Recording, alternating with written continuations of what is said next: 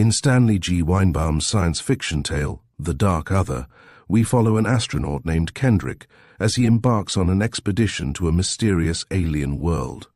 What begins as a routine mission quickly unravels into a terrifying exploration of the unknown. As Kendrick encounters strange, unexplainable phenomena, he is forced to confront the darker side of both the universe and himself. Prepare for a journey filled with tension, discovery, and a shocking twist that will leave you questioning the nature of reality itself. Chapter 1. Pure Horror. "That isn't what I mean," said Nicholas Devine, turning his eyes on his companion. "I mean pure horror, in the sense of horror detached from experience, apart from reality. Not just a formless fear, which implies either fear of something that might happen, or fear of unknown dangers. Do you see what I mean?" "Of course," said Pat, letting her eyes wander over the black expanse of night-dark Lake Michigan. "Certainly I see what you mean, but I don't quite understand how you do it.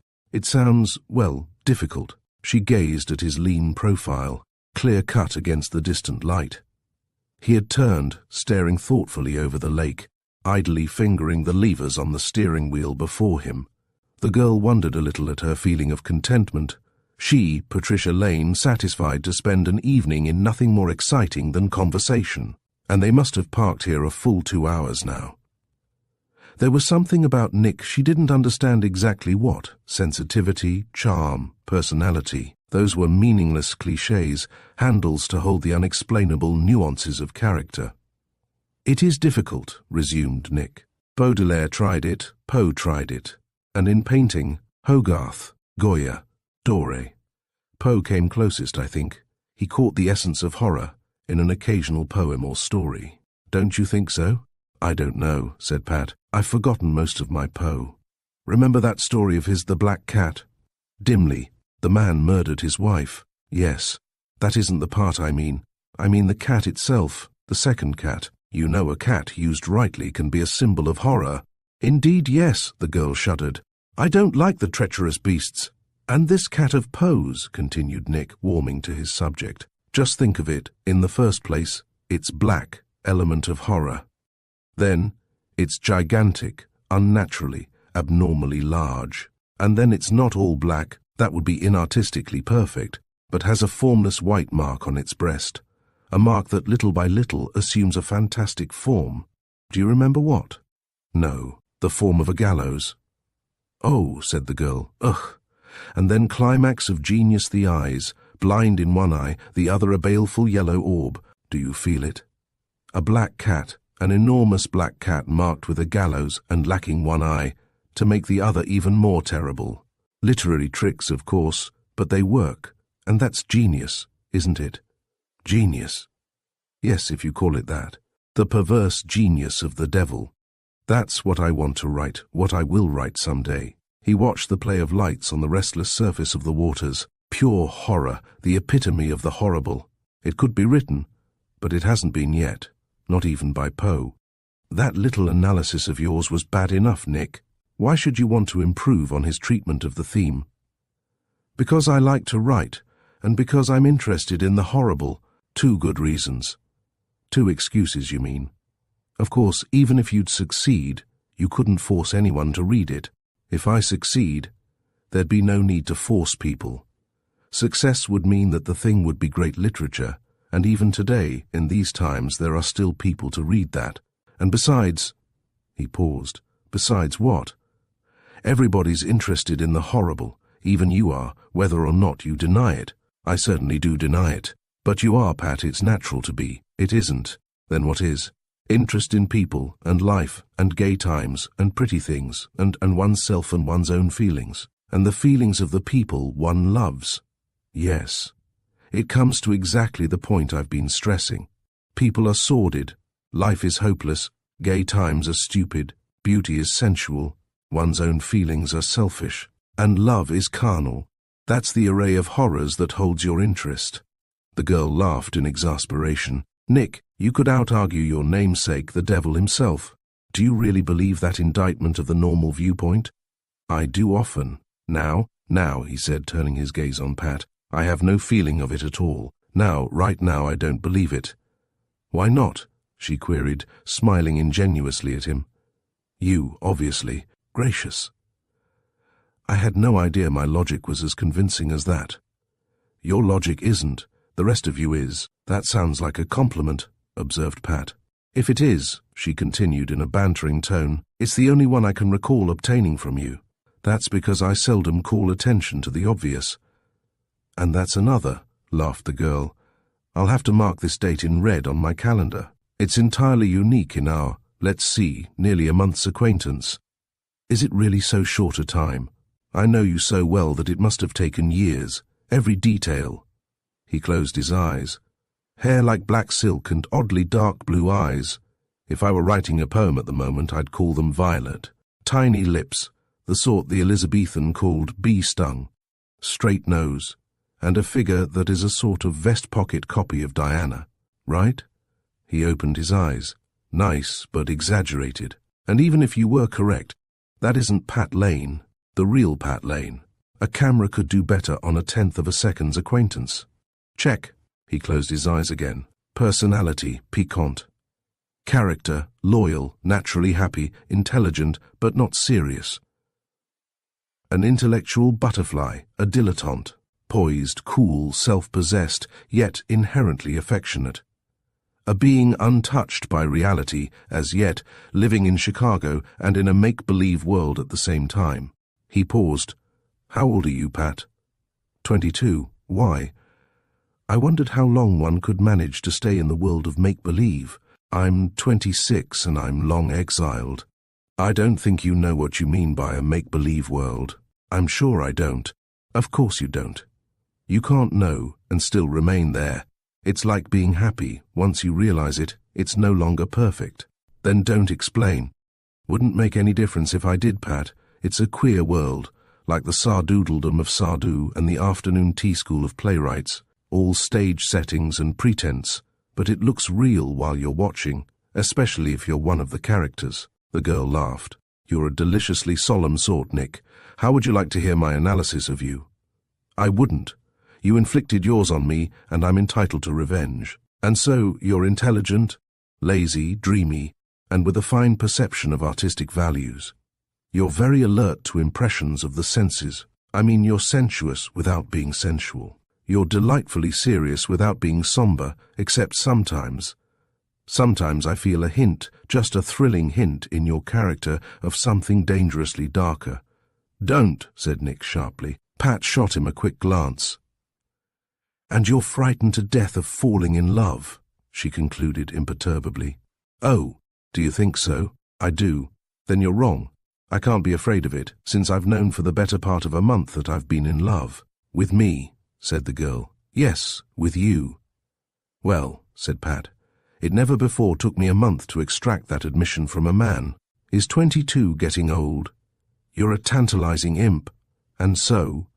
She pursed her lips, assuming an air of disappointment. What am I to do about it? Scream for help? You haven't given me anything to scream about. The kiss, Pat admitted to herself, was quite satisfactory. She yielded herself to the pleasure of it. It was decidedly the best kiss she had, in her somewhat limited experience, encountered. She pushed herself away finally, with a little gasp, gazing bright-eyed at her companion. He was staring down at her with serious eyes. There was a tense twist to his mouth, and a curiously unexpected attitude of unhappiness. Nick, she murmured, was it as bad as all that? Bad? Pat, does it mean you care for me? A little, anyway.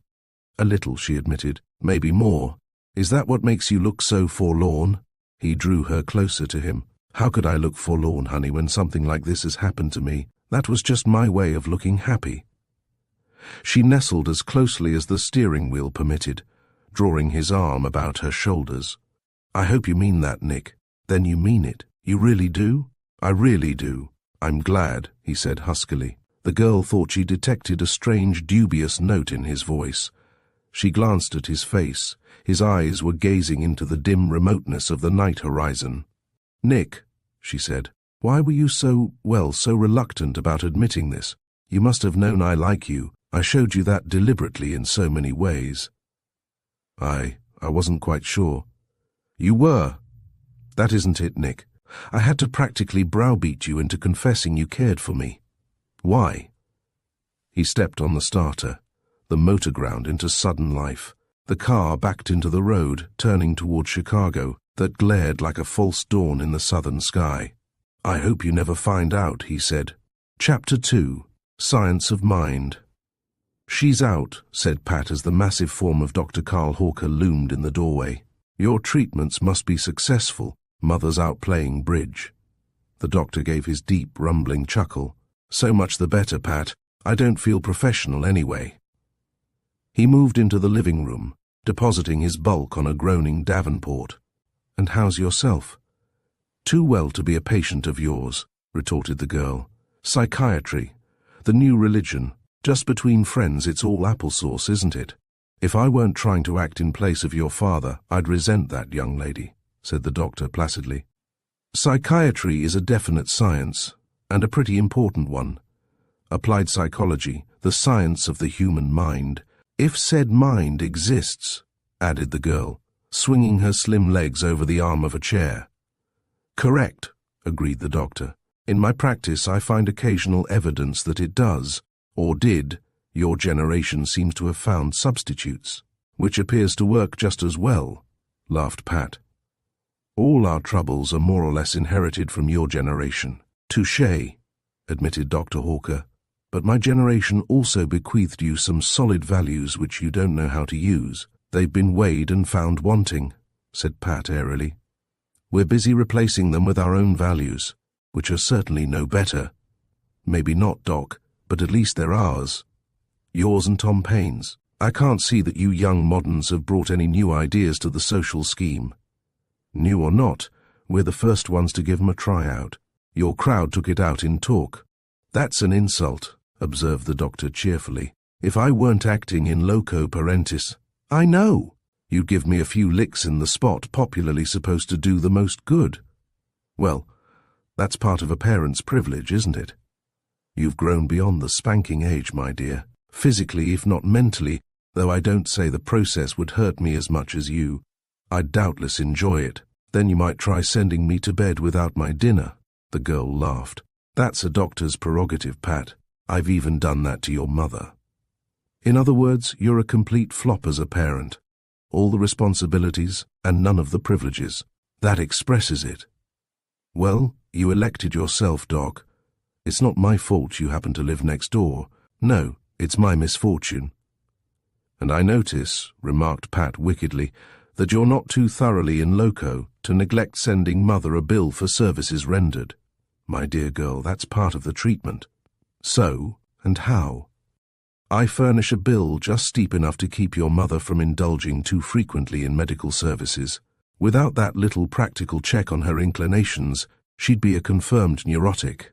One of those sweet, resigned, professional invalids, you know. Then why not send her a bill tall enough to cure her altogether? She might change to psychoanalysis or New Thought, chuckled the doctor. Besides, your father wanted me to look after her, and besides that, I like having the run of the house.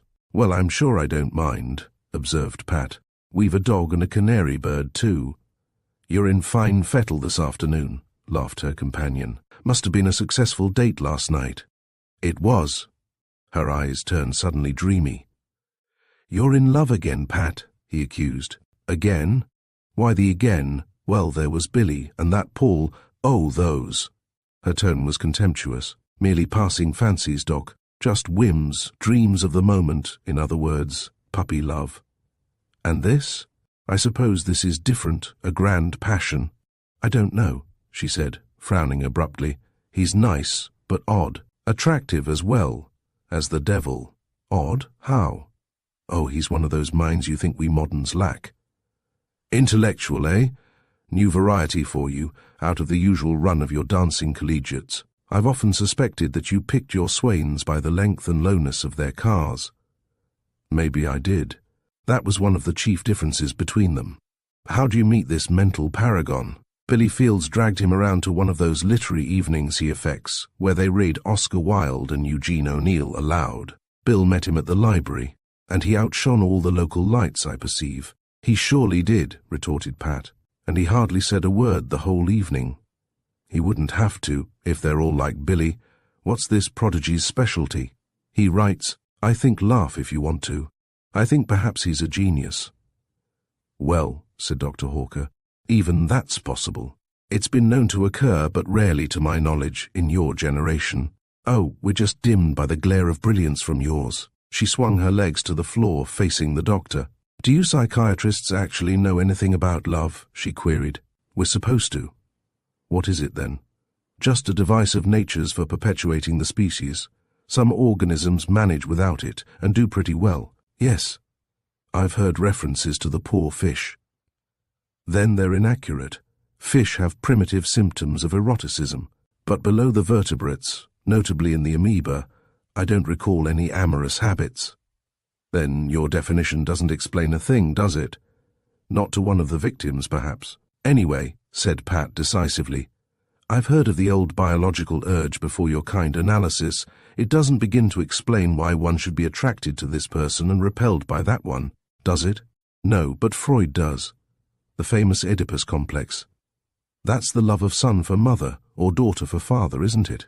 And I don't see how that clears up anything. For example, I can just barely remember my father. That's plenty. It could be some little trait in these swains of yours, some unimportant mannerism that recalls that memory. Or there's that portrait of him in the hall, the one under the mellow red light.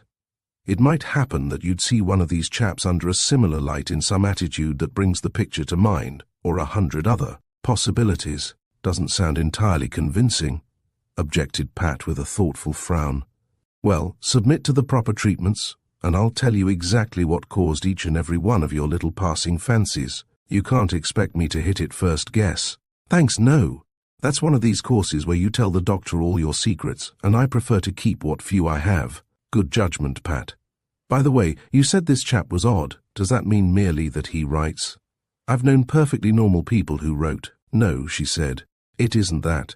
He's so sweet and gentle and manageable most of the time, but sometimes he has such a thrilling spark of mastery that it almost scares me. It's puzzling but fascinating if you grasp my import. Huh. He's probably a naturally selfish fellow who's putting on a good show of gentleness for your benefit.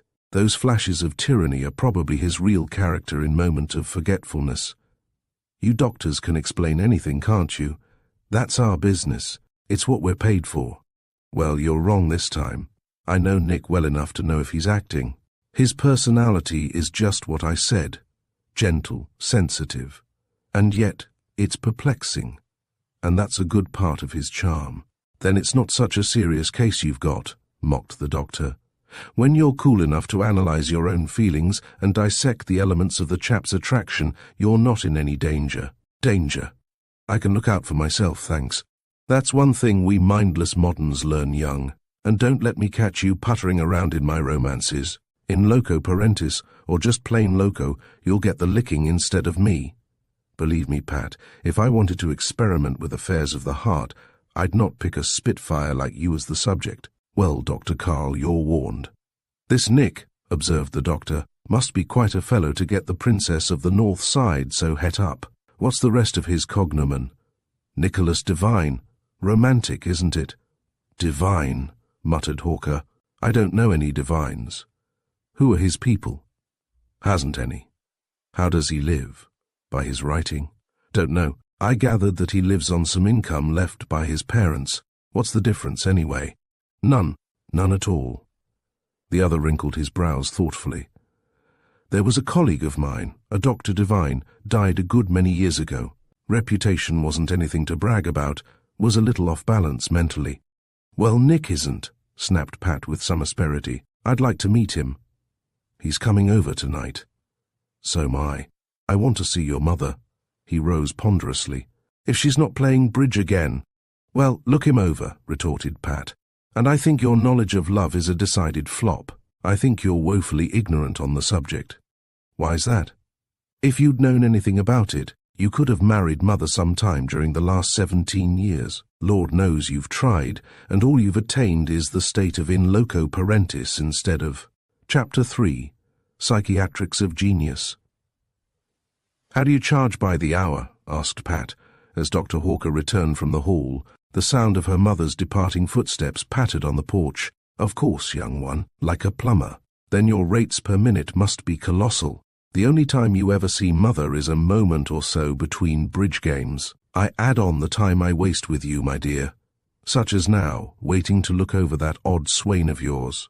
Didn't you say he'd be over this evening?"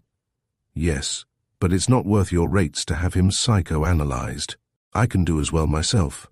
"All right, Pat, I'll give you a sample analysis free," chuckled the doctor, distributing his bulk comfortably on the davenport. "I don't like free trials," she retorted. "I sent for a beauty culture book once on free trial. I was 12 years only and returned it in 7 days, but I'm still getting sales letters in the mails. I must be on every sucker list in the country." "So that's the secret of your charm." "What is?" "You must have read the book, I mean. If you remember the title, I might try it myself. Think it'd help?" "Dr. Carl," laughed the girl, "you don't need a book on beauty culture. You need one on bridge. It's that atrocious game you play that's bothering Mother." "Indeed. I shouldn't be surprised if you were right. I've suspected that. Save your surprise for when I'm wrong, Doc. You'll suffer much less from shock." "Confident little brat. You're apt to get that knocked out of you someday, though I hope you never do." "I can take it," grinned Pat. "No doubt you can, but you're an adept at handing it out. Where's this chap of yours?" "He'll be along. No one's ever stood me up on a date yet." "I can understand that, you imp. Is that the famous Nick?" he queried as a car purred to a stop beyond the windows. "No one else," said the girl, glancing out. "The big thrill in person." She darted to the door. Hawker turned casually to watch her as she opened it, surveying Nicholas Devine with professional nonchalance. He entered, tall, slender, with his thin, sensitive features sharply outlined in the light of the hall. He cast a quick glance toward the doctor. The latter noted the curious amber-green eyes of the lad, set wide in the lean face, deep, speculative, the eyes of a dreamer. "Evening, Nick," Pat was bubbling. The newcomer gave her a hasty smile, with another glance at the doctor. "Don't mind Dr. Carl," she continued. "Aren't you going to kiss me? It irks the medico, and I never miss a chance." Nicholas flushed in embarrassment. He gestured hesitantly, then placed a hasty peck of a kiss on the girl's forehead. He reddened again at the doctor's rumble of "young imp of Satan." "Not very good," said Pat reflectively, obviously enjoying the situation. "I've known you to do better." She pulled him toward the arch of the living room. "Come meet Dr. Hawker. Dr. Carl, this is the aforesaid Nicholas Devine." "Dr. Hawker," repeated the lad, smiling diffidently. "You're the psychiatrist and brain specialist, aren't you, sir?" "So my patients believe," rumbled the massive doctor, rising at the introduction and grasping the youth's hand. "And you're the genius Patricia has been raving about. I'm glad to have the chance of looking you over." Nick gave the girl a harassed glance, shifting uncomfortably and patently at a loss for a reply. She grinned mischievously. "Sit down, both of you," she suggested helpfully. She seized his hat from the reluctant hands of Nick, sailing it carelessly to a chair. "So," boomed the doctor, lowering his great bulk again to the davenport. He eyed the youth sitting nervously before him. "Devine, did you say?" "Yes, sir. I knew a Devine once. Colleague of mine." "A doctor?" "My father was a doctor. Dr. Stuart Devine." "Yes, sir." He paused. "Did you say you knew him, Dr. Hawker?" "Slightly," rumbled the other. "Only slightly." "I don't remember him at all, of course. I was very young when he and my mother too died." "You must have been. Patricia claims you write." "I try." "What sort of material?" "Why, any sort. Prose or poetry. What I feel like writing. Whatever inspires you, I suppose." "Yes, sir." The lad flushed again. "Ever have anything published?" "Yes, sir. In Nation's Poetry." "Never heard of it." "It has a large circulation," said Nick apologetically. "Well, that's something. Whom do you like?" "Whom do I like?" The youth's tone was puzzled. "What authors' writers?" "Oh!" He cast another uncomfortable glance at Pat. "Why, I like Baudelaire and Poe and Swinburne and Villon and decadence, all of them," sniffed the doctor. "What prose writers?" "Well," he hesitated, Poe again, and Sterne, and Rabelais." "Rabelais!" Hawker's voice boomed. "Well, Your taste can't be as bad as I thought, then. There's one we agree on, anyway. And I notice you name no moderns, which is another good point. I haven't read many moderns, sir. That's in your favour. Cut it, put in Pat with assumed sharpness. You've taken enough whacks at my generation for one day.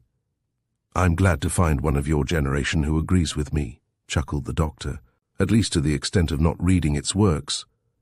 I'll teach him, grinned Pat.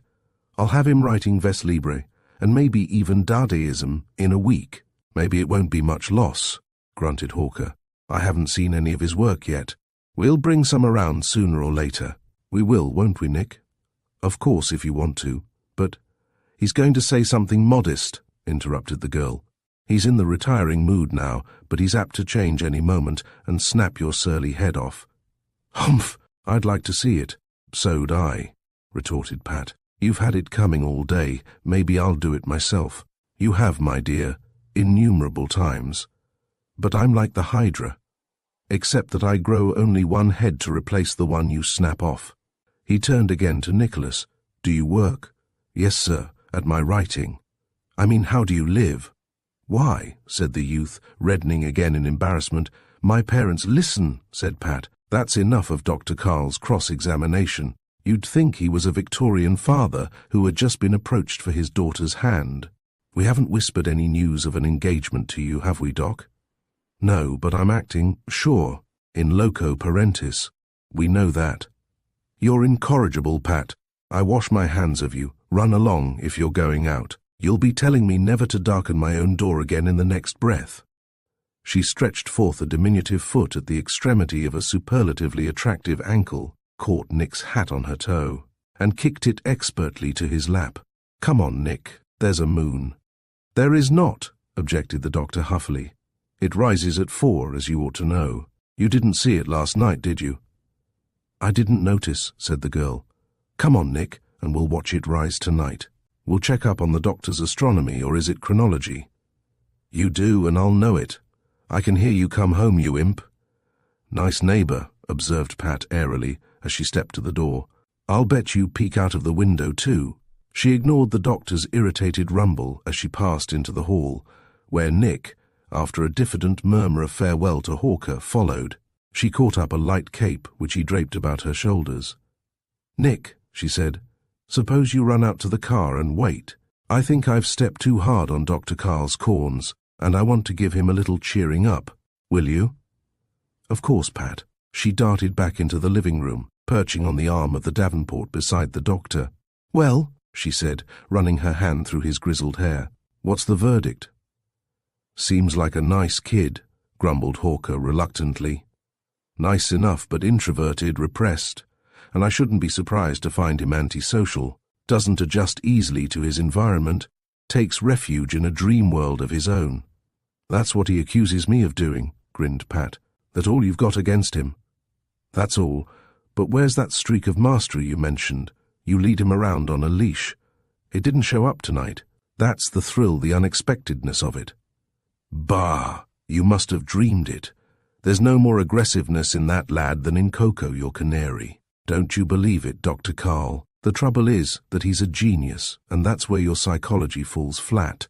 Genius, said the doctor oracularly, is a sublimation of qualities. I'll tell you tomorrow how sublime the qualities are, called Pat as she skipped out of the door. Chapter 4. The Transfiguration.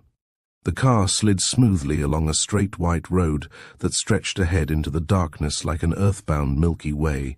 In the dim distance before them, red as Antares, glowed the tail light of some automobile. Except for this lone evidence of humanity, reflected Pat. They might have been flashing through the cosmic depths of interstellar space, instead of following a highway in the very shadow of Chicago. The colossal city of the lake shore was invisible behind them, and the clustering suburbs with it. Queer, isn't it? Said Pat after a silence. How contented we can be, with none of the purchased amusement people crave shows, movies, dancing and all that. It doesn't seem queer to me, answered Nick. Not when I look at you here beside me. Nice of you, retorted Pat, but it's never happened to me before. She paused, then continued, How do you like the doctor? How does he like me? That's considerably more to the point, isn't it? He thinks you're nice, but let's see introverted, repressed and ill-adjusted to your environment. I think those were the points. Well, I liked him, in spite of your maneuvers, and in spite of his being a doctor. What's wrong with being a doctor? Did you ever read Tristram Shandy? Was Nick's irrelevant response. No, but I read the newspapers. What's the connection, Pat? Just as much connection as there is between the evils of being a doctor and reading Tristram Shandy. I know that much about the book, at least. You're nearly right, laughed Nick. I was just referring to one of Tristram's remarks on doctors and lawyers. It fits my attitude. What's the remark? Well, he had the choice of professions, and it occurred to him that medicine and law were the vulture professions, since lawyers live by men's quarrels and doctors by men's misfortunes. So he became a writer. And what do writers live by? Queried Pat mischievously. By men's stupidity. You're precious, Pat. Nick chuckled delightedly. If I'd created you to order, I couldn't have planned you more to taste pepper, Tabasco sauce, vinegar, spice, and honey. And to be taken with a grain of salt, retorted the girl, puckering her piquant, impish features. She edged closer to him, locking her arm through his where it rested on the steering wheel. Nick, she said, her tone suddenly gentle, I think I'm pretty crazy about you. Heaven knows why I should be, but it's a fact. Pat, dear, I'm crazy about you in this meek, sensitive pose of yours, and I'm fascinated by those masterful moments you flash occasionally. Really, Nick, I almost wish you flamed out oftener. Don't, he said sharply. Why not? Let's not talk about me, Pat. It embarrasses me. All right, Mr. Modesty. Let's talk about me then. I'll promise we won't succeed in embarrassing me. And it's quite the most interesting subject in the world, Pat. Well then, what? Why don't you start talking? The topic is all attention.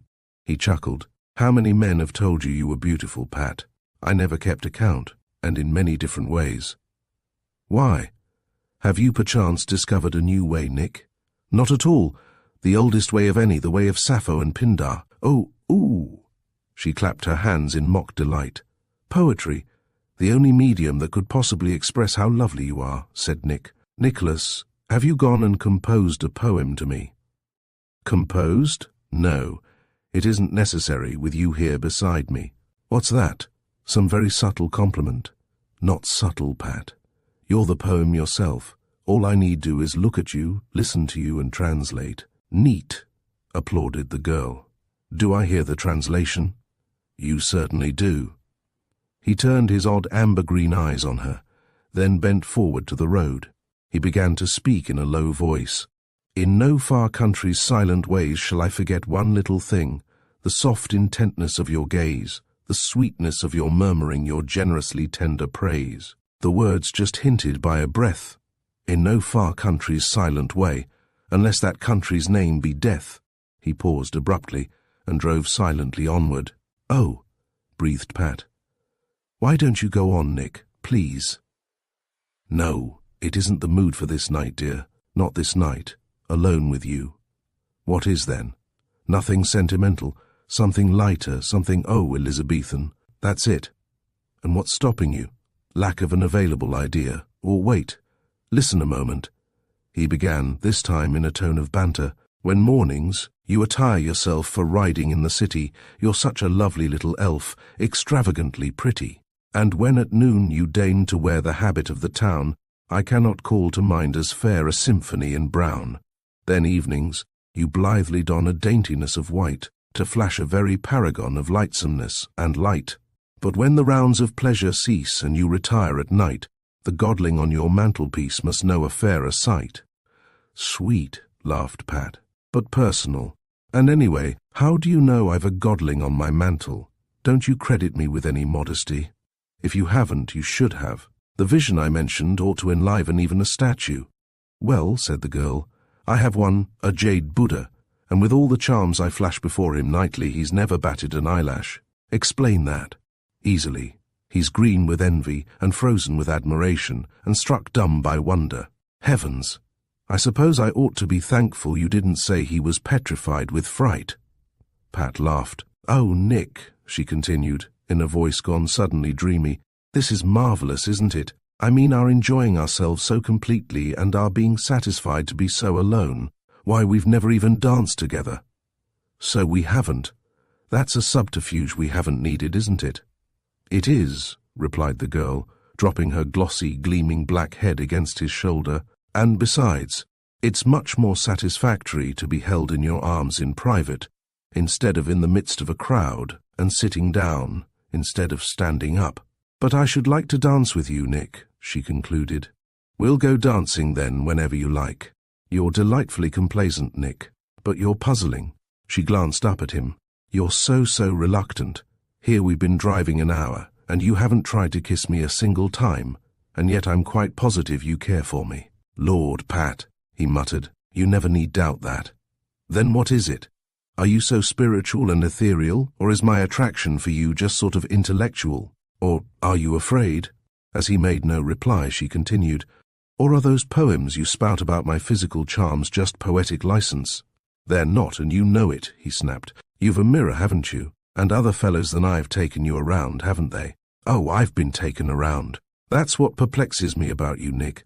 I'd think you were actually afraid of kissing me if it weren't—" Her voice trailed into silence, and she stared speculatively ahead at the ribbon of road that rolled steadily into the headlights' glare. She broke the interval of wordlessness. "What is it, Nick?" she resumed almost pleadingly. "You've hinted at something now and then. Please, you don't have to hesitate to tell me. I'm modern enough to forgive things past, entanglements, affairs, disgraces, or anything like that. Don't you think I should know?" "You'd know," he said huskily, "if I could tell you." "Then there is something, Nick." She pressed his arm against her. "Tell me, isn't there?" "I don't know." There was the suggestion of a groan in his voice. "You don't know. I can't understand." "I can't either. Please, Pat, let's not spoil tonight. If I could tell you, I would. Why, Pat, I love you. I'm terribly, deeply, solemnly in love with you." "And I with you, Nick." She gazed ahead where the road rose over the arch of a narrow bridge. The speeding car lifted to the rise like a zooming plane. And suddenly, squarely in the center of the road, another car, until now concealed by the arch of the bridge, appeared almost upon them. There was a heart-stopping moment when a collision seemed inevitable, and Pat felt the arm against her tighten convulsively into a bar of steel. She heard her own sobbing gasp, and then, somehow, they had slipped unscathed between the other car and the rail of the bridge. "Oh," she gasped faintly, then with a return of breath, "that was nice, Nick." Beyond the bridge, the road widened once more. She felt the car slowing, edging toward the broad shoulder of the road. "There was danger," said her companion in tones as emotionless as the rasping of metal. "I came to save it." "Save what?" queried Pat as the car slid to a halt on the turf. "Your body." The tones were still cold, like grinding wheels. "The beauty of your body." He reached a thin hand toward her, suddenly seized her skirt and snatched it above the silken roundness of her knees. "There," he rasped. "That is what I mean." "Nick!" Pat half screamed in appalled astonishment. "How—" She paused, shocked into abrupt silence, for the face turned toward her was but a remote, evil caricature of Nicholas Devine's. It leered at her out of bloodshot eyes, as if behind the mask of Nick's face peered a red-eyed demon. Chapter 5. A Fantasy of Fear. The satyr beside Pat was leaning toward her. The arm about her was tightening with a brutal ruthlessness, and while still staring in fascination at the incredible eyes, she realized that another arm and a white hand was moving relentlessly, exploratively, toward her body. It was the cold touch of this hand as it slipped over her silk-sheathed legs that broke the chilling spell of her fascination. "Nick!" she screamed. "Nick!" She had a curious sensation of calling him back from far distances, the while she strove with both hands and all her strength to press him back from her. But the ruthless force of his arms was overcoming her resistance. She saw the red eyes a hand's breadth from her own. "Nick!" she sobbed in terror. There was a change. Abruptly she was looking into Nick's eyes, bloodshot, frightened, puzzled, but indubitably Nick's eyes. The flaming orbs of the demon were no more. It was as if they had receded into Nick's head.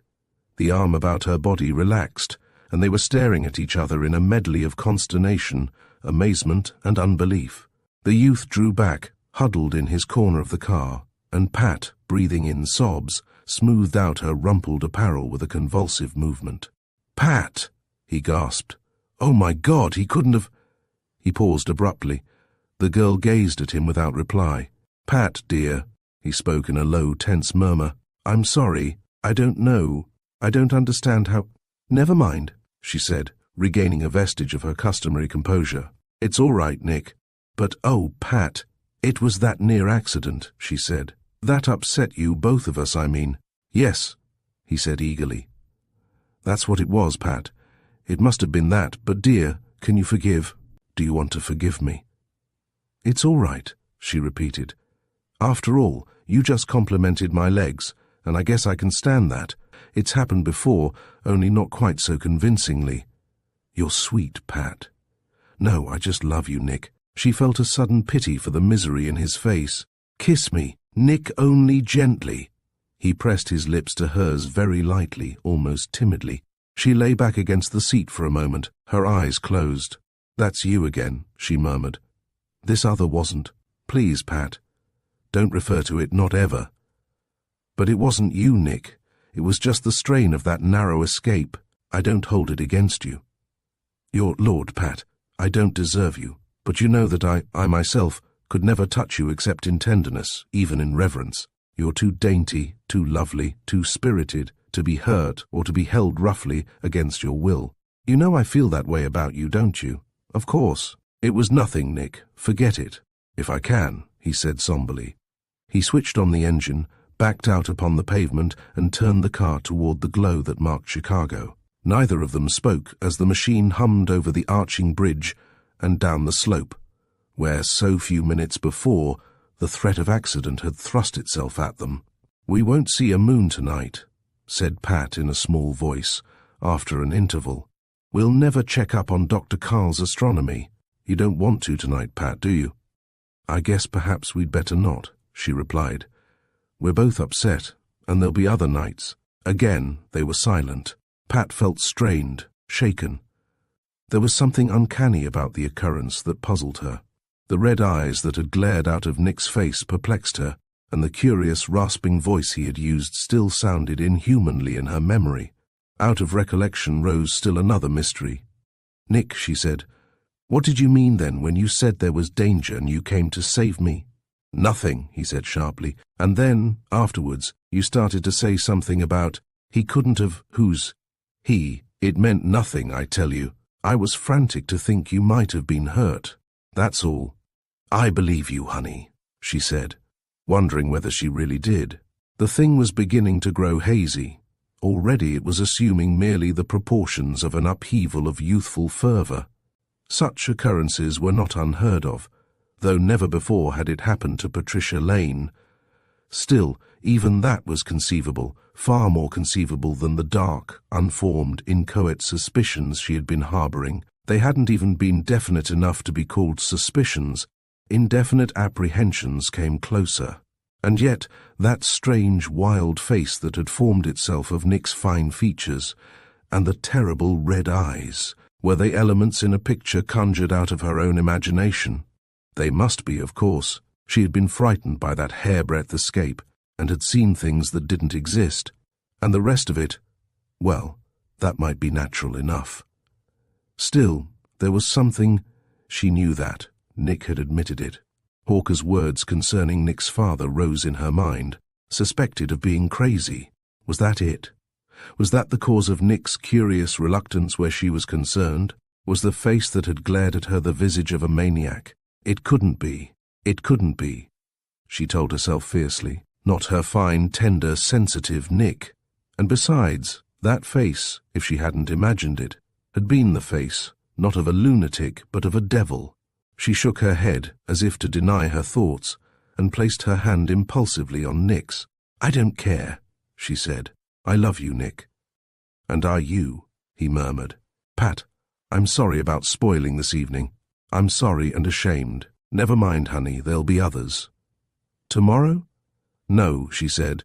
"Mother and I are going out to dinner, and Friday we're having company." "Really, Pat? You're not just trying to turn me off gently? Really, Nick? Try asking me for Saturday evening and see. You're asked then, and it's a date. Then, with a return of her usual insouciance, she added, if you're on good behavior. I will be, I promise. I hope so, said Pat. An inexplicable sense of foreboding had come over her. Despite her self-given assurances, something unnameable troubled her. She gave a mental shrug and deliberately relegated the unpleasant cogitations to oblivion. The car turned into Dempster Road. The lights of the teeming roadhouses, dance halls, roadside hamburger and barbecue stands flashed by. There were many cars here. There was no longer any impression of solitude now, in the overflow from the vast city in whose shadow they moved. The incessant flow of traffic gave the girl a feeling of security. These were tangible things about her, and once more the memory of that disturbing occurrence became dim and dreamlike. This was Nick beside her, gentle, intelligent, kind. Had he ever been otherwise? It seemed highly unreasonable, a fantasy of fear and the hysteria of the moment. Hungry? Asked Nick unexpectedly. I could use a barbecue, I guess. Beef. The car veered to the gravelled area before a brightly lit stand. Nick gave the order to an attendant. He chuckled as Pat, with the digestive disregard of youth, attacked the greasy combination. That's like a hummingbird eating hay, he said. Or better, like a leprechaun eating that horse meat they can for dogs. You might as well discover that I don't live on honey and rose petals, said Pat. Not even on caviar and terrapin, at least. Not exclusively. I leave the dainty palate for Mother to indulge, which is just as well. Hamburger and barbecue are more easily budgeted. Nicholas, said the girl, tossing the paper napkin out of the car window. Is that an indirect and very evasive proposal of marriage? You know it could be if you wished it. And do I, she said, assuming a pensive air. I wonder. Suppose we say I'll let you know later. And meanwhile... Oh, meanwhile we can be sort of engaged, just the way we've been. You're sweet, Pat, he murmured, as the car edged into the line of traffic. I don't know just how to convey my appreciation, but it's there. The buildings drew more closely together. The road was suddenly a lighted street, and then, almost without realizing it, they were before Pat's home. Nick walked beside her to the door. He stood facing her hesitantly. Good night, Pat, he said huskily. He leaned down, kissing her very gently, turned and departed. The girl watched him from the open doorway, following the lights of his car until they vanished down the street. Dear, sweet Nick. Then the disturbing memory of that occurrence of the evening returned. She frowned in perplexity as the thought rose. That was all of a piece with the puzzling character of him and the curious veiled references he'd made. References to what? She didn't know. Couldn't imagine. Nick had said he didn't know either, which added still another quirk to the maze. She thought of Dr. Hawker's words. With the thought, she glanced at his house, adjacent to her own home. A light gleamed in the library. He was still awake. She closed the door behind her and darted across the narrow strip of lawn to his porch. She rang the bell. Good evening, Dr. Carl, she said as the massive form of Hawker appeared. She puckered her lips impudently at him as she slipped by him into the house. Chapter 6. A Question of Science. Not that I'm displeased at this visit, Pat, rumbled the doctor, seating himself in one of the great chairs by the fireplace. But I'm curious. I thought you were dating your ideal tonight, yet here you are, back alone a little after 11. How come? Oh, said the girl nonchalantly, dropping crosswise in the other chair. We decided we needed our beauty sleep. Then why are you here, you young imp? Thought you might be lonesome. I'll bet you did. But seriously, Pat, what is it? Any trouble? No, she said dubiously. No trouble. I just wanted to ask you a few hypothetical questions. About science. Go to it then, and quickly. I was ready to turn in. Well, said Pat, about Nick's father. He was a doctor, you said, and supposed to be cracked. Was he really? Humph, that's curious. I just looked up a brochure of his tonight in the American Medical Journal after our conversation of this afternoon. Why do you ask that? Because I'm interested, of course. Well, here's what I remember about him, Pat. He was an MD, all right, but I see by his paper there, the one I was reading, that he was on the staff of Northern U. He did some work at the Cook County Asylum, some research work. And there was a bit of talk about his maltreating the patients. Then, on top of that, he published a paper that medical men considered crazy, and that started talk of his sanity. That's all I know. Then, Nick, I thought so. So it's come to the point where you're investigating his antecedents, eh? With an eye to marriage, or what? Or what? Snapped Pat. I was curious to know, naturally. Naturally. The doctor gave her a keen glance from his shrewd eyes. Did you think you detected incipient dementia in your ideal? No, said the girl thoughtfully. Dr. Carl, is there any sort of craziness that could take an ordinarily shy person and make a passionate devil of him? I don't mean passionate either, she added. Rather cold, ruthless, domineering. None that I know of, said Hawker, watching her closely. Did this Nick of yours have one of his masterful moments? Worse than that, admitted Pat reluctantly. We had a near accident, and it startled both of us. And then suddenly, he was looking at me like a devil. And then... She paused. It frightened me a little. What'd he do? Demanded Hawker sharply. Nothing. She lied with no hesitation. Were there any signs of satyromania? I don't know. I never heard of that. I mean, in plain Americanese, did he make a pass at you? No, he didn't. Well, what did he do? He just looked at me. Somehow a feeling of disloyalty was rising in her. She felt a reluctance to betray Nick further. What did he say then? And don't lie this time. He just looked at my legs and said something about their being beautiful, and that was all. After that, the look on his face faded into the old Nick. Old Nick is right the impudent scoundrel. Hawker's voice rumbled angrily. Well, they're nice legs, said Pat defiantly, swinging them as evidence. You've said it yourself. Why shouldn't he say it? What's to keep him from it? The code of a gentleman, for one thing. Oh, who cares for your Victorian codes? Anyway, I came here for information, not to be cross-examined. I want to ask the questions myself. Pat, you're a reckless little spitfire, and you're going to get burned someday, and deserve it, the doctor rumbled ominously. Ask your fool questions, and then I'll ask mine. All right, said the girl, still defiant. I don't guarantee to answer yours, however. Well, ask yours, you imp. First, then, is that satiro stuff you mentioned intermittent or continuous? It's necessarily intermittent, you numbskull. The male organism can't function continuously. I mean, does the mania lie dormant for weeks or months and then flare up? Not at all. It's a permanent mania, like any other psychopathic sex condition. Oh, said Pat thoughtfully with a sense of relief. Well, go on. What next? What are these dual personalities you read about in the papers? They're aphasias. An individual forgets his name, and he picks, or is given, another, if he happens to wander among strangers. He forgets much of his past experience. The second personality is merely what's left of the first, sort of a vestige of his normal character. There isn't any such thing as a dual personality in the sense of two distinct characters living in one body, isn't there? Queried the girl musingly. Could the second personality have qualities that the first one lacked?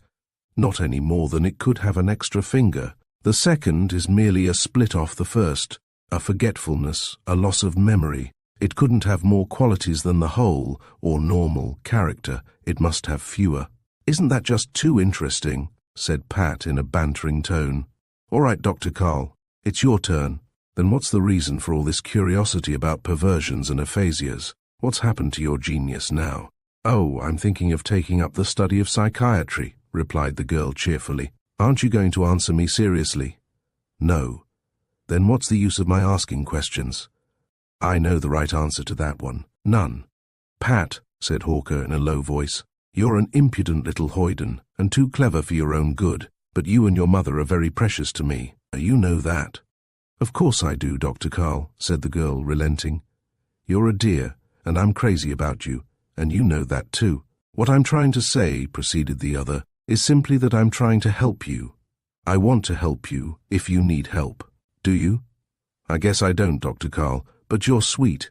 Are you in love with this Nicholas Devine? I think perhaps I am, she admitted softly. And is he in love with you? Frankly, could he help being? Then there's something about him that worries you. That's it, isn't it? I thought there was, Dr. Carl. I was a little startled by the change in him right after we had that narrow escape. but I'm sure it was nothing, just imagination. Honestly, that's all that troubled me." "I believe you, Pat," said the doctor, his eyes fixed on hers. "But guard yourself, my dear. Be sure he's what you think he is. Be sure you know him rightly." "He's clean and fine," murmured the girl. "I am sure. But this puzzling yourself about his character, Pat, I don't like it. Make doubly sure before you permit your feelings to become too deeply involved. That's only common sense, child, not psychiatry or magic." "I'm sure," repeated Pat. "I'm not puzzled or troubled anymore. And thanks, Dr. Carl. You run along to bed, and I'll do likewise." He rose, accompanying her to the door, his face unusually grave. "Patricia," he said, "I want you to think over what I've said. Be sure, be doubly sure, before you expose yourself to the possibility of suffering. Remember that, won't you?" "I'll try to. Don't fret yourself about it, Dr. Carl. I'm a hard-boiled young modern, and it takes a diamond to even scratch me." "I hope so," he said soberly. "Run along. I'll watch until you're inside." Pat darted across the strip of grass, turned at her door to blow a good-night kiss to the doctor, and slipped in. She tiptoed quietly to her room, slipped off her dress, and surveyed her long, slim legs in the mirror. "Why shouldn't he say they were beautiful?" she queried of the image. "I can't see any reason to get excited over a simple compliment like that." She made a face over her shoulder at the green Buddha above the fireplace. "And as for you, fat boy," she murmured, "I expect to see you wink at me tonight, and every night hereafter." She prepared herself for slumber, slipped into the great bed. She had hardly closed her lids before the image of a leering face, with terrible bloody eyes, flamed out of memory and set her trembling and shuddering. Chapter 7. The Red Eyes Return. "I suppose I really ought to meet your friends, Patricia," said Mrs. Lane, peering out of the window, "but they all seem to call when I'm not at home." "I'll have some of them call in February," said Pat. "You're not out as often in February." "Why do you say I'm not out as often in February?" demanded her mother. "I don't see what earthly difference the month makes." "There are fewer days in February," retorted Pat airily. "Facetious brat." "So I've been told.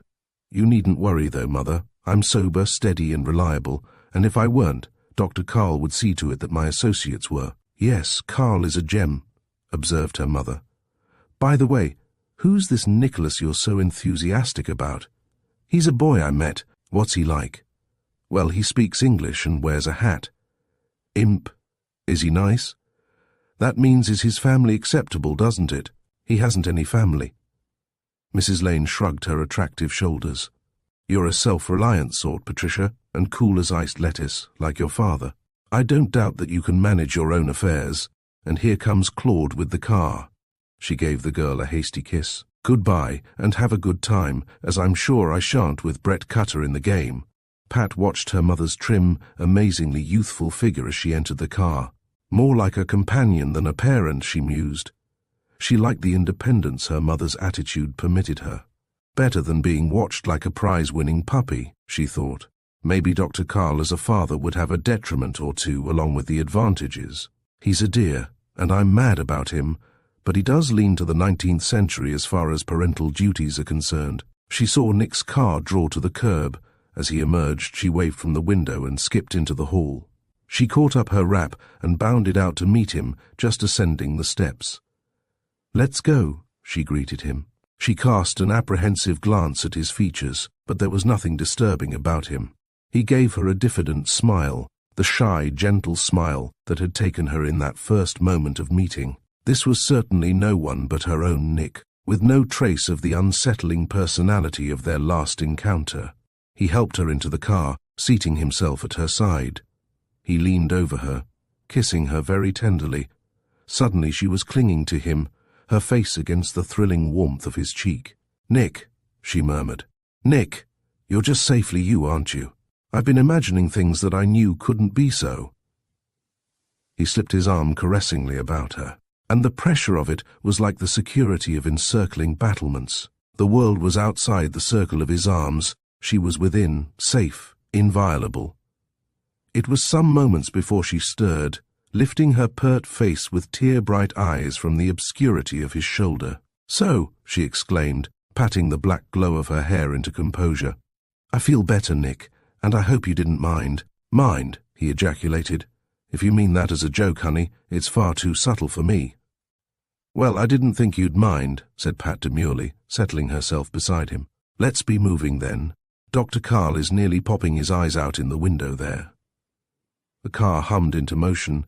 She waved a derisive arm at the doctor's window by way of indicating her knowledge of his surveillance. Ought to teach him a lesson some time, she thought.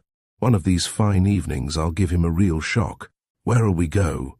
Queried Nick, veering skillfully into the swift traffic of Sheridan Road. Anywhere, she said blithely. Who cares as long as we go together? Dancing? Why not? Know a good place? No.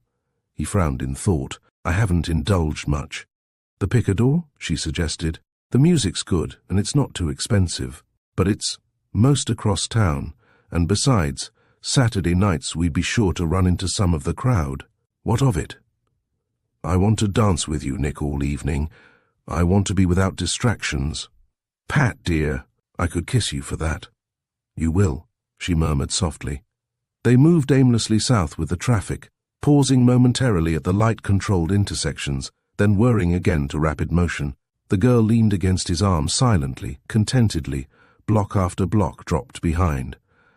Why so pensive, honey? He asked after an interval. I've never known you so quiet before. I'm enjoying my happiness, Nick. Aren't you usually happy? Of course, only these last 2 or 3 days, ever since our last date, I've been making myself miserable. I've been telling myself foolish things, impossible things, and it's only now that I've thrown off the blues. I'm happy, dear. I'm glad you are, he said. His voice was strangely husky, and he stared fixedly at the street rushing toward them. I'm glad you are, he repeated, a curious tensity in his tones. So'm I. I'll never do anything to make you unhappy, Pat, never. Not if I can help it. You can help it, Nick. You're the one making me happy. Please keep doing it. I hope to. There was a queer catch in his voice. It was almost as if he feared something. Sailor, said Pat conclusively. She was thinking, wrong of me to refer to that accident. After all, it was harmless, just a natural burst of passion. Might happen to anyone. Where'll we go? Asked Nick as they swung into the tree-shadowed road of Lincoln Park. We haven't decided that. Anywhere, said the girl dreamily. Just drive. We'll find a place. You must know lots of them. We'll find a new place. We'll discover it for ourselves. It'll mean more, doing that, than if we just go to one of the old places where I've been with every boy that ever dated me. You don't want me dancing with a crowd of memories, do you? I shouldn't mind as long as they stayed merely memories. Well, I should. This evening's to be ours, exclusively ours. As if it could ever be otherwise. Indeed, said Pat. And how do you know what memories I might choose to carry along? Are you capable of inspecting my mental baggage? We'll check it at the door. You're travelling light tonight, aren't you? Pest, she said, giving his cheek an impudent, vicious pinch. Nice, pleasurable pest. He made no answer.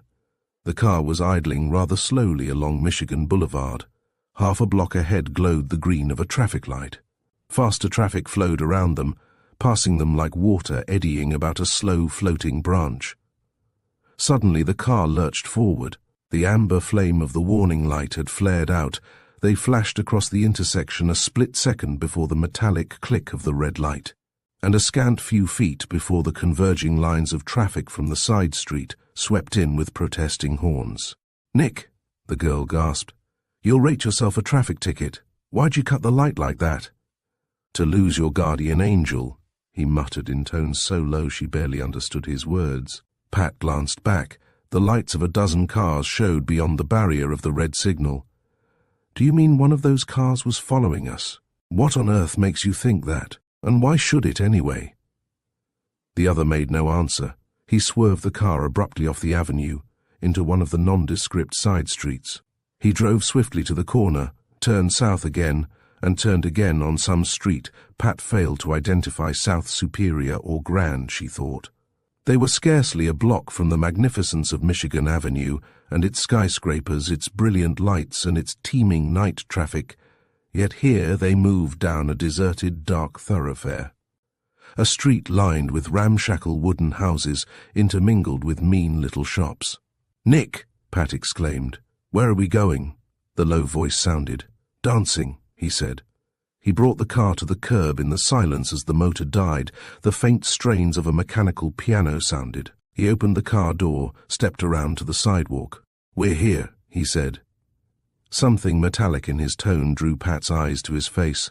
The eyes that returned her stare were the bloody orbs of the demon of last Wednesday night.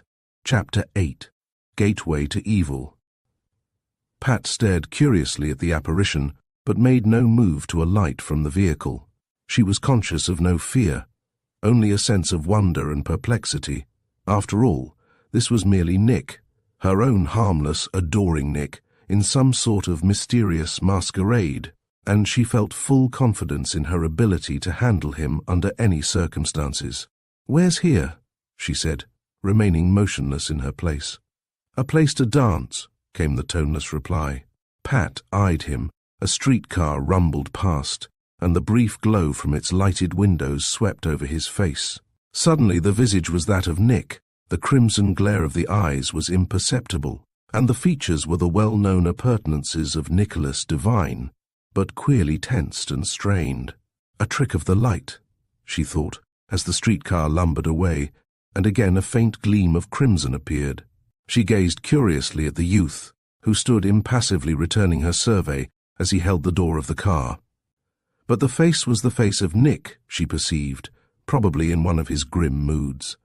She transferred her glance to the building opposite which they had stopped. The strains of the mechanical piano had ceased, blank, shaded windows faced them, around whose edges glowed a subdued light from within. A drab, battered, paintless shack, she thought, dismal and unpleasant. While she gazed, the sound of the discordant music recommenced, adding, it seemed, the last unprepossessing item. "It doesn't look very attractive, Nick," she observed dubiously. "I find it so, however." "Then you've been here?" "Yes. But I thought you said you didn't know any place to go." "This one hadn't occurred to me then." "Well," she said crisply, "I could have done as well as this with my eyes closed. It doesn't appeal to me at all, Nick. Nevertheless, here's where we'll go. You're apt to find it interesting." "Look here, Nicholas Devine," Pat snapped. "What makes you think you can bully me? No one has ever succeeded yet." "I said you'd find it interesting." His voice was unchanged. She stared at him in complete bafflement. "Oh, Nick," she exclaimed in suddenly softer tones. "What difference does it make? Didn't I say anywhere would do, so we went together?" She smiled at him. "This will do if you wish, though really, honey, I'd prefer not." "I do wish it," the other said. "All right, honey," said Pat, the faintest trace of reluctance in her voice as she slipped from the car. "I stick to my bargains." She winced at the intensity of his grip as he took her arm to assist her. His fingers were like taut wires biting into her flesh. "Nick," she cried, "you're hurting me. You're bruising my arm." He released her. She rubbed the spot ruefully, then followed him to the door of the mysterious establishment. The unharmonious jangle of the piano dinned abruptly louder as he swung the door open. Pat entered and glanced around her at the room revealed. Dull, smoky, dismal, not the least exciting or interesting as yet, she thought. A short bar paralleled one wall, behind which lounged a little, thin, nondescript individual with a small moustache. Half a dozen tables filled the remainder of the room, 4 or 5 occupied by the clientele of the place, as unsavory a group as the girl could recall having encountered on the hither side of the motion picture screen. 2 women tittered as Nick entered, then with one accord, the eyes of the entire group fixed on Pat, where she stood drawing her wrap more closely about her, standing uncomfortably behind her escort, and the piano tinkled its discords in the far corner. "Same place," said Nick shortly to the bartender, ignoring the glances of the others. Pat followed him across the room to a door, into a hall, thence into a smaller room furnished merely with a table and 4 chairs. The nondescript man stood waiting in the doorway as Nick took her wrap and seated her in one of the chairs. "Quart," he said laconically, and the bartender disappeared. Pat stared intently, studiously, into the face of her companion. Nick's face, certainly. Here in full light, there was no trace of the red-eyed horror she had fancied out there in the semi-darkness of the street. Or was there? Now, when he turned, when the light struck his eyes at an angle, Was that a glint of crimson? Still, the features were Nick's. Only a certain grim intensity foreign to him lurked about the set of his mouth, the narrowed eyelids. "Well," she said. "So this is Paris. What are you trying to do? Teach me capital L life. And where do we dance?" "In here." "And what kind of quart was that you ordered?" "You know how little I drink, and I'm darned particular about even that little. You'll like this." "I doubt it." "I said you'll like it," he reiterated in flat tones. "I heard you say it." She regarded him with a puzzled frown. "Nick," she said suddenly, "I've decided I like you better in your gentle pose. This masterful attitude isn't becoming, and you can forget what I said about wishing you'd display it oftener. You'll like that too." "Again, I doubt it." "Nick, dear, don't spoil another evening like that last one." "This one won't be like the last one." "But, honey," she paused at the entrance of the bartender bearing a tray, an open bottle of ginger ale, 2 glasses of ice, and a flask of oily amber liquid. He deposited the assortment on the red-checked tablecloth. $2, he said, pocketed the money and silently retired. "Nicholas," said the girl tartly, "there's enough of that poison for a regiment." "I don't think so." "Well, I won't drink it, and I won't let you drink it. So now what?" "I think you'll do both." "I don't," she snapped. "And I don't like this, Nick. The place, or the liquor, or your attitude, or anything. We're going to leave." Instead of answering, he pulled the cork from the bottle, pouring a quantity of the amber fluid into each of the tumblers. To one he added an equal quantity of ginger ale and set it deliberately squarely in front of Pat. She frowned at it distastefully and shook her head. "No," she said, "not I. I'm leaving." She made no move, however. Her eyes met those of her companion, gazing at her with a cold intentness in their curious amber depths. And again, was that a flash of red? Impulsively she reached out her hand, touched his. "Oh, Nick," she said in soft, almost pleading tones. "Please, honey. I don't understand you. Don't you know I love you, Nick? You can hear me say it. I love you. Don't you believe that?" He continued his cold, intense stare. The grim set of his mouth was as unrelaxing as marble. Pat felt a shiver of apprehension run through her, and an almost hypnotic desire to yield herself to the demands of the inexplicable eyes. She tore her glance away, looking down at the red checks of the tablecloth. "Nick, dear," she said, "I can't understand this. Will you tell me why we're here?" "It is out of your grasp. But I know it has something to do with Wednesday night, something to do with that reluctance of yours, the thing you said you didn't understand, hasn't it?" "Do you think so?" "Yes," she said, "I do. And Nick, honey, didn't I tell you I could forgive you anything? I don't care what's happened in the past. All I care for is now and the future. Don't you understand me?" "I've told you I loved you, honey. Don't you love me?" "Yes," said the other, staring at her with no change in the fixity of his gaze. "Then how can you act like this to me? This is my conception of love." "I don't understand," the girl said helplessly. "I'm completely puzzled. It's all topsy-turvy." "Yes," he said in impassive agreement. "But what is this, Nick? Please, what is this? Are you mad?" She had almost added, "Like your father." "No," he said, still in those cold tones. "This is an experiment." "An experiment?" "Yes, an experiment in evil." "I don't understand," she repeated. "I said you wouldn't." "Do you mean," she asked, struck by a sudden thought, "that discussion of ours about pure horror? What you said that night last week?" "That?" His voice was icy and contemptuous. "That was the drivel of a weakling. No, I mean evil, not horror. The living evil that can be so beautiful that one walks deliberately, with open eyes, into hell only to prevent its loss. That is the experiment." "Oh," said Pat, her own voice suddenly cool. "Is that what you wish to do, experiment on me?" "Yes. And what am I supposed to do?" "First you are to drink with me." "I see," she said slowly. "I see dimly. I am a subject, a reagent, a guinea pig, to provide you material for your writing. You propose to use me in this experiment of yours, this experiment in evil. All right." She picked up the tumbler. Impulsively she drained it. The liquor, diluted as it was raw and strong enough to bring tears smarting to her eyes. Or was it the liquor? "All right," she cried. "I'll drink it all, the whole bottle." She seized the flask, filling her tumbler to the brim, while her companion watched her with impassive gaze. "You'll have your experiment. And then, Nicholas Devine, we're through.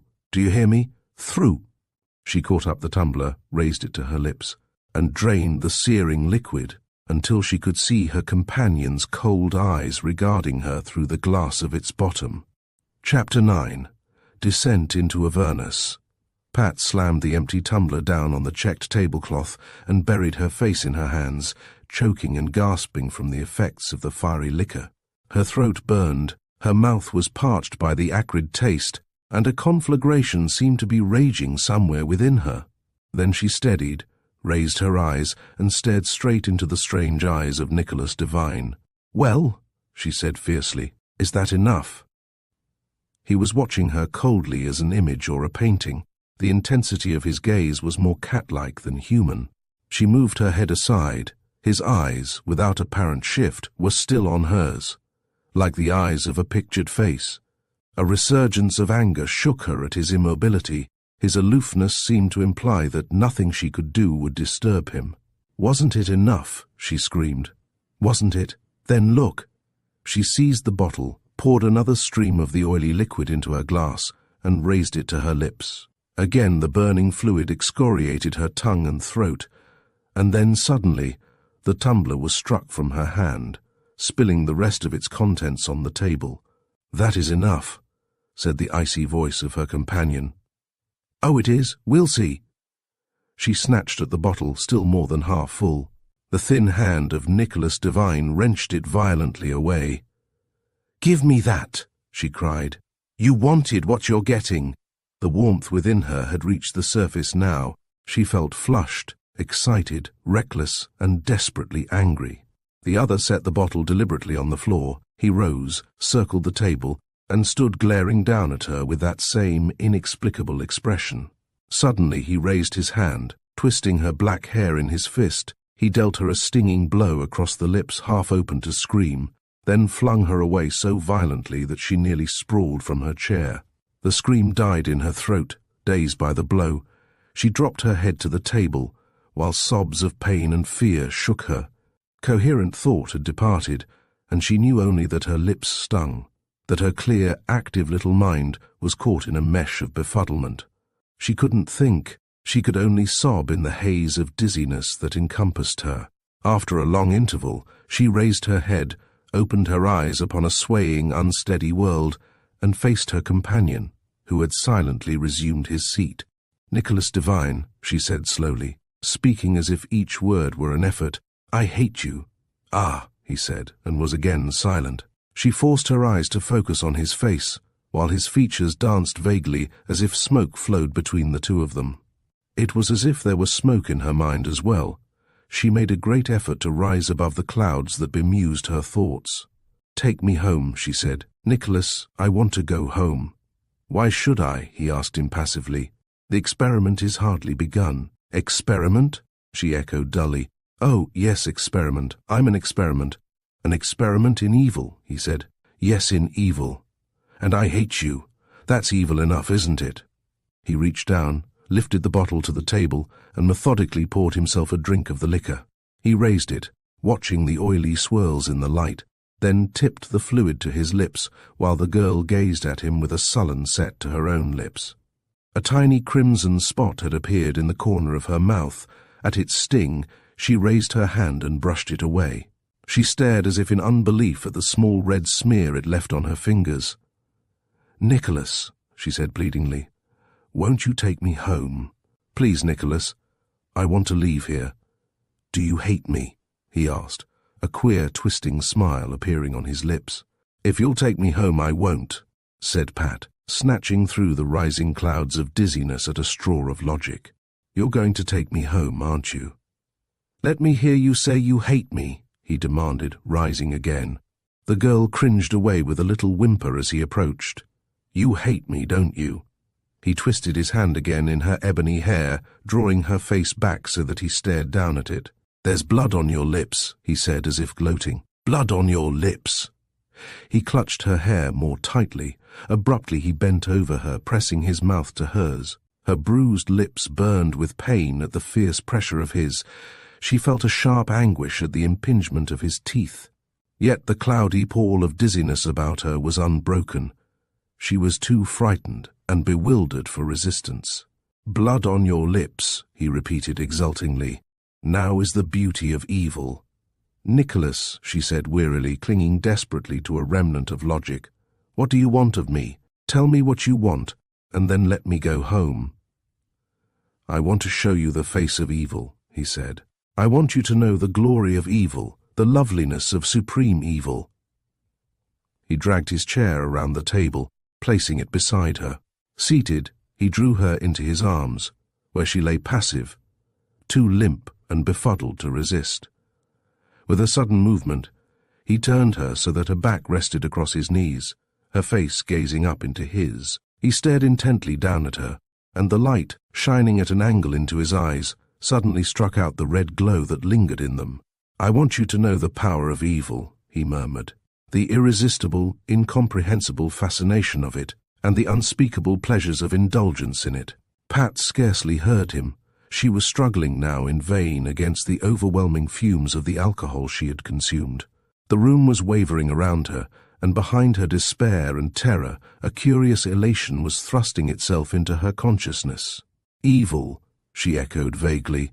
"Blood on your lips," he muttered, peering down at her. "Taste the unutterable pleasure of kisses on bloody lips. Drain the sweet anguish of pain, the fierce delight of suffering." He bent down, again his lips pressed upon hers, but this time she felt herself responding. Some still sane portion of her brain rebelled, but the intoxicant ion of sense and alcohol was dominant. Suddenly she was clinging to him, returning his kisses, glorying in the pain of her lacerated lips. A red mist suffused her. She had no consciousness of anything save the exquisite pain of the kiss, that somehow contrived to transform itself into an ecstasy of delight. She lay gasping as the other withdrew his lips. "You see," he gloated, "you understand. Evil is open to us, and all the unutterable pleasures of the damned, who cry out in transports of joy at the bite of the flames of hell. Do you see?" The girl made no answer, sobbing in a chaotic mingling of pain and excruciating pleasure. She was incapable of speech or connected thought. The alcohol beat against her brain with a persistence that defied resistance. After a moment she stirred, struggling erect to a sitting posture. "Evil," she said dizzily. "Evil and good, what's difference? All in a lifetime." She felt a surge of tipsy elation, and then the muffled music of the mechanical piano, drifting through the closed door, penetrated her befuddled consciousness. "I want to dance," she cried. "I'm drunk, and I want to dance. Am I drunk?" She appealed to her companion. "Yes," he said. "I am not. I just want to dance, only it's hot in here. Dance with me, Nicholas. Show me an evil dance. I want to dance with the devil, and I will. You're the devil, name and all. I want to dance with old Nick himself." She rose unsteadily from her chair. Instantly the room reeled crazily about her, and she fell sprawling. She felt the grasp of arms beneath her shoulders, raising her erect. She leaned against the wall and heard herself laughing wildly. "Funny room," she said. "Evil room on pivots." "You're still to learn," came the toneless voice of Nicholas Devine. "Do you want to see the face of evil?" "Sure," she said. "Got a good memory for faces." She realized that he was fumbling with the catch of her dress on her left shoulder. Again some remnant, some vestige of sanity deep in her brain warned her. "Mustn't," she said vaguely. Then suddenly the catch was open. The dress dropped away around her, crumpling to a shapeless blob of cloth about her diminutive feet. She covered her face with her hands, fighting to hold that last, vanishing vestige of sobriety, while she stood swaying drunkenly against the wall. Then Nicholas Devine's arms were about her again. She felt the sharp sting of his kisses on her throat. He swung her about, bent her backwards across the low table. She was conscious of a bewildered sensation of helplessness and of little else. "Now the supreme glory of evil," he was muttering in her ear. She felt his hands on her bare shoulders as he pressed her backward. Then, abruptly, He paused, releasing her. She sat dizzily erect, following the direction of his gaze. In the half-open door stood the nondescript bartender leering in at them. Chapter 10. Rescue from Abaddon. Pat slid dizzily from her perch on the table and sank heavily to a chair. The interruption of the mustached keeper of this den of contradictions struck her as extremely humorous. She giggled hysterically as her wavering gaze perceived the consternation in his sharp little face. Some forlorn shred of modesty asserted itself, and she dragged a corner of the red-checked tablecloth across her knees. "Get out," said Nicholas Devine in that voice of rasping metal. "Get out," he repeated in unchanging tones. The other made no move to leave. "Yeah?" he said. "Listen, bud, this place is respectable, see? You want to pull something like this, you go upstairs, see? And pay for your room. Get out." There was no variation in the voice. "You get out, the both of you, see?"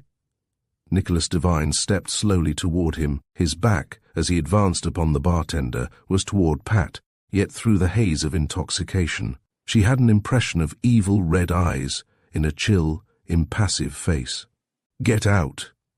The other had no stomach for such an adversary. He backed out of the door, closing it as he vanished. His voice floated in from the hall. "I'm telling you," he called. "Clear out." Nicholas Devine turned back toward the girl. He surveyed her sitting in her chair. She had dropped her chin to her hand to steady the whirling of her head. "We'll go," he said. "Come on." "I just want to sit here," she said. "Just let me sit here. I'm tired." "Come on," he repeated. "Why?" she muttered petulantly. "I'm tired. I want no interruptions. We'll go elsewhere." "Must dress," she murmured dazedly. "Can't go on street without dress." Nicholas Devine swept her frock from its place in the corner, gathered her wrap from the chair, and flung them over his arm. He grasped her wrist, tugging her to an unsteady standing position. "Come on," he said. "Dress." He snatched the red-checked tablecloth from its place, precipitating bottles, ashtray, and glasses into an indiscriminate pile, and threw the stained and odorous fabric across her shoulders. She gathered it about her like a toga. It hung at most points barely below her waist, but it satisfied the urge of her muddled mind for a covering of some sort. "We'll go through the rear," her companion said. "Into the alley. I want no trouble with that rat in the bar yet." He still held Pat's wrist. She stumbled after him as he dragged her into the darkness of the hall. They moved through it blindly to a door at the far end.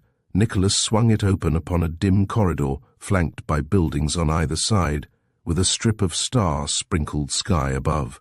Pat's legs were somehow incapable of their usual lithe grace. She failed to negotiate the single step and crashed heavily to the concrete paving.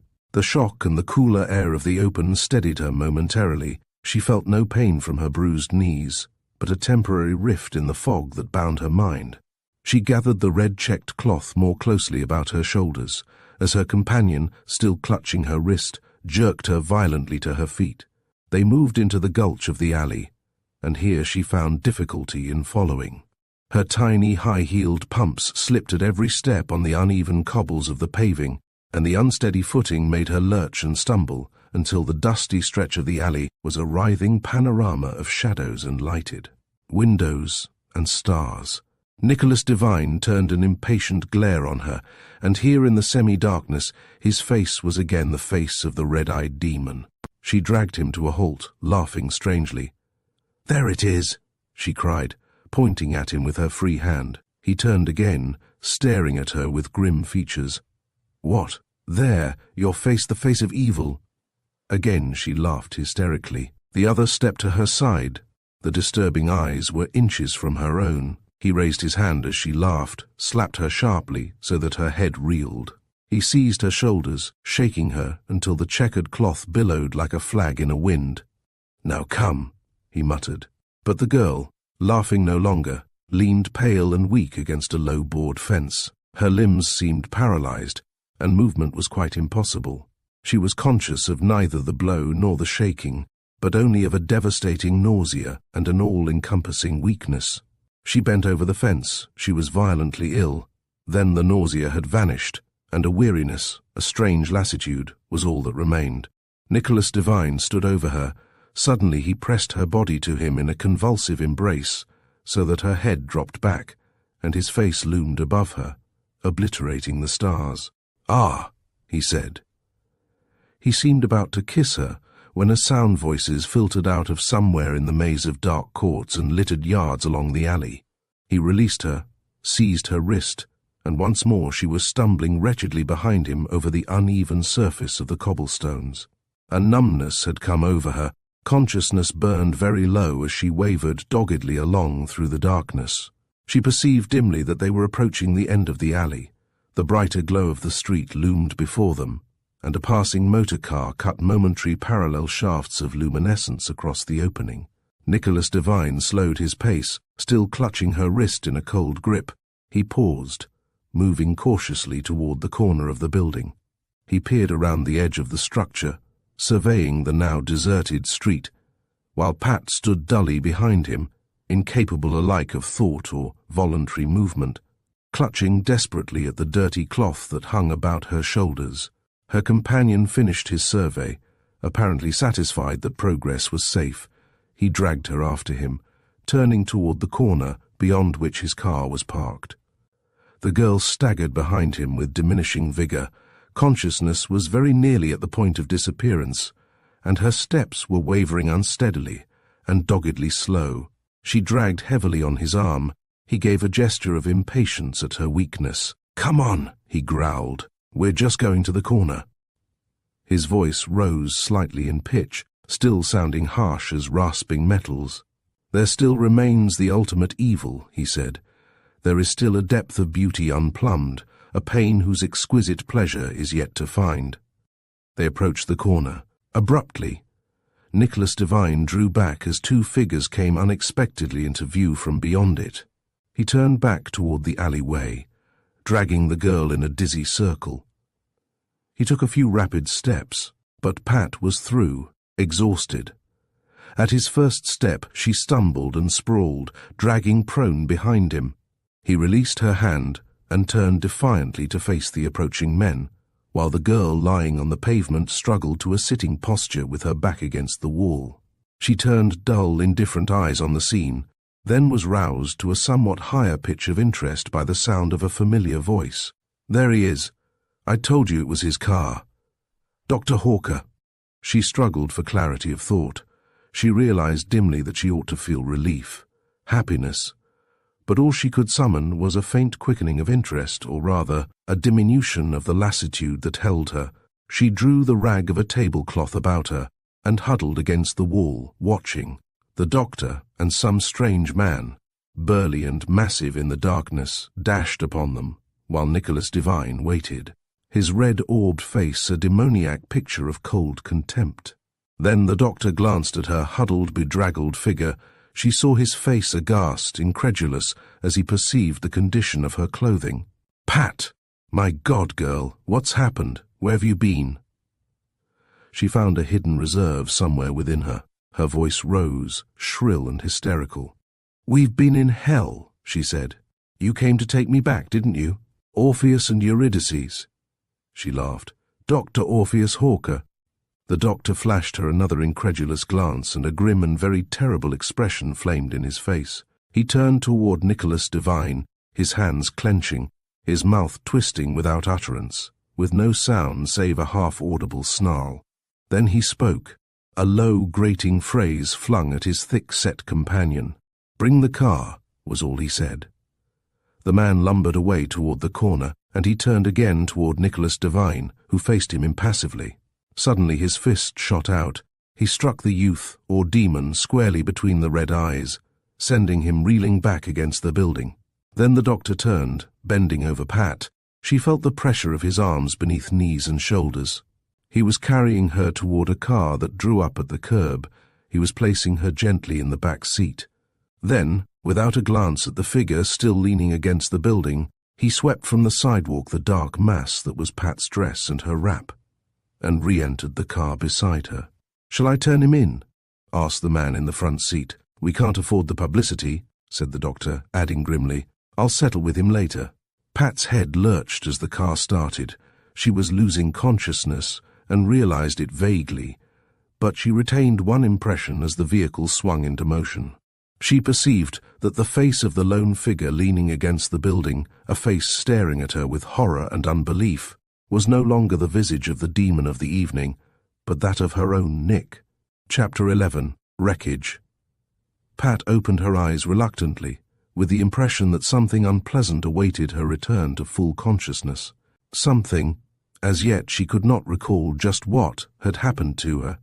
She was not even sure where she was awakening. However, her eyes surveyed her own familiar room. There opposite the bed grinned the jade Buddha on his stand on the mantel, the one that Nick had. Nick!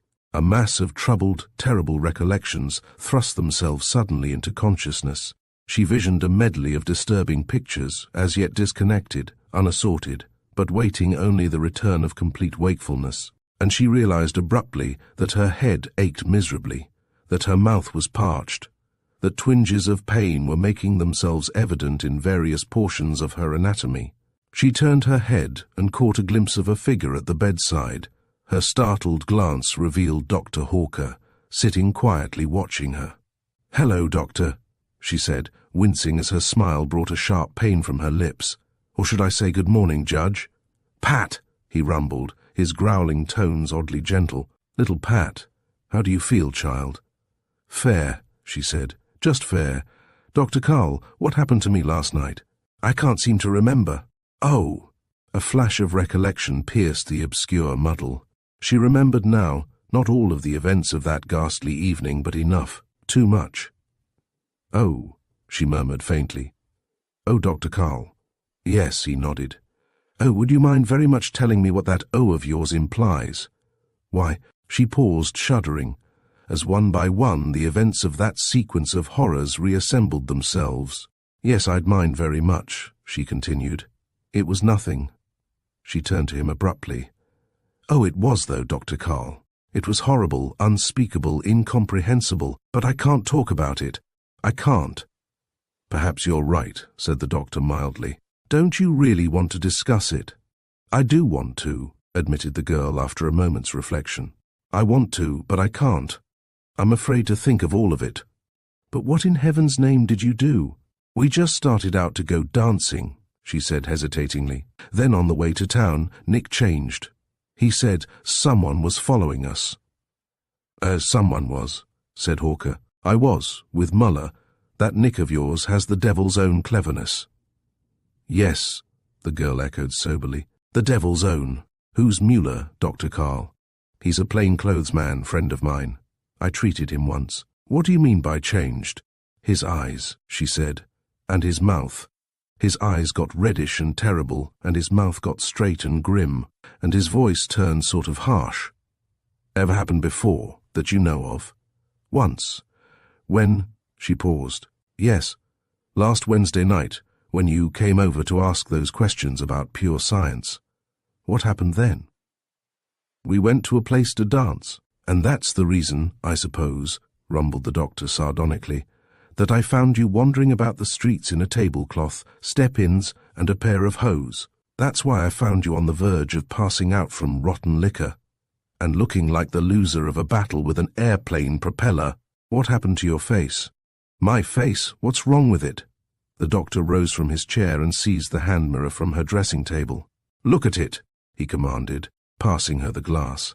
Pat gazed incredulously at the reflection the surface presented. A dark bruise colored her cheek.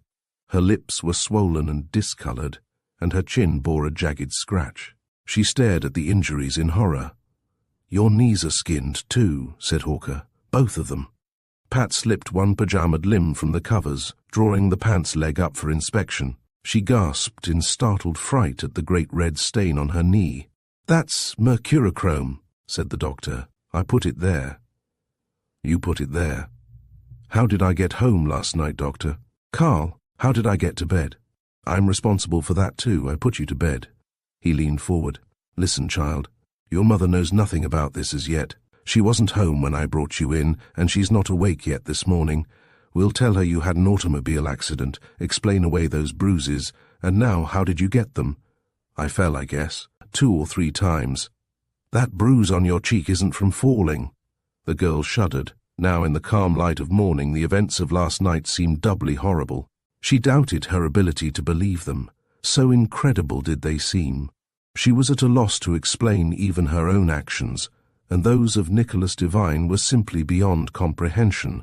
A chapter from some dark and blasphemous book of ancient times, the Kabbalah or the Necronomicon. "What happened, Pat?" queried the doctor gently. "Tell me," he urged her. "I can't explain it," she said doubtfully. "He took me to that place, but drinking the liquor was my own fault. I did it out of spite because I saw he didn't care for me. And then—" she fell silent. "Yes, and then?" "Well, he began to talk about the beauty of evil, the delights of evil, and his eyes glared at me, and I don't understand it at all, Dr. Carl. But all of a sudden I was yielding. Do you see?" "I see," he said gently, soberly. "Suddenly I seemed to comprehend what he meant, all that about the supreme pleasure of evil, and I was sort of swept away. The dress was his fault, but I'd lost the power to resist. I guess I was drunk." "And the bruises? And your cut lips?" queried the doctor grimly. "Yes," she said in a low voice. "He struck me. After a while I didn't care. He would have done other things, only we were interrupted and had to leave. And that's all, Dr. Carl. Isn't that enough?" He groaned. "Pat, I should have killed the fiend there." "I'm glad you didn't. Do you mean to say you'd care?" "I don't know. Are you intimating that you still love him?" "No," she said thoughtfully. "No, I don't love him, but, Dr. Carl, there's something inexplicable about this. There's something I don't understand. But I'm certain of one thing." "What's that?" "That it wasn't Nick, not my Nick, who did those things to me last night. It wasn't, Dr. Carl." "Pat, you're being a fool." "I know it, but I'm sure of it, Dr. Carl. I know Nick, I loved him, and I know he couldn't have done that. Not the same gentle Nick that I had to beg to kiss me." "Pat," said the doctor gently, "I'm a psychiatrist. It's my business to know all the rottenness that can hide in a human being. My office is the scene of a parade of misfits, failures, potential criminals, lunatics, and mental incompetence. It's a nasty, bitter side I see of life, but I know that side, and I tell you this fellow is dangerous. Do you understand this, Dr. Carl?" He reached over, taking her hand in his great palm with its long, curious, delicate fingers. "I have my theory, Pat. The man's a sadist, a lover of cruelty, and there's enough masochism in any woman to make him terribly dangerous. I want your promise." "About what?" "I want you to promise never to see him again." The girl turned serious eyes on his face. He noted with a shock of sympathy that they were filled with tears. "You warned me I'd get burned playing with fire," she said. "You did, didn't you?" "I'm an old fool, honey. If I'd believed my own advice, I'd have seen that this never happened to you." He patted her hand. "Have I your promise?" She averted her eyes. "Yes," she murmured. He winced as he perceived that the tears were on her cheeks. "So," he said, rising, "the patient can get out of bed when she feels like it.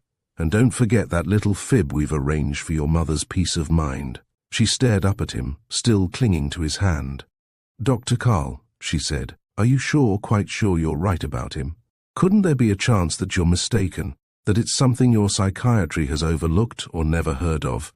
"Small chance, Pat dear, but a chance. Well, neither I nor any reputable medic claims to know everything, and the human mind's a subtle sort of thing." Chapter 12, Letter from Lucifer. "I'm glad," Pat told herself. "I'm glad it's over, and I'm glad I promised Dr. Carl. I guess I was mighty close to the brink of disaster that time." She examined the injuries on her face, carefully powdered to conceal the worst effects from her mother. The trick had worked, too. Mrs. Lane had delivered herself of an excited lecture on the dangers of the gasoline age, and then thanked heaven it was no worse.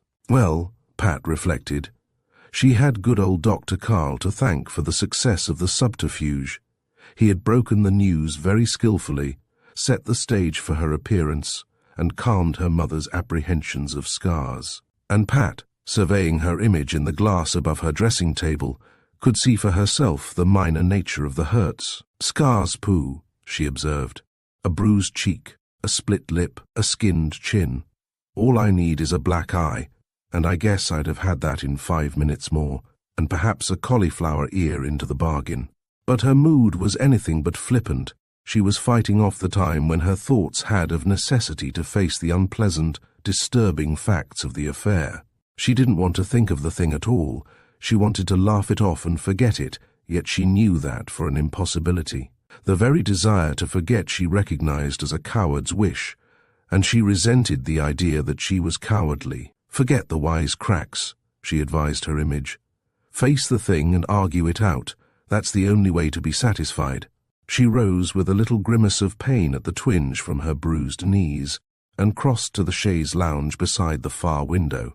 She settled herself in it and resumed her cogitations. She was feeling more or less herself again. The headache of the morning had nearly vanished, and aside from the various aches and a listless, fagged-out sensation, she approximated her normal self. Physically, that is. The shadow of that other catastrophe, the one she hesitated to face, was another matter. "I'm lucky to get off this easily," she assured herself, after going on a bust like that one, like a lumberjack with his pay in his pocket. She shook her head in mournful amazement. "And I'm Patricia Lane, the girl whom Billy dubbed Pat the Impeccable." Impeccable. Wandering through alleys in step-ins and a tablecloth, getting beaten up in a drunken brawl, passing out on rot-gut liquor, being carried home and put to bed. Not impeccable, incapable's the word. I belong to Dr. Carl's parade of incompetence. She continued her rueful reflections. Well, item 1 is I don't love Nick anymore. I couldn't now. She flung at the smiling green Buddha on the mantel. That's over. I've promised. Somehow there was not satisfaction in the memory of that promise. It was logical, of course. There wasn't anything else to do now, but still. That wasn't Nick, she told herself. That wasn't my Nick. I guess Dr. Carl is right, and he's a depressed whatever it was, but if he's crazy, so am I. He had me convinced last night. I understood what he meant, and I felt what he wanted me to feel. If he's crazy, I am too. A fine couple we are, she continued. But it wasn't Nick. I saw his face when we drove off, and it had changed again, and that was Nick's face, not the other, and he was sorry. I could see he was sorry, and the other could never have regretted it, not ever. The other isn't quite human, but Nick is. She paused, considering the idea. Of course, she resumed. I might have imagined that change at the end. I was hazy and quavery, and it's the last thing I do remember. That must have been just before I passed out. And then, replying to her own objection, but I didn't imagine it. I saw it happen once before, that other night when... Well, what difference does it make anyway? It's over, and I've given my promise. But she was unable to dismiss the matter as easily as that. There was some uncanny, elusive element in it that fascinated her. Cruel, terrible, demoniac, he might have been. He had also been kind, lovable and gentle, yet Dr. Carl had told her that split personalities could contain no characteristics that were not present in the original, normal character. Was cruelty, then, a part of kindness? Was cruelty merely the lack of kindness, or, cynical thought, was kindness but the lack of cruelty? Which qualities were positive in the antagonistic phases of Nicholas Devine's individuality, and which negative? Was the gentle, lovable, but indubitably weaker character the split, and the demon of last evening his normal self? Or vice versa? Or were both of these fragmentary entities portions of some greater personality as yet unapparent to her? The whole matter was a mystery. She shrugged in helpless perplexity. I don't think Dr. Carl knows as much about it as he says, she mused. I don't think psychiatry or any other science knows that much about the human soul. Dr. Carl doesn't even believe in a soul. How could he know anything about it then? She frowned in puzzlement and gave up the attempt to solve the mystery. The hours she had spent in her room, at her mother's insistence, began to pall. She didn't feel particularly ill. It was more of a languor, a depressed, worn-out feeling. Her mother, of course, was out somewhere. She felt a desire for human companionship and wondered if the doctor might by some chance drop in. It seemed improbable. He had his regular Sunday afternoon routine of golf at the club, and it took a real catastrophe to keep him away from that. She sighed, stretched her legs, rose from her position on the chaise lounge, and wandered toward the kitchen, where Magda was doubtless to be found. It was in the dusk of the rear hall that the first sense of her loss came over her. Heretofore her renunciation of Nicholas Devine was a rational thing, a promise given but not felt. But now it was suddenly a poignant reality. Nick was gone, she realized. He was out of her world, irrevocably sundered from her. She paused at the top of the rear flight of stairs, considering the matter. He's gone. I won't see him ever again. The thought was appalling. She felt already a premonition of loneliness to come, of an emptiness in her world, a lack that nothing could replace. I shouldn't have promised Dr. Carl, she mused, knowing that even without that promise, her course must still have been the same. I shouldn't have, not until I'd talked to Nick, my own Nick. And still, she reflected forlornly, what difference did it make? She had to give him up. She couldn't continue to see him, not knowing at what instant that terrible caricature of him might appear to torment her. But he might have explained, she argued miserably, answering her own objection at once. He said he couldn't explain, didn't understand. The thing was at an impasse. She shook her shining black head despondently and descended the dusky well of the stairs to the kitchen. Magda was there, clattering among her pots and pans. Pat entered quietly and perched on the high stool by the long table. Old Magda, who had warmed her babyhood milk and measured out her formula, gave her a single glance and continued her work. "Sorry about the accident she said without looking up. "Thanks," responded the girl. "I'm all right again." "You don't look it." "I feel all right." She watched the mysterious alchemistic mixing of a pastry and thought of the vast array of them that had come from Magda's hands. As far back as she could remember, she had perched on this stool, observing the same mystic culinary rites. Suddenly, another memory rose out of the grave of forgetfulness and went gibbering across her world. She remembered the stories Magda used to tell her, frightening stories of witchcraft and the evil eye, tales out of an older region and a more credulous age. "Magda," she asked, "did you ever see a devil?" "Not I, but I've talked with them that had." "Didn't you ever see one?" "No, the woman slid a pan into the oven." "I saw a man once, when I was a tot, possessed by a devil." "You did? How did he look?" "He screamed terrible. Then he said queer things. Then he fell down and foam came out of his mouth, like a fit. The priest, he said it was a devil. He came and prayed over him, and after a while he was real quiet, and then he was all right." "Possessed by a devil," said Pat thoughtfully. "What happened to him?" "Dunno." "What queer things did he say?" "Wicked things," the priest said. "I couldn't tell. I was a tot." "Possessed by a devil," Pat repeated musingly. She sat immersed in thoughts on the high stool while Magda clattered busily about. The woman paused, finally turning her face to the girl. "What you so quiet about, Miss Pat?" "I was just thinking. You get your letter?" "Letter? What letter?" "Today's Sunday. Special delivery. The girl, she put it in the hall. I didn't know anything about it. Who'd write me a special?" She slipped off the high stool and proceeded to the front hall. The letter was there, solitary on the salver that always held the mail. She picked it up, examining the envelope in sudden startled amazement and more than a trace of illogical exultation, for the letter, postmarked that same morning, was addressed in the irregular script of Nicholas Devine. Chapter 13. Indecision. Pat turned the envelope dubiously in her hands while a maze of chaotic thoughts assailed her. She felt almost a sensation of guilt, as if she were in some manner violating the promise given to Dr. Hawker. She felt a tinge of indignation that Nicholas Devine should dare communicate with her at all, and she felt too that queer exultation, an inexplicable pleasure, a feeling of secret triumph. She slipped the letter in the pocket of her robe and padded quietly up the stairs to her own room. Strangely, her loneliness had vanished. The great house, empty now save for herself and Magda in the distant kitchen, was no longer a place of solitude. The discovery of the letter, whatever its contents, had changed the deserted rooms into chambers teeming with her own excitements, trepidations, doubts, and hopes. Even hopes, she admitted to herself, though hopes of what nature she was quite unable to say. What could Nick write that had the power to change things?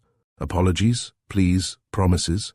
None of these could alter the naked, horrible facts of the predicament. Nevertheless, she was almost a-tremble with expectation as she skipped hastily into her own room, carefully closed the door, and settled herself by the west windows. She drew the letter from her pocket, and then, with a tightening of her throat, tore open the envelope, slipping out the several pages of scrawled paper. Avidly she began to read. "I don't know whether you'll ever see this. The missive began without salutation, and I'll not blame you, Pat dear, if you do return it unopened. There's nothing you can do that wouldn't be justified, nor can you think worse of me than I do of myself. And that's a statement so meaningless that even as I wrote it, I could anticipate its effect on you. Pat, how am I going to convince you that I'm sincere? Will you believe me when I write that I love you? Can you believe that I love you tenderly, worshipfully, reverently? You can't. I know you can't after that catastrophe of last night. But it's true, Pat, though the logic of a Spinoza might fail to convince you of it. I don't know how to write you this. I don't know whether you want to hear what I could say, but I know that I must try to say it. Not apologies, Pat. I shouldn't dare approach you for so poor a reason as that, but a sort of explanation. You more than anyone in the world are entitled to that explanation if you want to hear it. I can't write it to you, Pat. It's something I can only make you believe by telling you something dark and rather terrible. But please, dear, believe that I mean you no harm, and that I plan no subterfuge. When I suggest that you see me, it will be, I think, for the last time. Tonight and tomorrow night, and as many nights to follow as I can, I'll sit on a bench in the park near the place where I kissed you that first time. There will be people passing there, and cars driving by. You need fear nothing from me. I choose the place to bridle my own actions, Pat. Nothing can happen while we sit there in the view of the world. To write you more than this is futile. If you come, I'll be there. If you don't, I'll understand. I love you." The letter was signed merely Nick. She stared at the signature with feelings so confused that she forbore any attempt to analyze them. "But I can't go," she mused soberly. "I've promised Dr. Carl. Or at least I can't go without telling him." That last thought, she realized, was a concession. Heretofore she hadn't let herself consider the possibility of seeing Nicholas Devine again, and now suddenly she was weakening, arguing with herself about the ethics of seeing him. She shook her head decisively. "Won't do, Patricia Lane," she told herself. "Next thing, you'll be slipping away without a word to anybody, and coming home with 2 black eyes and a broken nose. Won't do at all." She dropped her eyes to the letter. Explanations, she reflected. I guess Dr. Carl would give up a hole-in-one to hear that explanation, and I'd give more than that. She shook her head regretfully. Nothing to do about it, though, I promised. The sun was slanting through the west windows. She sat watching the shadows lengthen in the room, and tried to turn her thoughts into more profitable channels. This was the first Sunday in many months that she had spent alone in the house. It was a custom for herself and her mother to spend the afternoon at the club. The evening, too, as a rule, there was invariably bridge for Mrs. Lane, and Pat was always the centre of a circle of the younger members. She wondered dreamily what the crowd thought of her non-appearance, reflecting that her mother had doubtless enlarged on Dr. Carl's story of an accident. Dr. Carl wouldn't say much, simply that he'd ordered her to stay at home. But sooner or later, Nick would hear the accident story. She wondered what he'd think of it. She caught herself up sharply. My ideas wander in circles, she thought petulantly. No matter where I start, they curve around back to Nick. It won't do. I've got to stop it. Nearly time for the evening meal, she mused, watching the sun as it dropped behind Dr. Hawker's house. She didn't feel much like eating. There was still a remnant of the exhausted, dragged-out sensation, though the headache that had accompanied her awakening this morning had disappeared. I know what the morning after feels like anyway, she reflected with a wry little smile. Everybody ought to experience it once, I suppose. I wonder how Nick... She broke off abruptly, with a shrug of disgust. She slipped the letter back into its envelope, rose and deposited it in the drawer of the night table. She glanced at the clock ticking on its shiny top. 6 o'clock, she murmured. Nick would be sitting in the park in another 2 hours or so. She had a twinge of sympathy at the thought of his lone vigil. She could visualize the harried expression on his face when the hours passed without her arrival. Can't be helped, she told herself. He's no right to ask for anything of me after last night. He knows that. He said so in his letter. She suppressed an impulse to reread that letter, and trotted deliberately out of the room and down the stairs. Magda had set the table in the breakfast room. It was far cozier than the great dining room, especially without her mother's company. And the maid was away.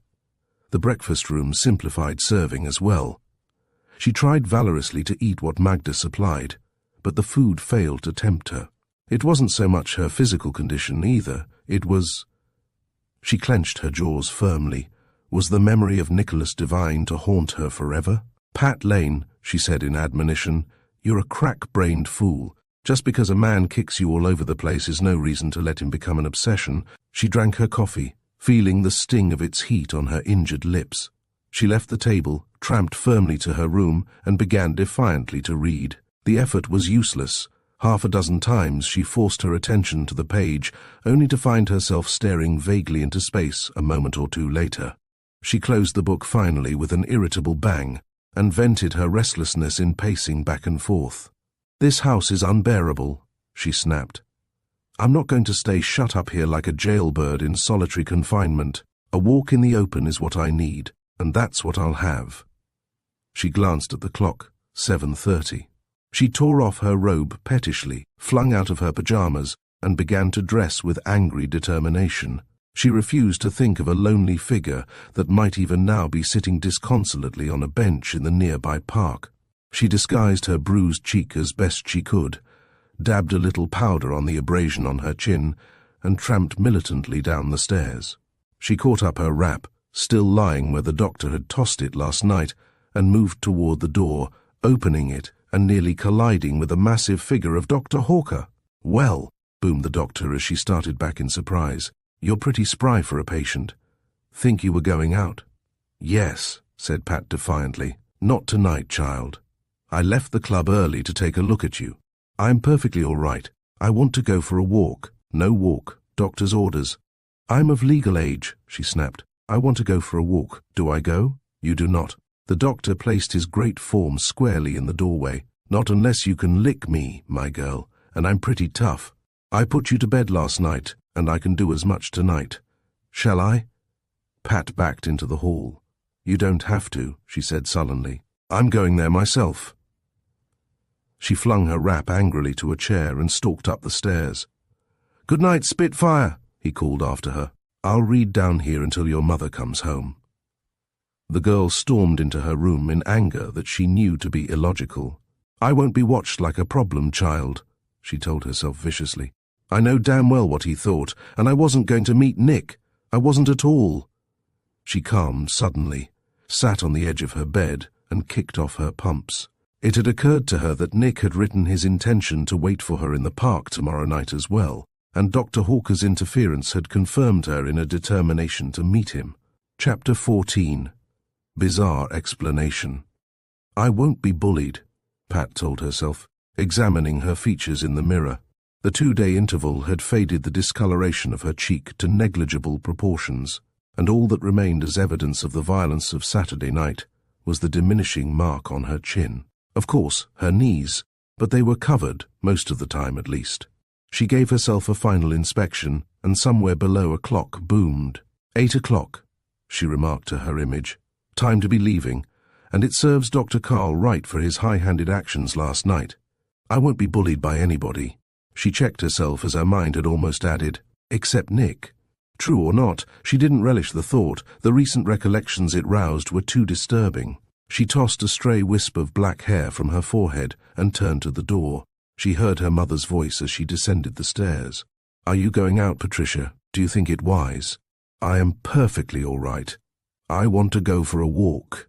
"I know, dear. It was largely your appearance I meant." She surveyed the girl with a critical eye. "Nice enough, except for that little spot on your chin. And will you never learn to keep your hair away from that side of your forehead? One can never do a bob right. Why don't you let it grow out like the other girls?" "Makes me individual," replied Pat, moving toward the outer door. "I won't be late at all," she added. On the porch, she cast a cautious glance at Dr. Hawker's windows, but his great figure was nowhere evident. Only a light burning in the library evinced his presence. She gave a sigh of relief and tiptoed down the steps to the sidewalk and moved hastily away from the range of his watchful eyes. No sooner had she sighted the park than doubts began to torment her. Suppose this were some trick of Nicholas Devine's to trap her into some such situation as that of Saturday night. Even suppose that she found him the sweet personality that she had loved. Might that also be a trick? Mightn't he be trusting to his ability to win her over, to the charm she had confessed to him that he held for her? Couldn't he be putting his faith in his own amorous skill, planning some specious explanation to win her forgiveness only to use her once more as the material for some horrible experiment? And if he were, would she be able to prevent herself from yielding? Forewarned is forearmed, she told herself. I'll not put up such a feeble resistance this time, knowing what I now know. And it's only fair of me to listen to his explanation, if he really has one. She was reassured by the sight of the crowded park. Groups strolled along the walks, and an endless procession of car headlights marked the course of the roadway. Nothing could happen in such an environment. They'd be fortunate even to have an opportunity for confidential talk. She waited for the traffic lights, straining her eyes to locate Nicholas Devine. At the click of the signal, she darted across the street. She moved toward the lake. Here was the spot, she was sure. She glanced about with eagerness unexpected even to herself, peering through the shadow-shot dusk. He wasn't there, she concluded, with a curious sense of disappointment. Her failure to appear last night had disheartened him. He had abandoned his attempt. Then she saw him. He sat on a bench isolated from the rest in a treeless area overlooking the lake. She saw his disconsolate figure, his chin on his hand, staring moodily over the waters. A tremor ran through her. She halted deliberately, waiting until every trace of emotion had vanished. Then she advanced, standing coolly beside him. For a moment he was unaware of her presence. He sat maintaining his dejected attitude without glancing at her. Suddenly some slight movement, the flutter of her skirt, drew his attention. He turned sharply, gazing directly into her face. "Pat!"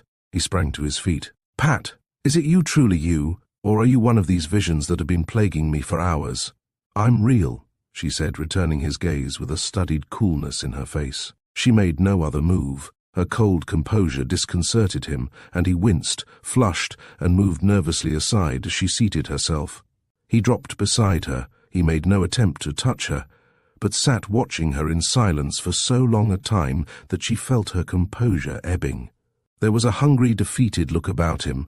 There was a wistfulness, a frustration, in his eyes that seemed about to tug tears from her own eyes.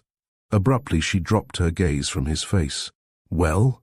she said finally in a small voice, and as he made no reply, "I'm here. Are you really, Pat? Are you truly here?" he murmured, still watching her avidly. I still don't believe it. I waited here for hours and hours last night, and I'd given up hope for tonight, or any night, but I would have come again and again." She started as he bent suddenly toward her, but he was merely examining her face. She saw the gleam of horror in his expression, as his eyes surveyed the faintly visible bruise on her cheek, the red mark on her chin. "Oh my God, Pat!" His words were barely audible. "Oh my God," he repeated, drawing away from her and resuming the attitude of desolation in which her arrival had found him. "I've hoped it wasn't true." "What wasn't?" She was keeping her voice carefully casual. This miserable contrition of Nick's was tugging at her rather too powerfully for complete safety. "What I remembered, what I saw just now." "You hoped it wasn't true?" she queried in surprise. "But you did it." "I did it, Pat. Do you think I could have done it?" "But you did." Her voice had taken on a chill inflection. The memory of those indignities came to steel her against him. "Pat, do you think I could assault your daintiness or maltreat the beauty I worship? Didn't anything occur to you? Didn't anything seem queer about that ghastly evening?" "Queer," she echoed. "That's certainly a mild word to use, isn't it? But I mean, hadn't you any idea of what had happened? Didn't you think anything of it except that I had suddenly gone mad, or that I'd grown to hate you? What was I to think? She countered, trying to control the tremor that had crept into her voice. But did you think that? No, the girl confessed after a pause. At first, when you started with that drink, I thought you were looking for material for your work. That's what you said, an experiment, didn't you? I guess so, he groaned. But after that, after I'd swallowed that horrible stuff, but before everything went hazy, I thought differently. But what, Pat? What did you think? Why, then I realized that it wasn't you, not the real you. I could feel the presence of the person I knew. This presence that was tormenting me was another person, a terrible, cold, inhuman stranger. Pat! There was a note almost of relief in his voice. Did you really feel that? Yes. Does it help matters, my sensing that? I can't see how. His eyes, which had been fixed on hers, dropped suddenly. No, he muttered, all the relief gone out of his tones. No, it doesn't help, does it? Except that it's a meager consolation to me to know that you felt it. Pat struggled to suppress an impulse to reach out her hand, to stroke his hair. She caught herself sharply. This was the very danger against which she had warned herself. This was the very attitude she had anticipated in Nicholas Devine. The lure which might bait a trap. Yet he looked so forlorn, so wistful. It was an effort to forbear from touching him. Her fingers fairly ached to brush his cheek. Only a fool walks twice into the same trap, she told herself. Aloud she said, You promised me an explanation. If you've any excuse, I'd like to hear it. Her voice had resumed its coolness. I haven't any excuse, he responded gloomily. And the explanation is perhaps too bizarre, too fantastic for belief. I don't believe it entirely. I suppose you couldn't believe it at all. You promised, she repeated. The carefully assumed composure of her voice threatened to crack. This wistfulness of his was a powerful weapon against her defense. Oh, I'll give you the explanation, he said miserably. I just wanted to warn you you'd not believe me. He gave her a despondent glance. Pat, as I love you, I swear that what I tell you is the truth. Do you think you can believe me? Yes, she murmured. The tremor had reappeared in her voice despite her efforts. Nicholas Devine turned his eyes toward the lake and began to speak. Chapter 15. A Modern Mr. Hyde.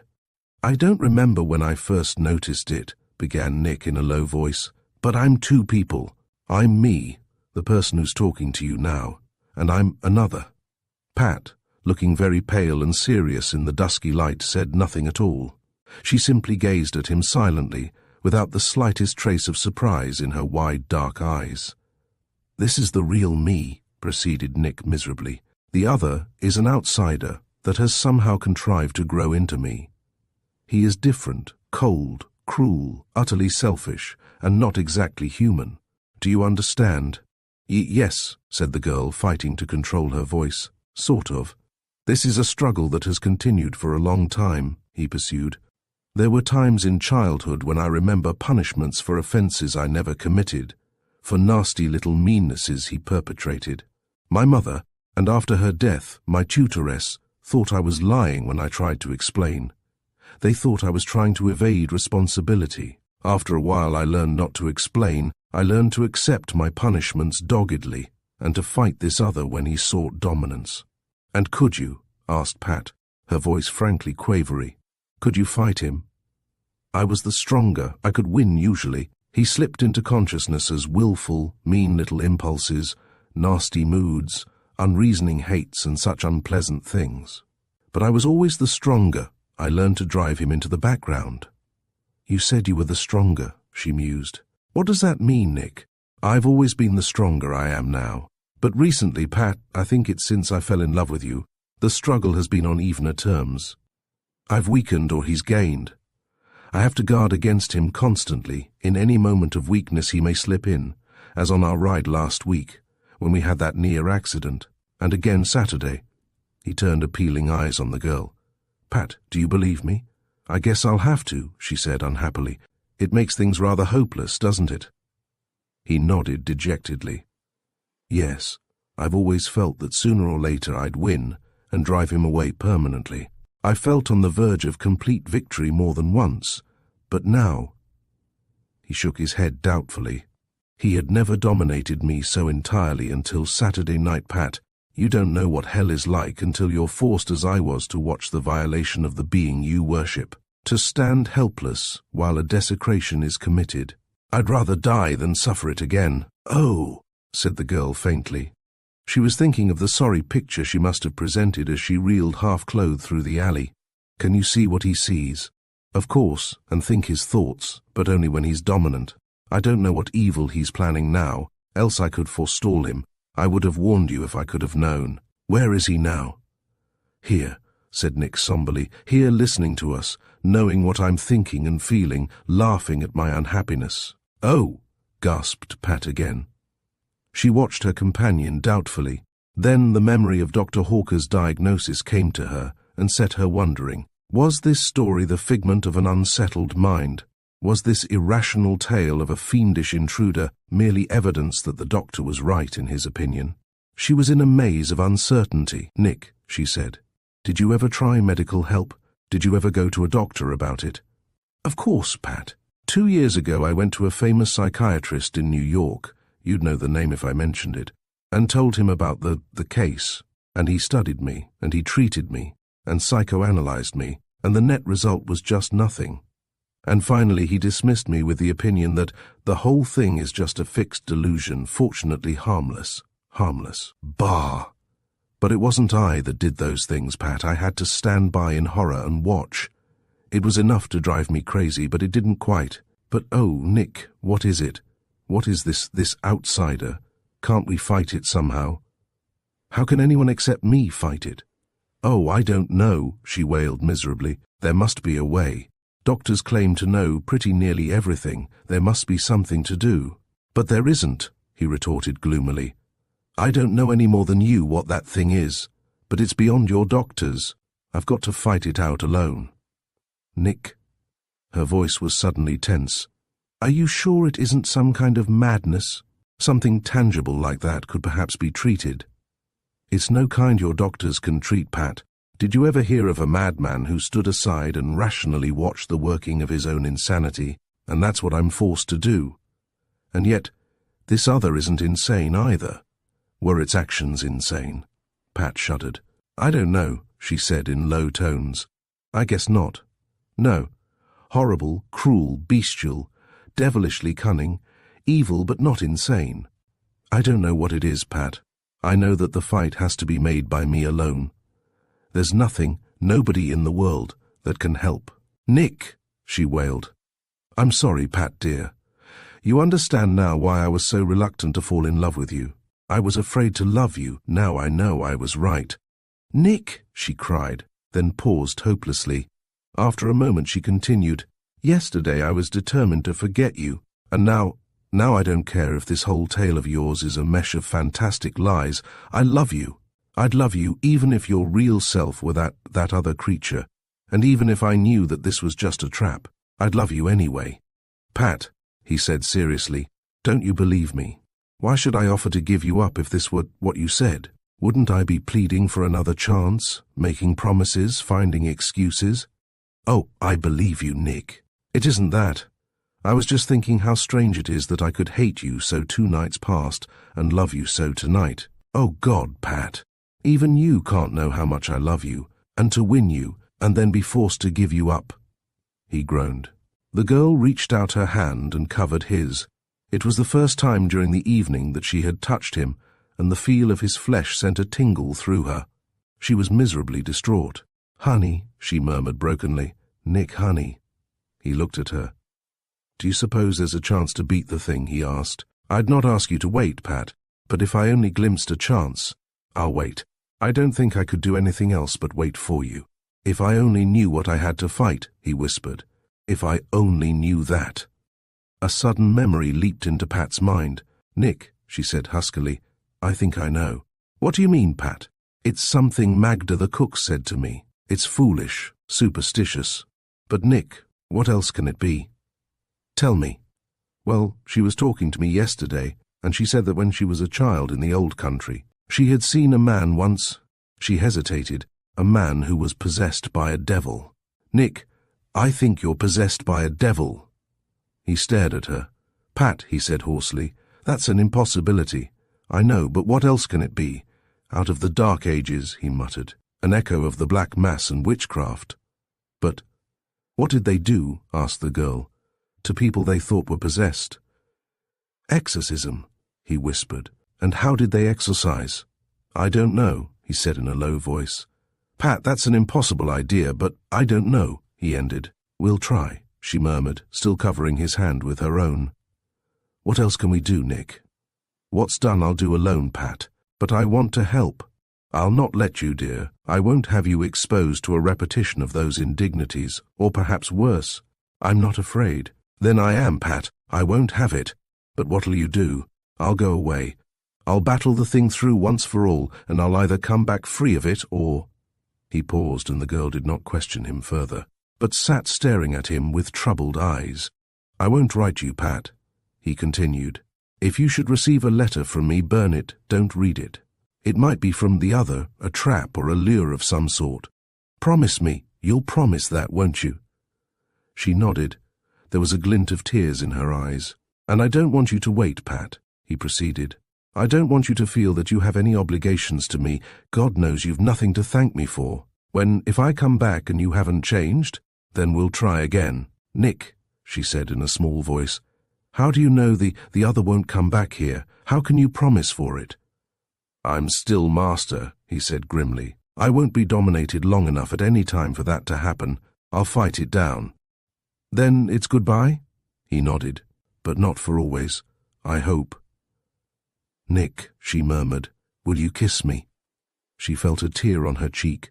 I'll stand losing you a little better if I can have a last kiss to remember. Her voice was faltering. His arms were about her. She yielded herself completely to his caress. The park, the crowd passing a few yards away, the people on nearby benches were all forgotten. And once more she felt herself alone with Nicholas Devine in a vast empty cosmos. An insistent voice penetrated her consciousness. She realized that it had been calling her name for some seconds. Miss Lane, she heard, and again, Miss Lane. A hand tapped her shoulder. With a sudden start, she tore her lips away and looked up into a face unrecognized for a moment. Then she placed it. It was the visage of Muller, Dr. Hawker's companion on that disastrous Saturday night. Chapter 16. Possessed. Pat stared at the intruder in a mingling of embarrassment, perplexity, and indignation. She felt her cheeks reddening as the latter emotion gained the dominance of her mood. Well, she snapped, what do you want? I thought I'd walk home with you, Muller said amiably. Walk home with me? Please explain that. She grasped the arm of Nicholas Devine, who had risen angrily at the interruption. Sit down, Nick, I know the fellow. So should he, said Muller. Sure, I'll explain. I'm on a job for Dr. Hawker. Spying on me for him, I suppose, taunted the girl. No, not on you. He means on me, said Nick soberly. You can't blame him, Pat. And perhaps you had better go home. We've finished here. There's nothing more we can do or say. Very well, she said, her voice suddenly softer. In a moment, Nick. She turned to Muller. Would you mind telling me why you waited until now to interfere? We've been here 2 hours, you know. Sure, I'll tell you. I got no orders to interfere, that's why. Then why did you? Queried Pat tartly. I didn't until I saw him. They nodded at Nick, put his arms around you. Then I figured, having no orders, it was time to use my own judgment. If any, sniffed the girl. She turned again to Nick, her face softened, became very tender. Honey, she murmured huskily. I guess it's goodbye now. I'll be fighting with you, you know that. I know that, he echoed, looking down into her eyes. I'm almost happy, Pat. When'll you go? She whispered in tones inaudible to Muller. I don't know, he answered, his voice unchanged. I'll have to make some sort of preparations, and I don't want you to know. She nodded. She gazed at him a moment longer with tear-bright eyes. Goodbye, Nick, she whispered. She rose on tiptoe and kissed him very lightly on his lips, then turned and walked quickly away, with Muller following behind. She walked on, ignoring him until he halted beside her at the crossing of the drive. Then she gave him a cold glance. Why is Dr. Karl having him watched? She asked. Muller shrugged. The ins and outs of this case are too much for me, he said. I do what I'm paid to do. You're not watching him now. Nope. Seemed like the doctor would think it was more important to get you home. You're wasting your time, she said irritably as the lights changed and they stepped into the street. I was going home anyway. Well, now you got company all the way. Muller's voice was placid. The girl sniffed contemptuously and strode silently along. The other's presence irritated her. She wanted time and solitude to consider the amazing story Nicholas Devine had given her. She wanted to analyze her own feelings, and most of all she wanted just a place of privacy to cry out her misery. For now the loss of Nicholas Devine had changed from a fortunate escape to a tragedy, and liar, madman or devil, she wanted him terribly, with all the power of her tense little heart. So she moved as swiftly as she could, ignoring the silent companionship of Muller. They reached her home. The light in the living room window was evidence that the bridge game was still in progress. She mounted the steps, Muller watching her silently from the walk. She fumbled for her key. Suddenly she snapped her handbag shut. She couldn't face her mother and the two spinster Brocks and elderly, inquisitive Carter Henderson. They'd suggest that she cut into the game, and they'd argue if she refused, and she couldn't play bridge now. She glanced at the impassive Muller, turned and crossed the strip of lawn to Dr. Hawker's residence, where the light still glowed in the library, and rang the bell. She saw the figure on the sidewalk move away as the shadow of the doctor appeared on the lighted square of the door. "Hello," boomed the doctor amiably. "Come in." Pat stalked into the library and threw herself angrily into Dr. Hawker's particular chair. The other grinned and chose another place. "Well," he said, "what touched off the fuse this time?" "Why are you spying on my friends?" snapped the girl. "By what right?" "So he's spotted Muller, eh? That lad's diabolically clever, Pat, and I mean diabolic." "That's no answer." "So it isn't," agreed the doctor. "Say it's because I'm acting in loco parentis. And in loco is as far as you'll get, Dr. Carl, if you're going to spy on me." "On you?" he said mildly. "Who's spying on you?" "On us, then." "Or on us?" queried the doctor. "I set Muller to watch the Devine lad. Have you by some mischance broken your promise to me?" Pat flushed. She had forgotten that broken promise. The recollection of it suddenly took the wind from her sails, placed her on the defensive. "All right," she said defiantly. "I did, I admit it. Does that excuse you?" "Perhaps it helps to explain my actions, Pat. Don't you understand that I'm trying to protect you? Do you think I hired Muller out of morbid curiosity or professional interest in the case? Times aren't so good that I can throw money away on such whims. I don't need any protection. I can take care of myself."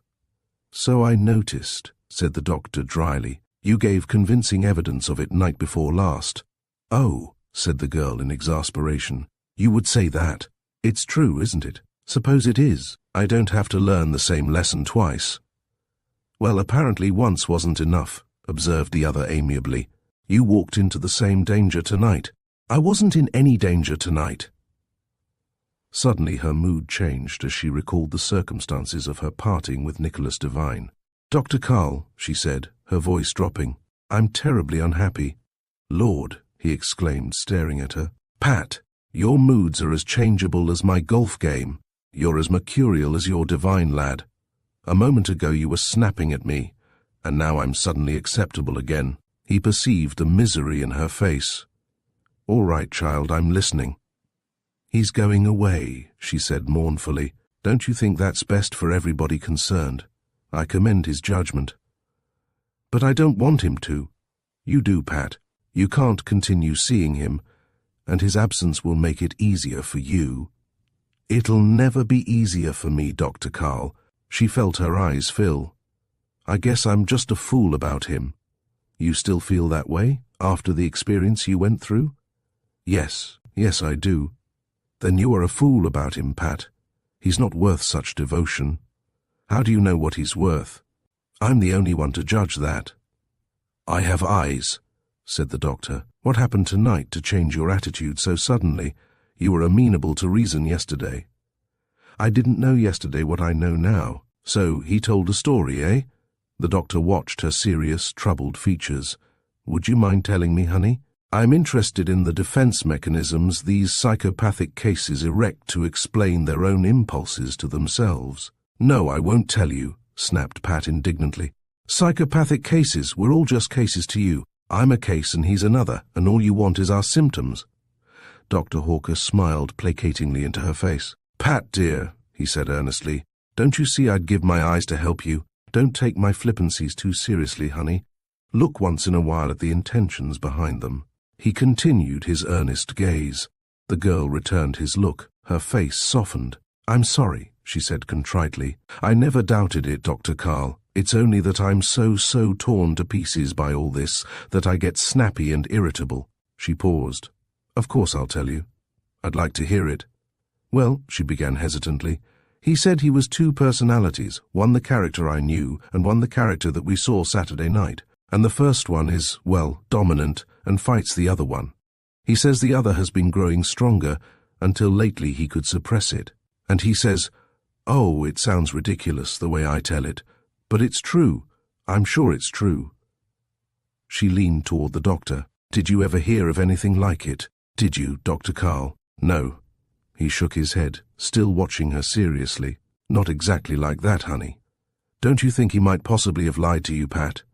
To excuse himself for the responsibility of Saturday night, for instance? No, I don't, she said defiantly. Then you have an idea yourself what the trouble is? I judge you have. Yes, she said in low tones. I have an idea. What is it? I think he's possessed by a devil, said the girl flatly. A quizzical expression came into the doctor's face. Well, of all the queer ideas that harum-scarum mind of yours has ever produced, that's the queerest. He broke into a chuckle. Queer, is it? Flared Pat. I don't think you and your mind doctors know as much as a Swahili medicine man with a mask. She leaped angrily to her feet, stamped viciously into the hall. Devil and all, she repeated. I love him. Pat, called the doctor anxiously. Pat, where are you going, child? Where do devils live? Her voice floated tauntingly back from the front door. Hell, of course. Chapter 17. Witch Doctor. Pat had no intentions, however, of following the famous highway that evening. She stamped angrily down the doctor's steps, swished her way through the break in the hedge with small regard to the safety of her sheer hose, and mounted to her own porch. She found her key, opened the door and entered. As she ascended the stairs, her fit of temper at the doctor passed, and she felt lonely, weary, and unutterably miserable. She sank to a seat on the topmost step and gave herself over to bitter reflections. Nick was gone. The realization came poignantly at last. There would be no more evening rides, no more conversations whose range was limited only by the scope of the universe, no more breathtaking kisses, the sweeter for his reluctance. She sat mournfully silent and considered the miserable situation in which she found herself. In love with a madman, or worse, in love with a demon, with a being half of whose nature worshipped her while the other half was bent on her destruction. Was anyone, she asked herself, was anyone, anywhere, ever in a more hopeless predicament? What could she do? Nothing, she realized, save sit helplessly aside while Nick battled the thing to a finish. Or possibly, the only alternative, take him as he was, chance the vicissitudes of his unstable nature. Lay herself open to the horrors she had glimpsed so recently, and pray for her fortunes to point the way of salvation. And in the mood in which she now found herself, that seemed infinitely the preferable solution. Yet rationally she knew it was impossible. She shook her head despondently and leaned against the wall in abject misery. Then, thin and sharp, sounded the shrill summons of the doorbell, and a moment later, the patter of the maid's footsteps in the hall below. She listened idly to distract herself from the chain of despondency that was her thoughts, and was mildly startled to recognize the booming drums of Dr. Hawker's voice. She heard his greeting and the muffled reply from the group, and then a phrase understandable because of his sonorous tones. "Where's Pat?" The words drifted up the well of the stairs, followed by a scarcely audible reply from her mother. Heavy footfalls on the carpeted steps, and then his figure bulked on the landing below her. She cupped her chin on her hands and stared down at him while he ascended to her side, sprawling his great figure beside her. "Pat, honey," he rumbled, "you're beginning to get me worried."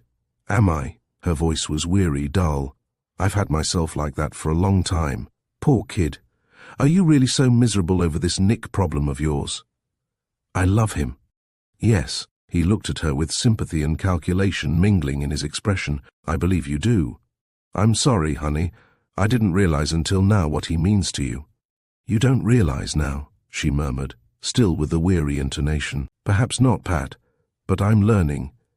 If you're in this thing as deeply at all that, I'm in too to the finish. Want me? She reached out her hand, plucking at his coat sleeve. Abruptly she leaned toward him, burying her face against the rough tweed of his suit. She sobbed a little, while he patted her gently with his great, delicately fingered hand. I'm sorry, honey, he rumbled. I'm sorry. The girl drew herself erect and leaned back against the wall, shaking her head to drive the tears from her eyes. She gave the doctor a wan little smile. Well? She asked. I'll return your compliment of the other night, said Hawker briskly. I'll ask a few questions, purely professional, of course. Fire away, Dr. Carl. Good. Now, when our friend has one of these, attacks, is he rational? Do his utterances seem to follow a logical thought sequence? I think so. In what way does he differ from his normal self? Oh, every way, she said with a tremor. Nick's kind and gentle and sensitive and naive. And this other is cruel, harsh, gross, crafty and horrible. You can't imagine a greater difference. Is the difference recognizable instantly? Could you ever be in doubt as to which phase you were encountering? Oh no, I can, well, sort of dominate Nick, but the other lord. She shuddered again. I felt like a terrified child in the presence of some powerful, evil god. Humph! Perhaps the god's name was Priapus. Well, we'll discount your feelings, Pat, because you weren't exactly in the best condition for, let's say, sober judgment. Now about this story of his. What happens to his own personality when this other phase is dominant? Did he say? Yes. He said his own self was compelled to sort of stand by while the intruder used his voice and body. He knew the thoughts of the other, but only when it was dominant. The rest of the time he couldn't tell its thoughts. And how long has he suffered from these intrusions? As long as he can remember. As a child, he was blamed for the other's mischief, and when he tried to explain, people thought he was lying to escape punishment. Well, observed the doctor, I can see how they might think that. Don't you believe it? I don't exactly disbelieve it, honey. The human mind plays queer tricks sometimes, and this may be one of its little jokes. It's a psychiatrist's business to investigate such things, and to painlessly remove the point of the joke. Oh, if you only can, Dr. Carl, if you only can. We'll see. He patted her hand comfortingly. Now, you say the kind, gentle and all that. Phase is the normal one. Is that usually dominant? Yes. Nick can master the other, or could until recently. He says this last attack is the worst he's ever had. The other has been gaining strength. Strange, mused the doctor. Well, he said with a smile of encouragement, I'll have a look at him. Do you think you can help? Pat asked anxiously. Have you any idea what it is? It isn't a devil, at any rate, he smiled. But have you any idea? Naturally I have, but I can't diagnose at second hand. I'll have to talk to him. But what do you think it is? She persisted.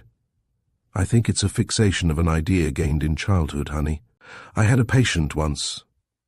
He smiled at the reminiscence, who had a fixed delusion of that sort. He was perfectly rational on every point save one. He believed that a pig with a pink ribbon was following him everywhere. Downtown, into elevators and offices, home to bed, everywhere he went. This pink-ribboned prize porker pursued him. And did you cure him? Well, he recovered, said the doctor noncommittally. We got rid of the pig. And it might be something of that nature that's troubling your boyfriend. Your description doesn't sound like a praecox or a manic depressive, as I thought originally. Oh, said Pat abruptly. I forgot. He went to a doctor in New York, a very great doctor. Munster? He didn't say whom, but this doctor studied him a long time and finally came out with this fixed idea theory of yours. Only he couldn't cure him. Hawker grunted thoughtfully. Do fixed ideas do things like that to people? Queried the girl. Things like the pig and what happened to Nick? They might. Then they're devils, she announced with an air of finality. They're just your scientific jargon for exactly what Magda means when she says a person's possessed by a devil. So I'm right anyway. That's good orthodox theology, Pat, chuckled the doctor. We'll try a little exorcism on your devil then. He rose to his feet. Bring your boyfriend around, will you? Oh, Dr. Carl, she cried. He's leaving. I'll have to call him tonight. Not tonight, honey. Muller would let me know if anything of that sort were happening. Tomorrow's time enough. The girl stood erect, mounting to the top step to bring her head level with the doctor's. She threw her arms about him, burying her face in his massive shoulder. Dr. Carl, she murmured, I'm a nasty, ill-tempered, vicious little shrew, and I'm sorry and I apologize. You know I'm crazy about you and, she whispered in his ear, so's Mother, Chapter 18, vanished. He doesn't answer. I'm too late, thought Pat disconsolately as she replaced the telephone. The cheerfulness with which she had awakened vanished like a patch of April sunshine. Now, with the failure of her third attempt in as many hours to communicate with Nicholas Devine, she was ready to confess defeat. She had waited too long. Despite Dr. Hawker's confidence in Mueller, she should have called last night at once. He's gone, she murmured distractedly. She realized now the impossibility of finding him. His solitary habits, his dearth of friends, his lonely existence left her without the least idea of how to commence a search. She knew, actually, so little about him, not even the source of the apparently sufficient income on which he subsisted. She felt herself completely at a loss, puzzled, lonesome, and disheartened. The futile buzzing of the telephone signal symbolized her frustration. Perhaps, she thought, Dr. Hawker might suggest something to do. Perhaps, even, Muller had reported Nick's whereabouts. She seized the hope eagerly. A glance at her wristwatch revealed the time as 10:30, squarely in the midst of the doctor's morning office hours, but no matter. If he were busy, she could wait. She rose, bounding hastily down the stairs. She glimpsed her mother opening mail in the library and paused momentarily at the door. Mrs. Lane glanced up as she appeared. "Hello," said the mother. "You've been on the telephone all morning, and what did Carl want of you last night?" "Argument," responded Pat briefly. "Carl's a gem. He's been of inestimable assistance in developing you into a very charming and clever daughter, and heaven knows what I'd have raised without him." "Cain, probably," suggested Pat. She passed into the hall and out the door, blinking in the brilliant August sunshine. She crossed the strip of turf, picked her way through the break in the hedge, and approached the doctor's door. It was open. It often was in summer-time, especially during his brief office hours. She entered and went into the chamber used as waiting room. His office door was closed. The faint hum of his voice sounded. She sat impatiently in a chair and forced herself to wait. Fortunately, the delay was nominal. It was but a few minutes when the door opened and an opulent middle-aged lady swept past her and away. Pat recognized her as Mrs. Lowry, some sort of cousin of the Brock pair. "Good morning," boomed the doctor. "Professional call, I take it, since you're here during office hours." He settled his great form in a chair beside her. "He's gone," said Pat plaintively. "I can't reach him." "Humph," grunted Hawker helpfully. "I've tried all morning. He's always home in the morning." "Listen, you little scatterbrain," rumbled the doctor. "Why didn't you tell me Muller brought you home last night? I thought he was on the job." "I didn't think of it," she wailed. "Nick said he'd have to make some preparations, and I never dreamed he'd skip away like this. He must have gone home directly after you left him, and skipped out immediately," said the doctor ruminatively. "Muller never caught up with him." "But what'll we do?" she cried desperately. "He can't have gone far with no more preparation than this," soothed Hawker. "He'll write you in a day or two." "He won't. He said he wouldn't. He doesn't want me to know where he is." She was on the verge of tears. Now, said the doctor, still in his soothing tones. "It isn't as bad as all that." "Take off your bedside manner," she snapped, blinking to keep back the tears. "It's worse. Whatever can we do?" "Dr. Carl," she changed to a pleading tone, "can't you think of something?" "Of course, Pat. I can think of several things to do if you'll quiet down for a moment or so."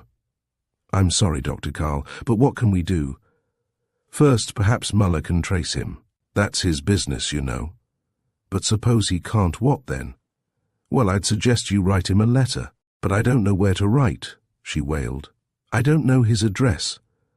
"Be still a moment, scatterbrain," Address it to his last residence, you know that, don't you? Of course you do. Now, don't you suppose he'll leave a forwarding address?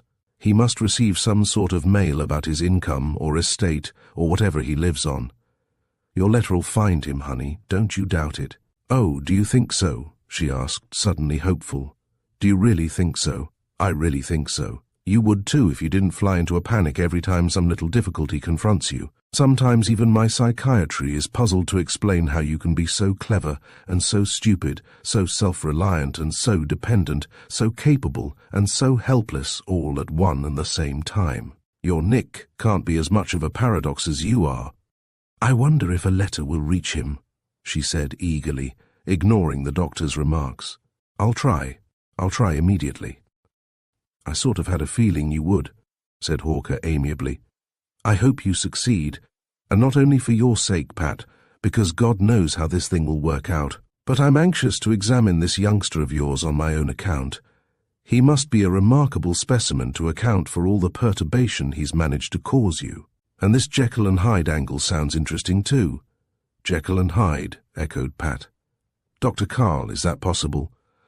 Not literally, chuckled the other, though in a sense. Stevenson anticipated Freud in his thesis that liberating the evil serves also to release the good. But it was a drug that caused that change in the story, wasn't it? Well, do you suspect your friend of being addicted to some mysterious drug? Is that the latest hypothesis? Is there such a drug, one that could change a person's character? All alkaloids do that, honey. Some of them stimulate, some depress, some breed frenzies, and some give visions of delight.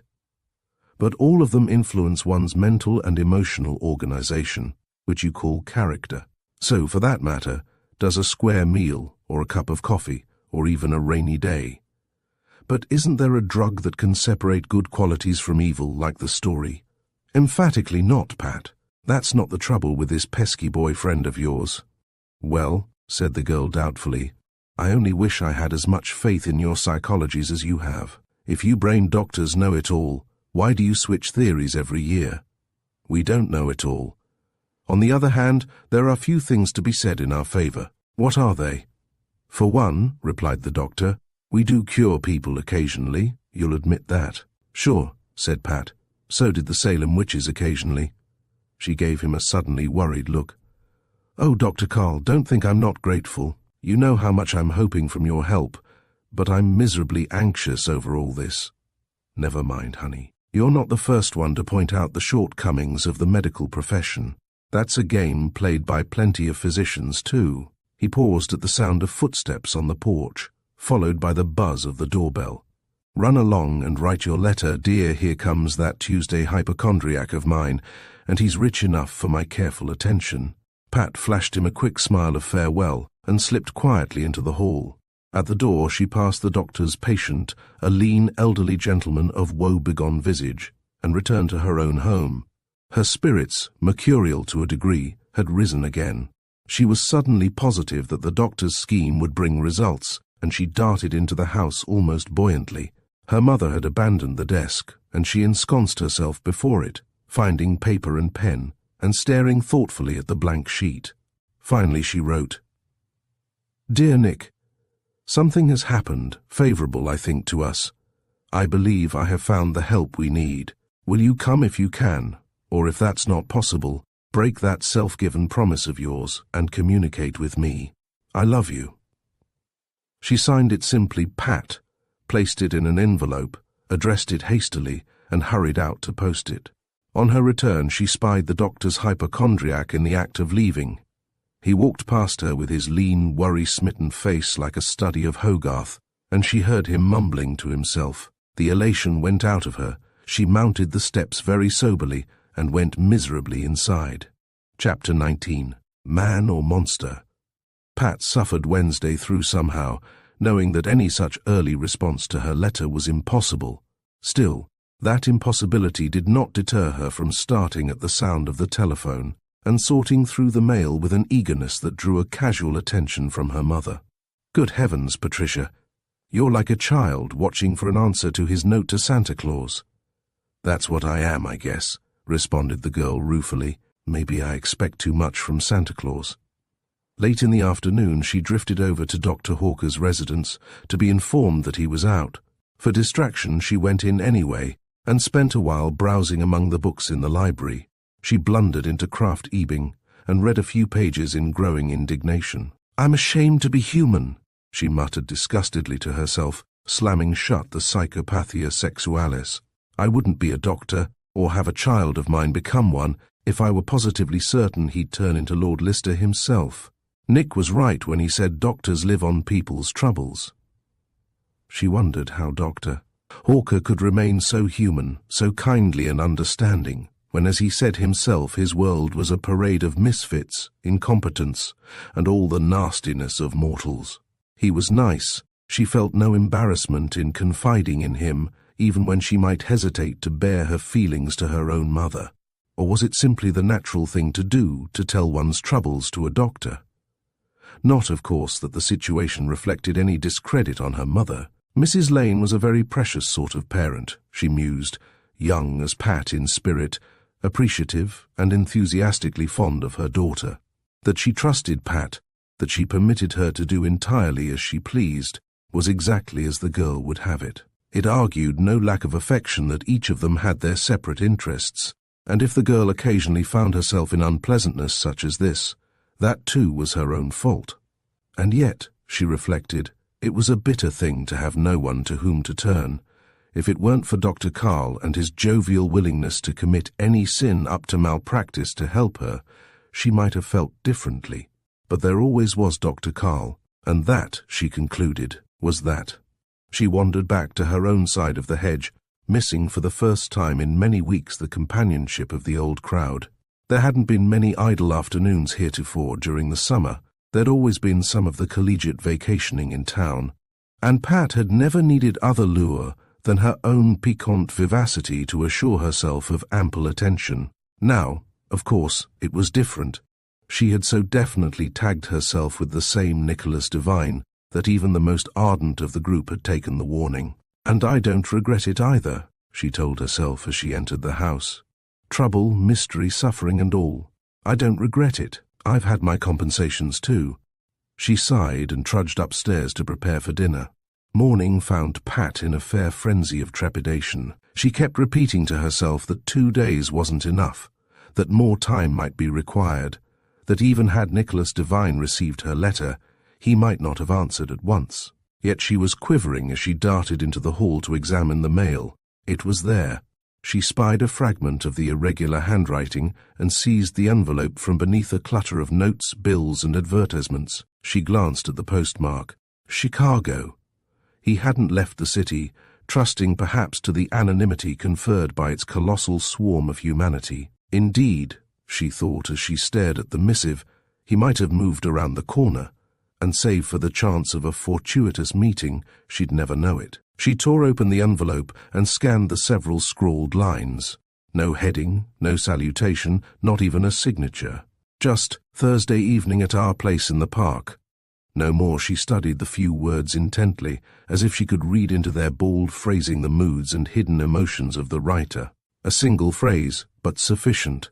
The day was suddenly brighter, and the hope which had glowed so dimly yesterday was abruptly almost more than a hope, a certainty. All her doubts of Dr. Hawker's abilities were forgotten. Already the solution of this uncanny mystery seemed assured, and the restoration of romance imminent. She carried the letter to her own room and tucked it carefully by the other in the drawer of the night table. Thursday evening? This evening. Many hours intervened between now and a reasonable time for the meeting, but they loomed no longer drab, dull, and hopeless. She lay on her bed and dreamed. She could meet Nick as early as possible, perhaps at 8:30, and bring him directly to the doctor's residence. No use wasting a moment, she mused. The sooner some light could be thrown on the affliction, the sooner they could lay the devil exorcise it. Demon, fixed idea, mental aberration, or whatever Dr. Carl chose to call it, it had to be met and vanquished once and forever. And it could be vanquished. In her present mood, she didn't doubt it. Then after that, there was the prospect of her own Nick regained, and the sweet vistas opened by that reflection. She lunched in an abstracted manner. In the afternoon, when the phone rang, she jumped in a startled manner then relaxed with a shrug. But this time, it was for her. She darted into the hall to take the call on the lower phone. She was hardly surprised but thoroughly excited to recognize the voice of Nicholas Devine. "Pat." "Nick. Oh, Nick, honey, what is it?" "My note to you." Even across the wire she sensed the strain in his tense tones. "You've read it." "Of course, Nick. I'll be there." "No." His voice was trembling. "You won't come, Pat. Promise you won't." "But why? Why not, Nick? Oh, it's terribly important that I see you." "You're not to come, Pat." But an idea was struggling to her consciousness. "Nick, was it?" "Yes, you know now." "But honey, what difference does it make? You come. You must, Nick. I won't meet you, I tell you." She could hear his voice rising excitedly in pitch. She could feel the intensity of the struggle across unknown miles of lifeless copper wire. "Nick," she said, "I'm going to be there, and you're going to meet me." There was silence at the other end. "Nick!" she cried anxiously. "Do you hear me? I'll be there, will you?" His voice sounded again, now flat and toneless. "Yes," he said. "I'll be there." The receiver clicked at the far end of the wire. There was only a futile buzzing in Pat's ears. She replaced the instrument and sat staring dubiously at it. Had that been Nick, really her Nick, or suppose she went to that meeting and found the other? Was she willing to face another evening of indignities and terrors like those still fresh in her memory? Still, she argued, what harm could come to her on that bench, exposed as it was to the gaze of thousands who wandered through the park on summer evenings? Suppose it were the other who met her. There was no way to force her into a situation such as that of Saturday night. Nick himself had chosen that very spot for their other meeting, and for that very reason. "There's no risk in it," she told herself. "Nothing can possibly happen. I'll simply go there and bring Nick back to Dr. Carl's, along a lighted, busy street, the whole 2 blocks. What's there to be afraid of?" "Nothing at all," she answered herself. But suppose, she shuddered, and deliberately abandoned her chain of thought as she rose and rejoined her mother. Chapter 20. The Assignation. Pat was by no means as buoyant as she had been in the morning. She approached the appointed meeting place with a feeling of trepidation that all her arguments could not subdue. She surveyed the crowded walks of the park with relief. She felt confirmed in her assumption that nothing unpleasant could occur with so many onlookers. So she approached the bench with somewhat greater self-assurance than when she had left the house. She saw the seat with its lone occupant, and hastened her steps. Nicholas Devine was sitting exactly as he had on that other occasion, chin cupped on his hands, eyes turned moodily toward the vast lake that coruscated now with the reflection of stars and many lights. As before, she moved close to his side before he looked up, but here the similarity of the 2 occasions vanished. Her fears were realized. She was looking into the red gleaming eyes and expressionless features of his other self, the demon of Saturday evening. "Sit down," he said, as a sardonic half-smile twisted his lips. "Aren't you pleased? Aren't you thrilled to the very core of your being?" Pat stood irresolute. She controlled an impulse to break into sudden, abandoned flight. The imminence of the crowded walks again reassured her, and she seated herself gingerly on the extreme edge of the bench, staring at her companion with coolly inimical eyes. He returned her gaze with features as immobile as carven stone. Only his red eyes gave evidence of the obscene, uncanny life behind the mask. "Well?" said Pat in as frigid a voice as she could muster.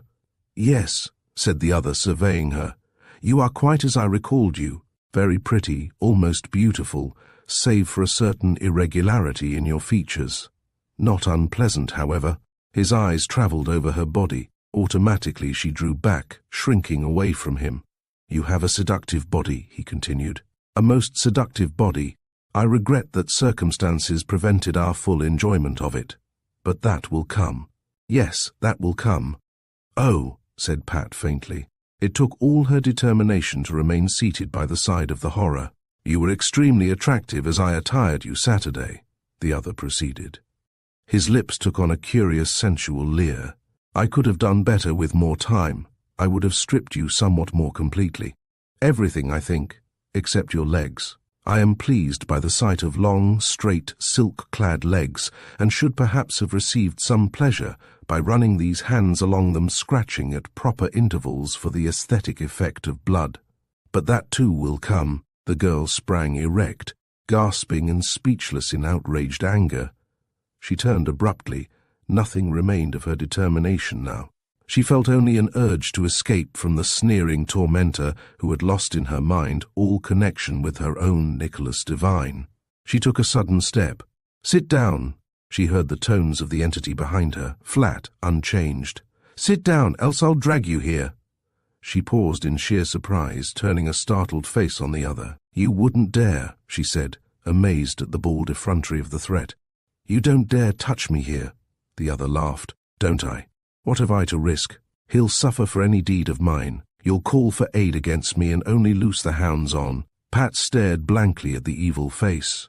She had no answer. For once her ready tongue found no retort. "Sit down," reiterated the other, and she dropped dazedly to her position on the bench. She turned dark, questioning eyes on him. "Do you see," he sneered, "how weakening an influence is this love of yours? To protect him you are obeying me. This is my authority over you, this body I share with him." She made no reply. She was making a desperate effort to lash her mind into activity, to formulate some means of combating the being who tortured her. "It has weakened him too," the other proceeded. "This disturbed love of his has taken away the mastery which birth gave him, and his enfeeblement has given that mastery to me. He knows now the reason for his weakness. I tell it to him too late to harm me." Pat struggled for composure. The very presence of the cold demon tore at the roots of her self-control, and she suppressed a fierce desire to break into hysterical laughter. Ridiculous, hopeless, incomprehensible situation. She forced her quivering throat to husky speech. What are you?" she stammered. "Synapse. I'm a question of synapses," jeered the other. "Simple, very simple. Ask your friend the doctor." "I think," said the girl, a measure of control returning to her voice, "that you're a devil. You're some sort of a fiend that has managed to attach itself to Nick, and you're not human. That's what I think." "Think what you please," said the other. "We're wasting time here," he said abruptly. "Come." "Where?" Pat was startled. She felt a recurrence of fright, no matter where. "Come." "I won't." "Why do you want me?" "To complete the business of Saturday night," he said. "Your lips have healed. They bleed no longer. But that is easy to remedy. Come." "I won't," exclaimed the girl in sudden panic. "I won't." She moved as if to rise. "You forget," intoned the being beside her. "You forget the authority vested in me by virtue of this love of yours. Let me convince you." He stretched forth a thin hand. "Move, and you condemn your sweetheart to the punishment you threaten me." He seized her arm, pinching the flesh brutally, his nails breaking the smooth skin. Pat felt her face turn ashy pale. She closed her eyes and bit her nearly healed lips at the excruciating pain, but she made not the slightest sound, nor the faintest movement. She simply sat and suffered.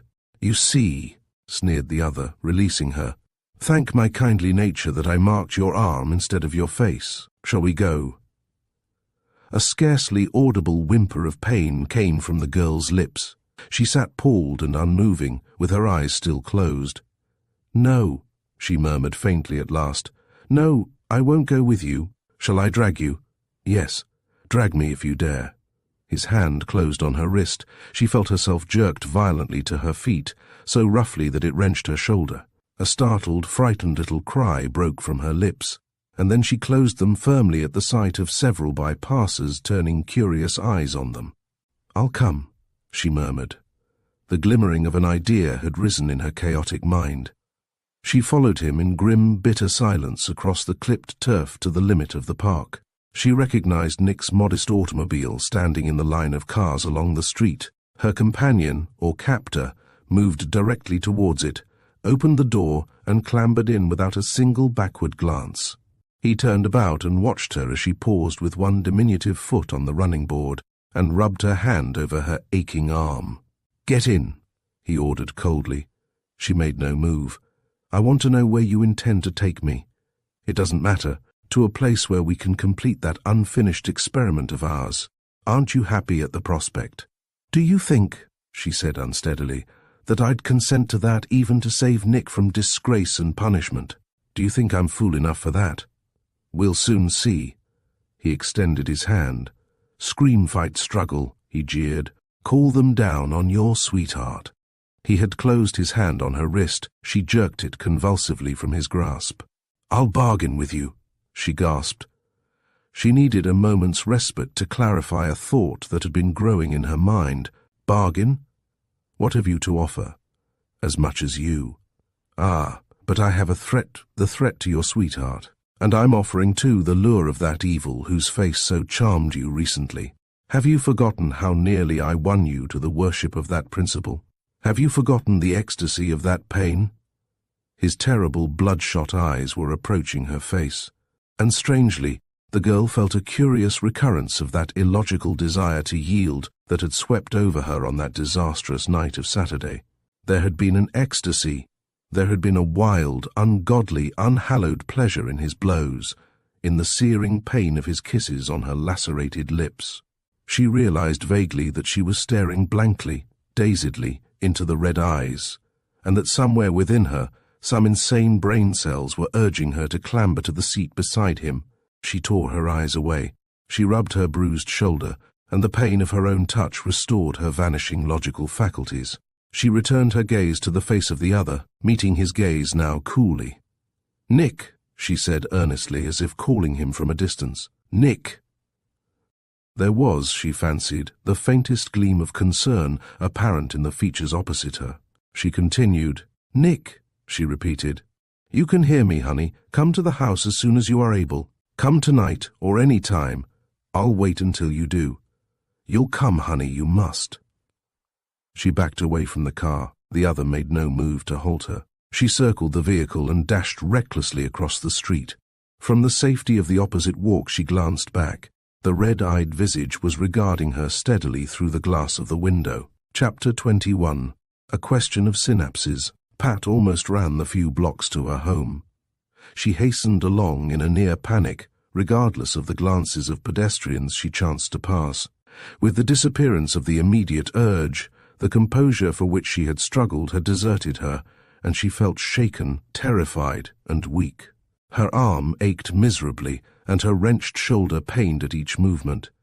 It was not until she attained her own doorstep that she paused, panting and quivering, to consider the events of the evening. I can't stand any more of this, she muttered wretchedly to herself. I'll just have to give up, I guess. I can't pit myself another time against that thing. She leaned wearily against the railing of the porch, rubbing her injured arm. Dr. Carl was right, she thought. Nick was right. It's dangerous. There was a moment there at the end when he, or it almost had me. I'm frightened, she admitted. Lord only knows what might have happened had I been a little weaker. If the Lord does know, she added. She found her latchkey and entered the house. Only a dim light burned in the hall. Her mother, of course, was at the club, and the maid and Magda were far away in their chambers on the 3rd floor.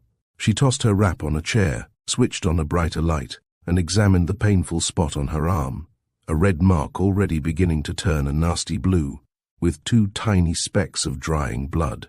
She shuddered and trudged wearily up the stairs to her room. The empty silence of the house oppressed her. She wanted human companionship, safe, trustworthy, friendly company, anyone to distract her thoughts from the eerie, disturbing direction they were taking. She was still in somewhat of a panic, and suppressed with difficulty a desire to peep fearfully under the bed. Coward, she chided herself. You knew what to expect. Suddenly the recollection of her parting words recurred to her. She had told Nick, if Nick had indeed heard to come to the house, to come at once, tonight, if he could. A tremor of apprehension ran through her. Suppose he came as her own Nick, and she admitted him, and then, or suppose that other came, and managed by some trick to enter, or suppose that unholy fascination of his prevailed on her. She shivered, and brushed her hand distractedly across her eyes. I can't stand it, she moaned. I'll have to give up, even if it means never seeing Nick again. I'll have to. She shook her head miserably, as if to deny the picture that had risen in her mind of herself and that horror, alone in the house. I won't stay here, she decided. She peeped out of the west windows at the doctor's residence and felt a surge of relief at the sight of his iron-grey hair framed in the library window below. He was reading. She could see the book on his knees. There was her refuge. She ran hastily down the stairs and out of the door. With an apprehensive glance along the street, she crossed to his door and rang the bell. She waited nervously for his coming, and with a sudden impulse, pulled her vanity case from her bag and dabbed a film of powder over the mark on her arm. Then his ponderous footsteps sounded, and the door opened. "Hello," he said genially. "These late evening visits of yours are becoming quite customary, and see if I care." "May I come in a while?" asked Pat meekly. "Have I ever turned you away?" He followed her into the library, pushed a chair forward for her, and dropped quickly into his own, with an air of having snatched it from her just in time. "I didn't want your old armchair," she remarked, occupying the other. "And what's the trouble tonight?" he queried. I was just nervous. I didn't want to stay in the house alone." "You?" His tone was skeptical. "You were nervous? That hardly sounds reasonable, coming from an independent little spitfire like you." "I was, though. I was scared." "And of what or whom?" "Of haunts and devils." "Oh," he nodded. "I see you've had results from your letter writing. Well, sort of." "I'm used to your circumlocutions, Pat. Suppose you come directly to the point for once. What happened?" "Why, I wrote Nick to get in touch with me, and I got a reply. He said to meet him in the park at a place we knew, this evening. And you did, of course." "Yes, but before that, this afternoon, he called up and told me not to, but I insisted, and we did." "Told you not to, eh? And was his warning justified?" "Yes. Oh, yes. When I came to the place, it was the other." "So, well, he could hardly manhandle you in a public park." Pat thought of her wrenched shoulder and bruised arm. She shuddered. "He's horrible," she said. "Inhuman. He kept referring to Saturday night, and he threatened that if I moved or made a disturbance, he'd let Nick suffer the consequences. So I kept still while he insulted me." "You nit-wit!" There was more than a trace of anger in the doctor's voice. "I want to see that pup of yours. We'll soon find out what this thing is, a mania or simply lack of a good licking." "What it is?" echoed Pat. "Oh, it told me." "Dr. Carl, what's a synopsis?" "A synopsis? You know perfectly well. I mean applied to physiology or psychology or something. He told me he was a question of synopsis." "This devil of yours said that?" "Yes." "Hum." The doctor's voice was musing. He frowned perplexedly, then looked up abruptly. Did he by any chance say synapses, not synopsis, synapses?" "That's it!" exclaimed the girl. "He said he was a question of synapses. Does that explain him? Do you know what he is?" "Doesn't explain a damn thing," snapped Hawker. "A synapse is a juncture, or the meeting of two nerves. It's why you can develop automatic motions and habits, like playing piano or dancing. When you form a habit, the synapses of the nerves involved are sort of worn thin, so the nerves themselves are, in a sense, short-circuited. You go through motions without the need of your brain intervening, which is all a habit amounts to. Understand?" "Not very well," confessed Pat. "Humph! It doesn't matter anyway. I can't see that it helps to analyze your devil." "I don't care if it's never analyzed," said Pat with a return of despondency. "Dr. Carl, I can't face that evil thing again. I can't do it, not even if it means never seeing Nick." "Sensible," said the doctor approvingly. "I'd like to have a chance at him, but not enough to keep you in this state of jitters. Although," he added, "a lot of this mystery is the product of your own harum-scarum mind." "You can be sure of that, honey." "You would say so," responded the girl wearily. "You've never seen that change. If it's my imagination, then I'm the one that needs your treatments, not Nick." "It isn't all imagination, most likely," said Hawker defensively. "I know these introverted types with their hysterias, megalomanias, and defense mechanisms. They've paraded through my office there for a good many years, Pat. They've provided the lion's share of my practice. But this young psychopathic of yours seems to have it bad abnormally so, and that's why I'm so interested, apart from helping you, of course." "I don't care," said Pat apathetically, repressing a desire to rub her injured arm. "I'm through. I'm scared out of the affair. Another week like this last one and I would be one of your patients. Best drop it then, said Hawker, eyeing her seriously. Nothing's worth upsetting yourself like this, Pat. Nick's worth it, she murmured. He's worth it, only I just haven't the strength. I haven't the courage. I can't do it. Never mind, honey, the doctor muttered, regarding her with an expression of concern. You're probably well out of the mess. I know damn well you haven't told me everything about this affair, notably how you acquired that ugly mark on your arm that's so carefully powdered over. So, all in all, I guess you're well out of it. I suppose I am. Her voice was still weary. Suddenly the glare of headlights drew her attention to the window. A car was stopping before her home. There's Mother, she said. I'll go on back now, Dr. Carl, and thanks for entertaining a lonesome and depressed lady. She rose with a casual glance through the window, then halted in frozen astonishment and a trace of terror. Oh, she gasped. The car was the modest coupe of Nicholas Devine. She peered through the window. The doctor rose and stared over her shoulder. I told him to come, she whispered. I told him to come when he was able. He heard me, he or the other. A figure alighted from the vehicle. Even in the dusk she could perceive the exhaustion, the weariness in its movements. She pressed her face to the pane, surveying the form with fascinated intentness. It turned, supporting itself against the car and gazing steadily at her own door. With the movement, the radiance of a streetlight illuminated its features.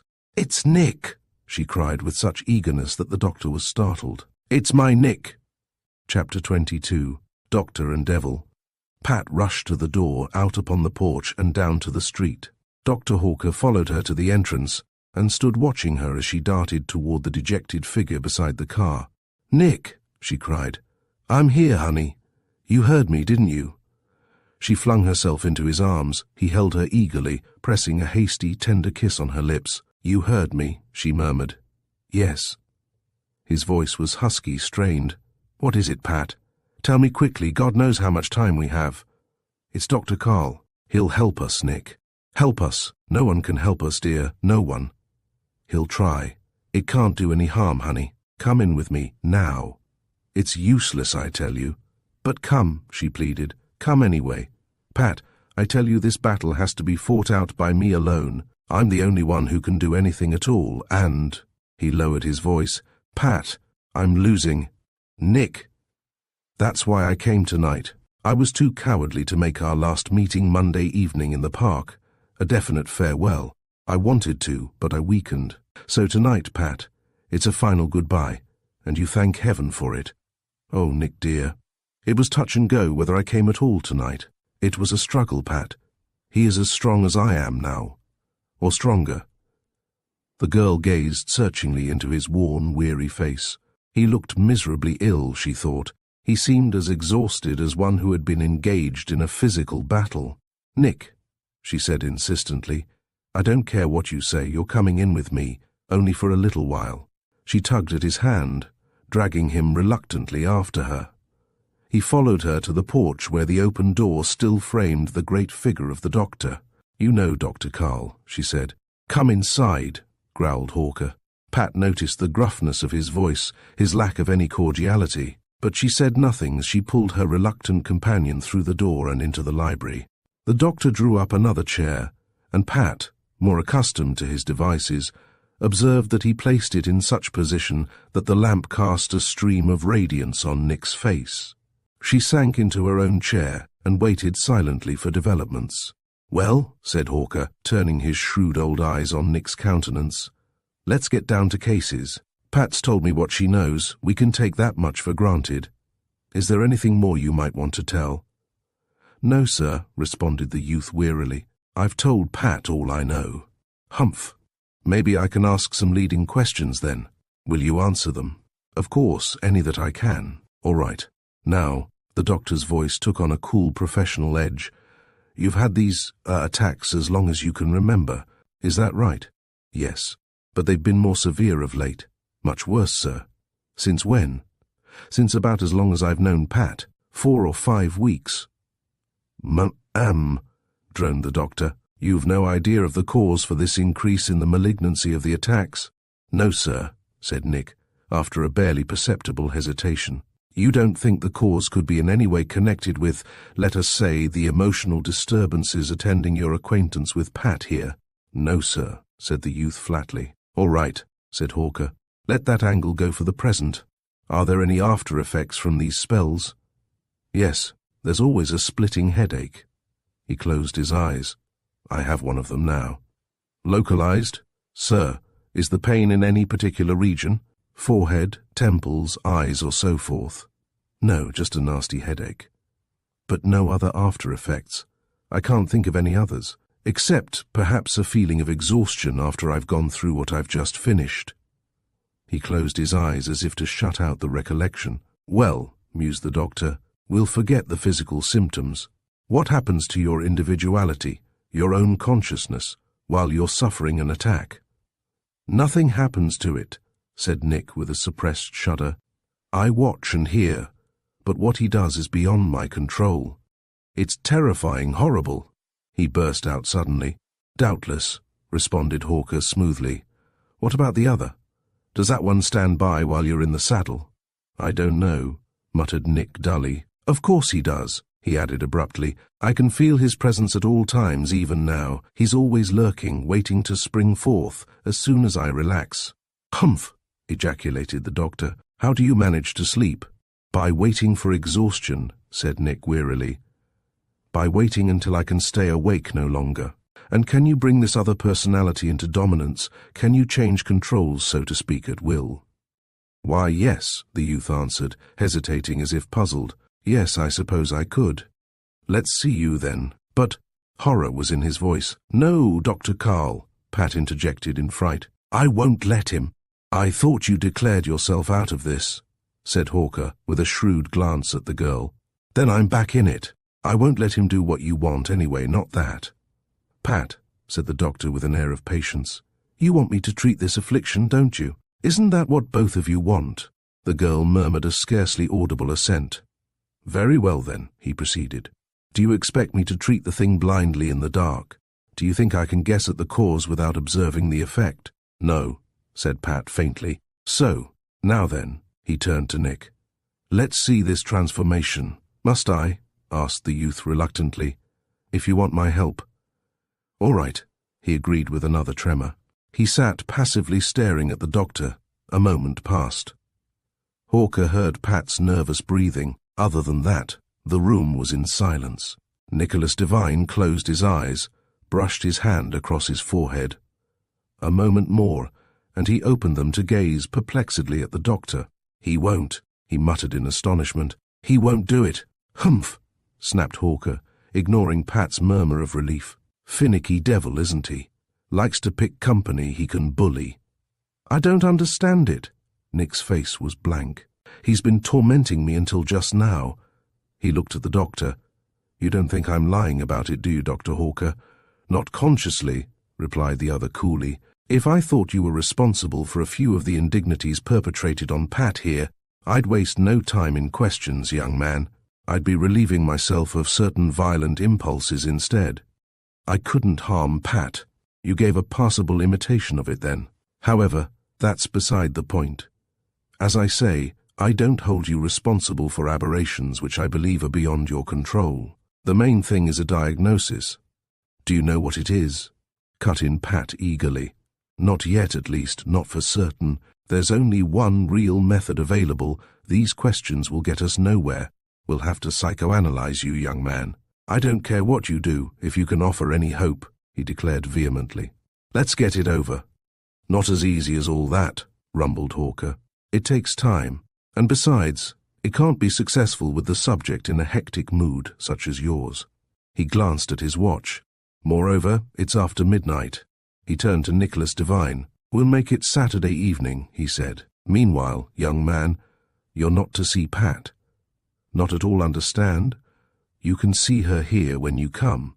That's infinitely more than I'd planned for myself, said the youth in a low voice. I'd abandoned the hope of seeing her. He rose and moved toward the door, and the others followed. At the entrance he paused.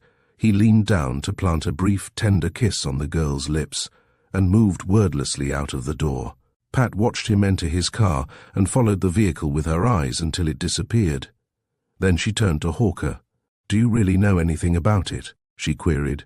"Have you any theory at all?" "He's not lying," said the doctor thoughtfully. "I watched him closely. He believes he's telling the truth." "He is. I know what I saw. He hasn't the signs of praecox or depressive," mused the doctor. "It's puzzling. It's one of those functional aberrations or a fixed delusion of some kind. We'll find out just what it is." "It's the devil," declared Pat positively. "I don't care what sort of scientific tag you give it, that's what it is. You doctors can hide a lot of ignorance under a long name." Hawker paid no attention to her remarks. "We'll see what the psychoanalysis brings out," he said. "I shouldn't be surprised if the whole thing were the result of a defense mechanism erected by a timid child in an effort to evade responsibility. That's what it sounds like." "It's a devil," reiterated Pat. "Well," said the doctor, "if it is, it has one thing in common with every spook or devil I ever heard of." "What's that?" "It refuses to appear under any conditions where one has a chance to examine it. It's like one of these temperamental mediums trying to perform under a spotlight." Chapter 23. Werewolf. Pat awoke in rather better spirits. Somehow, the actual entrance of Dr. Hawker into the case gave her a feeling of security, and her natural optimistic nature rode the pendulum back from despair to hope. Even the painful black and blue mark on her arm, as she examined it ruefully, failed to shake her buoyant mood. Her mood held most of the day. It was only at evening that a recurrence of doubt assailed her. She sat in the dim living room waiting the arrival of her mother's guests, and wondered whether, after all, the predicament was as easily solvable as she had assumed. She watched the play of lights and shadows across the ceiling, patterns cast through the windows by moving headlights in the street, and wondered anew whether her faith in Dr. Karl's abilities was justified. Science. She had the faith of her generation in its omnipotence, but here in the dusk, the outworn superstitions of childhood became appalling realities, and some of Magda's stories, forgotten now for years, rose out of their graves and went squeaking and maundering like sheeted ghosts in a ghastly parade across the universe of her mind. The meaningless taunts she habitually flung at Dr. Karl's science became suddenly pregnant with truth. His patient, hard-learned science seemed, in fact, no more than the frenzies of a witch doctor dancing in the heart of a Rhodesian swamp. What was it worth, this array of medical facts, if it failed to cure? Was medicine falling into the state of Chinese science, a vast collection of good rules for which the reasons were either unknown or long forgotten? She sighed. It was with a feeling of profound relief that she heard the voices of the Brocks outside. She played miserable bridge the whole evening, but it was less of an affliction than the solitude of her own thoughts.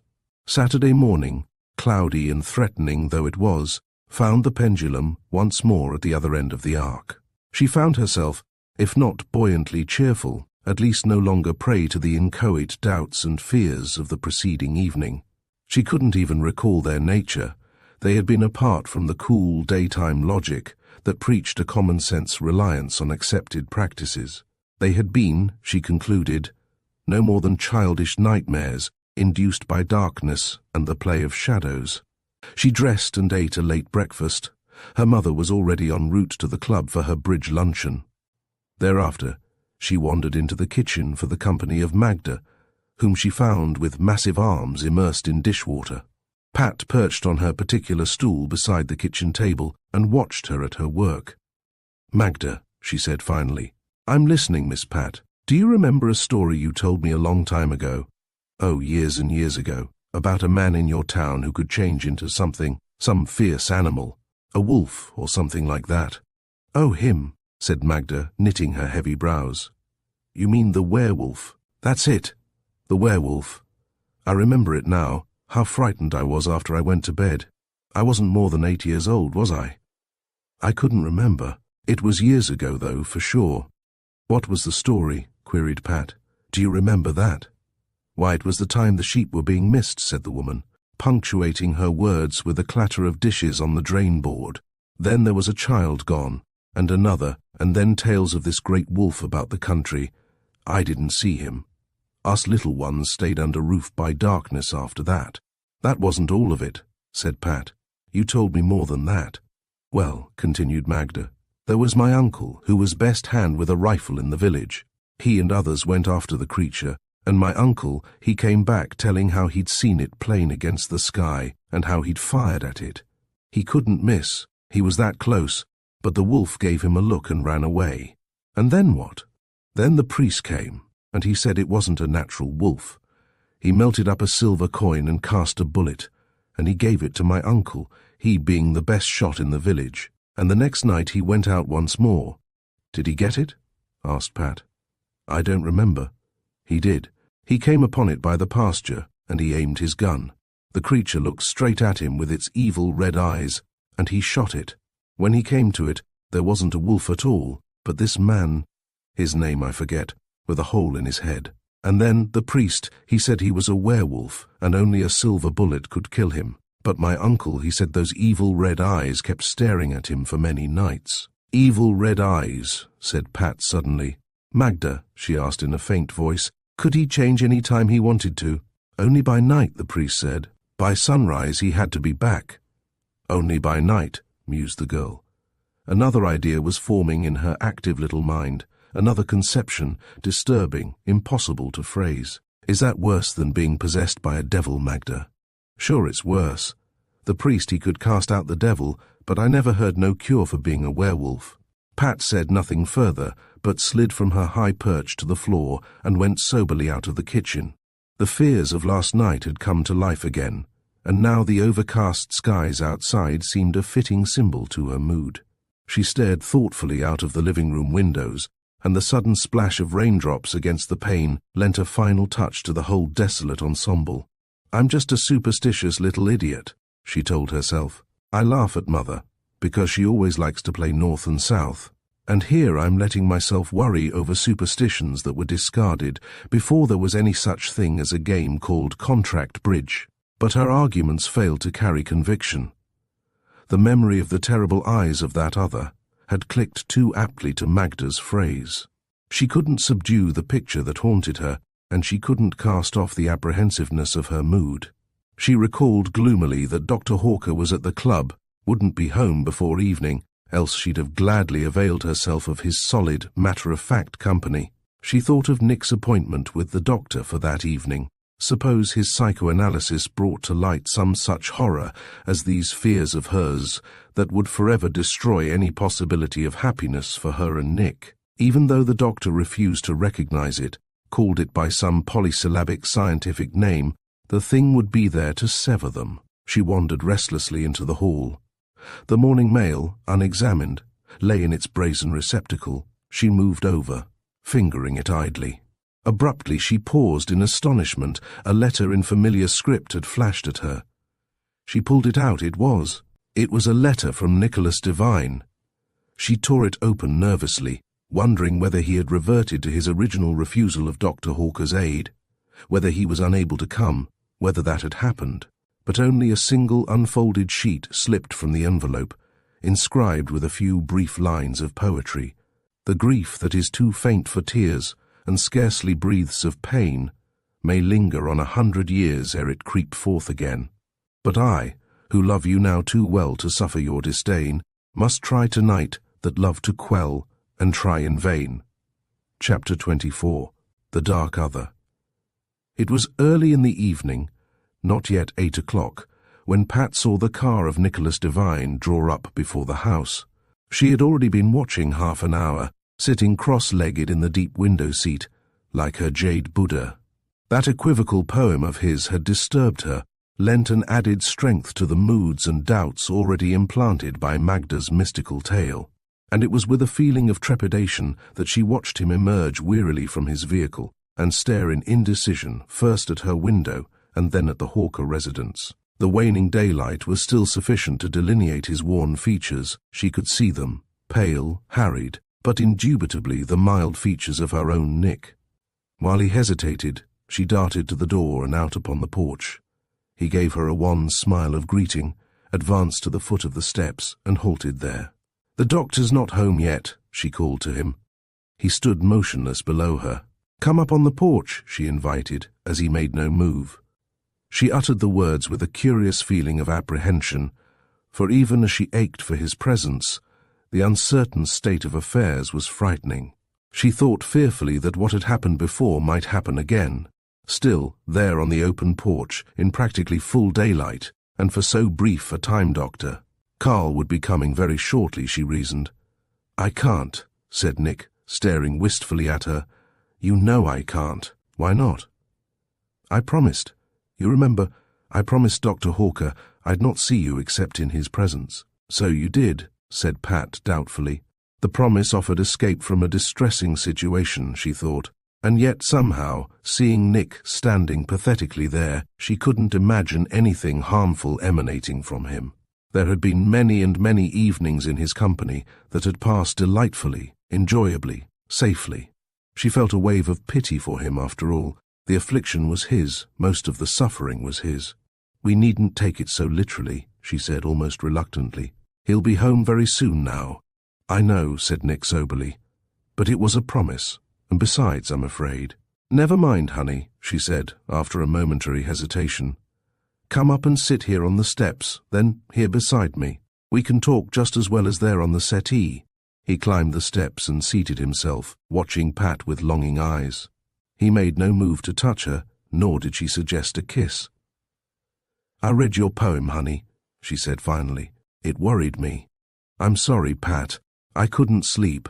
I kept wandering around the house, and at last I wrote it and took it out and mailed it. It was a vent, a relief from the things I'd been thinking. What things, honey? A way mostly, he answered gloomily, of removing myself from your life. A permanent way. Nick. I didn't, as you see, Pat. I was too cowardly, I suppose. Or perhaps it was because of this forlorn hope of ours. There's always hope, Pat. Even the condemned man with his foot on the step to the gallows feels it. Nick, dear, she cried, her voice quavering in pity. Nick, you mustn't think of those things. It might weaken you, make it easier for it can't. If it frightens him, I'm glad. Honey, she said soothingly, we'll give Dr. Carl a chance. Promise me you'll let him try, won't you? Of course I will. Is there anything I'd refuse to promise you, Pat? Even, he added bitterly, when reason tells me it's a futile promise. Don't say it, she urged fiercely. We've got to help him. We've got to believe. There he comes. She finished with sudden relief. The doctor's car turned up the driveway beyond his residence. Pat saw his face regarding them as he disappeared behind the building. Come on, honey, she said. Let's get at the business. They moved slowly over to the doctor's door, waiting there until his ponderous footsteps sounded. A light flashed in the hall, and his broad shadow filled the door for a moment before it opened. Come here, he rumbled jovially. Fine evening we're spoiling, isn't it? It could be, said Pat as they followed him into the library. Only it'll probably rain some more. Ha! Snorted the doctor, frowning at the mention of rain. The course was soft. Couldn't get any distance, and it added 6 strokes to my score. At least 6. Pat chuckled commiseratingly. You ought to lay out a course in Greenland, she suggested. They say anyone can drive a ball a quarter of a mile on smooth ice. Humph! The doctor waved toward a great low chair. Suppose you sit over there, young man, and we'll get about our business, and don't look so woebegone about it. Nick settled himself nervously in the designated chair. The doctor seated himself at a little distance to the side, and Pat sat tensely in her usual place beside the hearth. She waited in strained impatience for the black magic of psychoanalysis to commence. Now, said Hawker, I want you to keep quiet, Pat, if possible.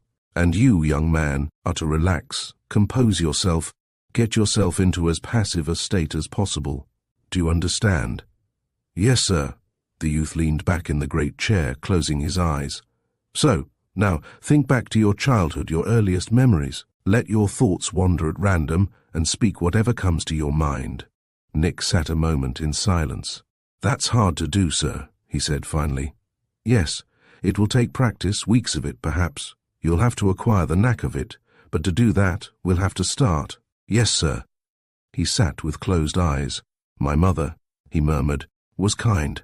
I remember her a little, just a little. She was very gentle, not apt to blame me. She could understand. Made excuses to my father. He was hard, not cruel strict.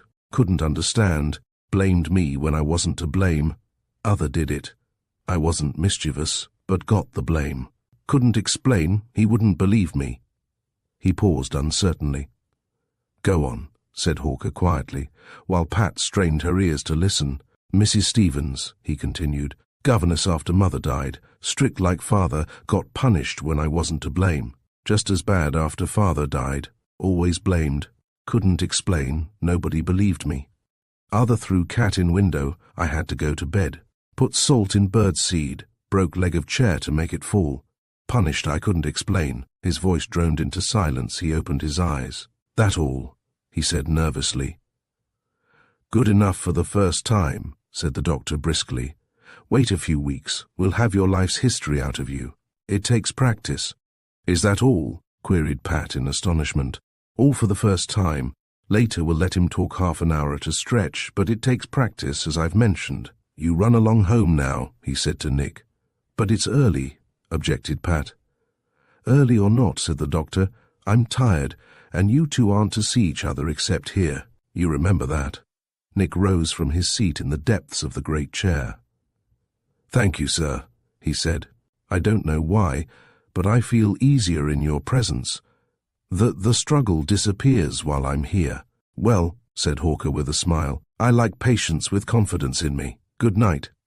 At the door, Nick paused, turning wistful eyes on Pat. Good night, he said, leaning to give her a light kiss. A rush of some emotion twisted his features. He stared strangely at the girl. I'd better go, he said abruptly, and vanished through the door. Well, said Pat questioningly, turning to the doctor. Did you learn anything from that? Not much, the other admitted, yawning. However, the results bear out my theory. How? Did you notice how he harped on the undeserved punishment theme? He was punished for another's mischief. Yes, what of that? Well, picture him as a timid, sensitive child, rather afraid of being punished. Afraid, say, of being locked up in a dark closet. Now, when he inadvertently commits a mischief, as all children do, he tries desperately to divert the blame from himself. But there's no one else to blame. So what does he do? What?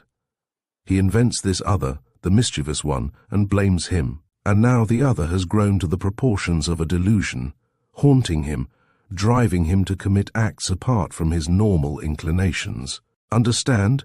Because I'm off to bed whether you do or not. I understand all right, murmured Pat uncertainly as she moved to the door. But somehow it doesn't sound reasonable. It will, said the doctor. Good night. Pat wandered slowly down the steps and through the break in the hedge, musing over Dr. Hawker's expression of opinion. Then, according to him, the devil was nothing more than an invention of Nick's mind, the trick of a cowardly child to evade just punishment. She shook her head. It didn't sound like Nick at all. For all his gentleness and sensitivity, he wasn't the one to hide behind a fabrication. He wasn't a coward, she was certain of that, and she was as sure as she could ever be that he hated, feared, loathed this personality that afflicted him. He couldn't have created it. She sighed, mounted the steps, and fumbled for her key. The sound of a movement behind her brought a faint gasp of astonishment. She turned to see a figure materializing from the shadows of the porch. The light from the hall fell across its features, and she drew back as she recognized Nicholas Devine, not the being she had just kissed good-night, but in the guise of her tormentor, the red-eyed demon. Chapter 25. The Demon Lover. Pat drew back, leaning against the door, and her key tinkled on the concrete of the porch. She was startled, shocked, but not as completely terrified as she might have expected. After all, she thought rapidly, they were standing in full view of a public street, and Dr. Carl's residence was but a few feet distant. She could summon his help by screaming. "Well," she exclaimed, eyeing the figure inimically, "your appearances and disappearances are beginning to remind me of the Cheshire Cat." "Except for the grin," said the other in his cold tones. "What do you want?" snapped Pat. "You know what I want." "You'll not get it," said the girl angrily. You're doomed to extinction anyway. Go away." "Suppose," said the other with a strange, cold, twisted smile, "it were he that's doomed to extinction, what then?" "It isn't," cried Pat. "It isn't," she repeated, while a quiver of uncertainty shook her. "He's the stronger," she said defiantly. Then where is he now? Dr. Carl will help us. Doctor, sneered the other. He and his clever theory. Am I an illusion? He queried sardonically, thrusting his red glinting eyes toward her. Am I the product of his puerile, vacillating nature? Bah! I gave you the clue, and your doctor hasn't the intelligence to follow it. Go away, murmured Pat faintly. The approach of his face had unnerved her, and she felt terror beginning to stir within her. Go away, she said again. Why do you have to torment me? Anyone would serve your purpose, any woman. You have an aesthetic appeal, as I've told you before, replied the other in that toneless voice of his. There is a pleasure in the defacement of black hair and pale skin, and your body is seductive, most seductive. Another might afford me less enjoyment, and besides you hate me. Don't you hate me? He peered evilly at her. Oh God, yes, the girl was shuddering. Say it then, say you hate me.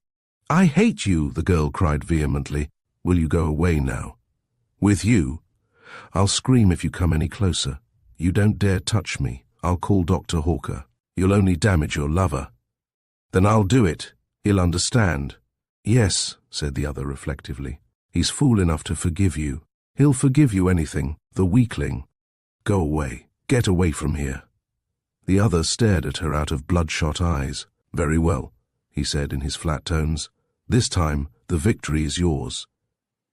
He backed slowly toward the steps. Pat watched him as he moved, feeling a surge of profound relief. As his shadow shifted, her key gleamed silver at her feet, and she stooped to retrieve it. There was a rush of motion as her eyes left the form of her antagonist. A hand was clamped violently over her mouth, an arm passed with steel-like rigidity about her body. Nicholas Devine was dragging her toward the steps. She was halfway down before she recovered her wits enough to struggle. She writhed and twisted in his grasp. She drove her elbow into his body with all her power and kicked with the strength of desperation at his legs.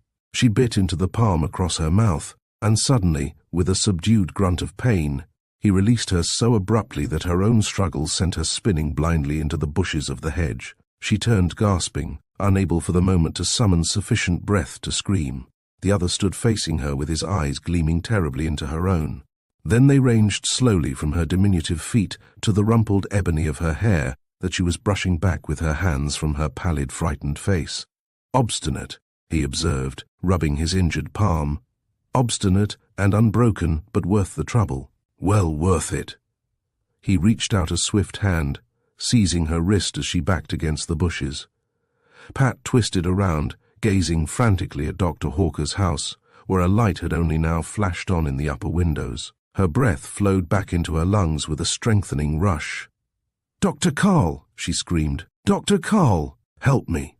The other spun her violently about. She had a momentary glimpse of a horribly evil countenance, then he drew back his arm and shot a clenched fist to her chin. The world reeled into a blaze of spinning lights that faded quickly to darkness.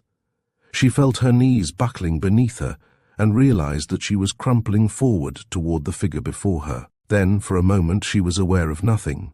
She didn't quite lose consciousness, or at least for no more than a moment. She was suddenly aware that she was gazing down at a moving pavement, at her own arms dangling helplessly toward it. She perceived that she was lying limply across Nicholas Devine's shoulder, with his arms clenched about her knees, and then, still unable to make the slightest resistance, she was bundled roughly into the seat of his coupe. He was beside her, and the car was purring into motion. She summoned what remained of her strength. She drew herself erect, fumbling at the handle of the door with a frantic idea of casting herself out of the car to the street. The creature beside her jerked her violently back. As she reeled into the seat, he struck her again with the side of his fist. It was a random blow, delivered with scarcely a glance at her. It caught her on the forehead, snapping her head with an audible thump against the wall of the vehicle. She swayed for a moment with closing eyes, then collapsed limply against him, this time in complete unconsciousness. That lapse, too, must have been brief. She opened dazed eyes on a vista of moving streetlights.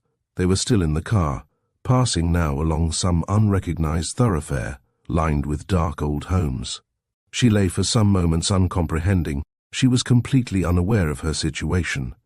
It dawned on her slowly. She moaned, struggled away from the shoulder against which she had been leaning, and huddled miserably in the far corner of the seat. Nicholas Devine gave her a single glance with his unpleasant eyes, and turned them again on the street. The girl was helpless, unable to put forth the strength even for another attempt to open the door. She was still only half aware of her position, and realized only that something appalling was occurring to her. She lay in passive misery against the cushions of the seat as the other turned suddenly up a dark driveway and into the open door of a small garage. He snapped off the engine, extinguished the headlights, and left them in a horrible, smothering, silent darkness. She heard him open the door on his side. After an apparently interminable interval, she heard the creak of the hinges on her own side. She huddled terrified, voiceless, and immobile. He reached in, fumbling against her in the darkness. He found her arm and dragged her from the car. Again, as on that other occasion, she found herself reeling helplessly behind him through the dark as he tugged at her wrist. He paused at a door in the building adjacent to the garage, searching in his pocket with his free hand. "I won't go in there," she muttered dazedly. The other made no reply, but inserted a key in the lock, turned it, and swung open the door. He stepped through it, dragging her after him. With a sudden access of desperate strength, she caught the frame of the door, jerked violently on her prisoned wrist, and was unexpectedly free. She reeled away, turned toward the street, and took a few faltering steps down the driveway. Almost instantly her tormentor was upon her, and his hand closed again on her arm. Pat had no further strength. She sank to the pavement and crouched there, disregarding the insistent tugging on her arm. "Come on," he growled. "You only delay the inevitable. Must I drag you?" She made no reply. He tugged violently at her wrist, dragging her a few inches along the pavement. Then he stooped over her, raised her in his arms, and bore her toward the dark opening of the door. He crowded her roughly through it, disregarding the painful bumping of her shoulders and knees. She heard the slam of the door as he kicked it closed, and she realized that they were mounting a flight of stairs, moving somewhere into the oppressive, threatening darkness. Then they were moving along a level floor, and her arm was bruised against another door. There was a moment of stillness, and then she was released, dropped indifferently to the surface of a bed or couch. A moment later, a light flashed on. The girl was conscious at first only of the gaze of the red eyes. They held her own in a fascinating, unbreakable, trance-like spell. Then, in a wave of dizziness, she closed her own eyes. "Where are we?"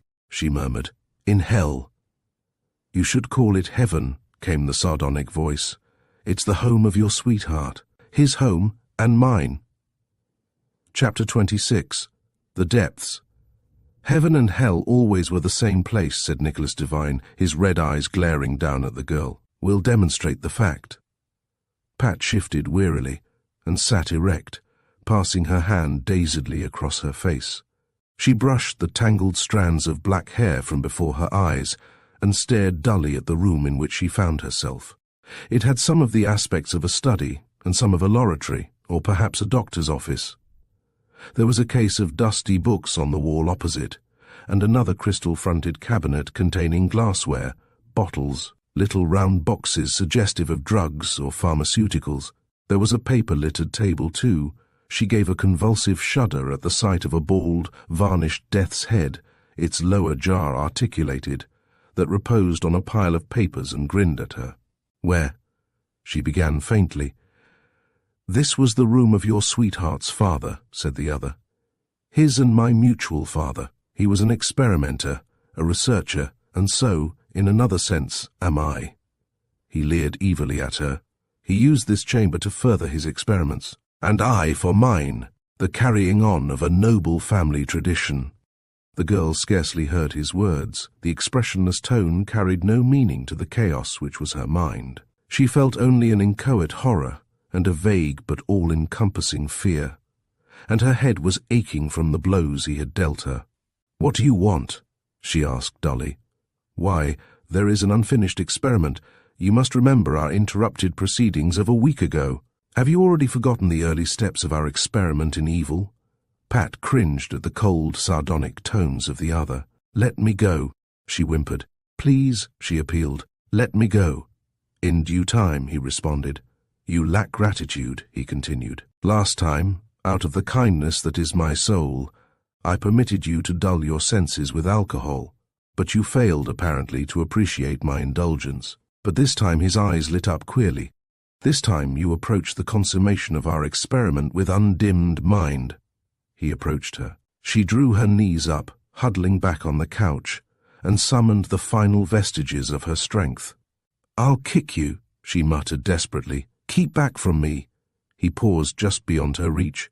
"I had hoped," he said ironically, "if not for your cooperation, at least for no further active resistance. It's quite useless. I told you days ago that this time would come."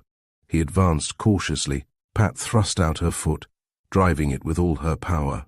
Instantly he drew back, catching her ankle in his hand. He jerked her leg sharply upwards, and she was precipitated violently to the couch. Again he advanced. The girl writhed away from him. She slipped from the foot of the couch and darted in a circle around him, turning in an attempt to gain the room's single exit, the door by which they had entered. He moved quickly to intercept her. He closed the door as she backed despairingly away, retreating to the far end of the room. Once more he faced her, his malicious eyes gleaming, and moved deliberately toward her. She drew back until the table halted her. She pressed herself against it as if to force her way still further. The other moved at unaltered pace. Suddenly, her hand pressed over some smooth, round, hard object. She grasped it and flung the grinning skull at the more terrible face that approached her. He dodged.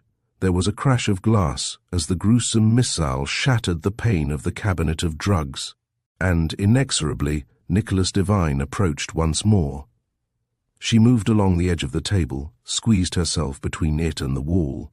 Behind her was one of the room's 2 windows, curtainless, with drawn shades. She found the cord, jerked it, and let the blind coil upward with an abrupt snap. "I'll throw myself through the window," she announced with a sort of desperate calm. "Don't dare move a step closer." The demon paused once more in his deliberate advance. "You will, of course," he said as if considering. "Given the opportunity. Your body torn and broken, spotted with blood, that might be a pleasure second only to that I plan." "You'll suffer for it," said the girl hysterically. "I'll be glad to do it, knowing you'll suffer. Not I, your sweetheart. I don't care. I can't stand it." The other smiled his demoniac smile and resumed his advance.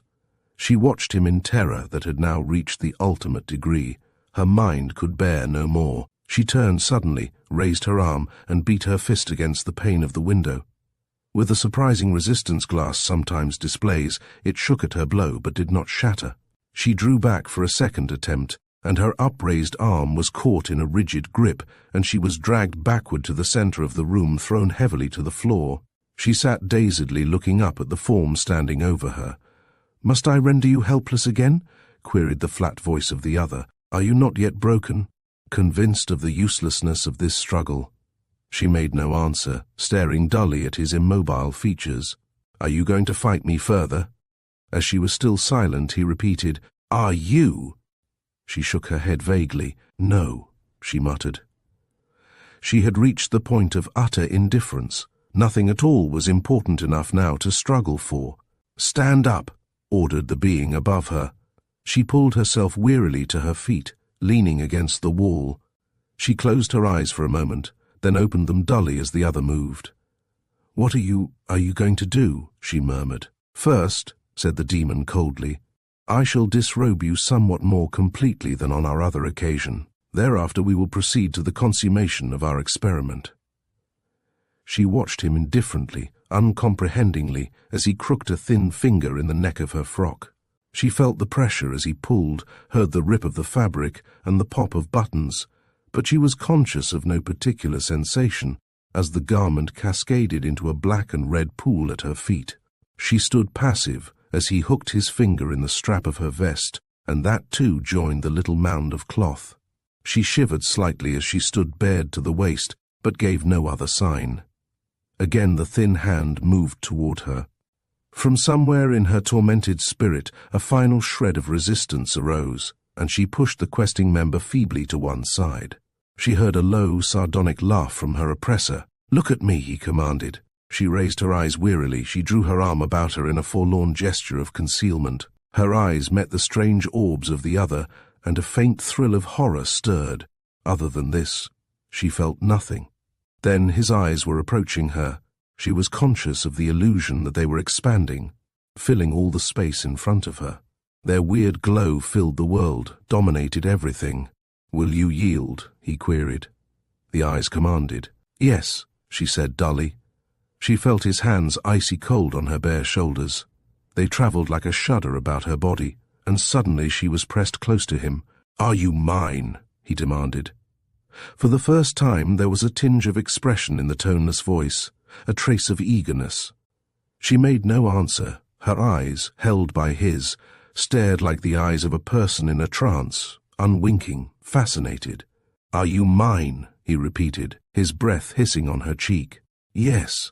She heard her own voice in automatic reply to his question. "Mine for the delights of evil." "Yours," she murmured. The eyes had blotted out everything. "And do you hate me?" "No." The arms about her tightened into crushing bands. The pressure stopped her breath. Her very bones seemed to give under their fierce compression. "Do you hate me?" he muttered. "Yes," she gasped. "Yes, I hate you." "Ah!" He twisted his hand in her black hair, wrenching it roughly back. "Are you ready now for the consummation? To look upon the face of evil?" She made no reply. Her eyes, as glassy as those of a sleepwalker, stared into his. "Are you ready?" "Yes," she said. He pressed his mouth to hers. The fierceness of the kiss bruised her lips. The pull of his hand in her hair was a searing pain. The pressure of his arm about her body was a suffocate-ion. Yet somehow there was again the dawning of that unholy pleasure, the same degraded delight that had risen in her on that other occasion, in the room of the red-checked tablecloth. Through some hellish alchemy, the leaden pain was transmuting itself into the garish gold of a horrible, abnormal pleasure. She found her crushed lips attempting a feeble, painful response. At her movement, she felt herself swung abruptly from her feet. With his lips still crushing hers, he raised her in his arms. She felt herself borne across the room.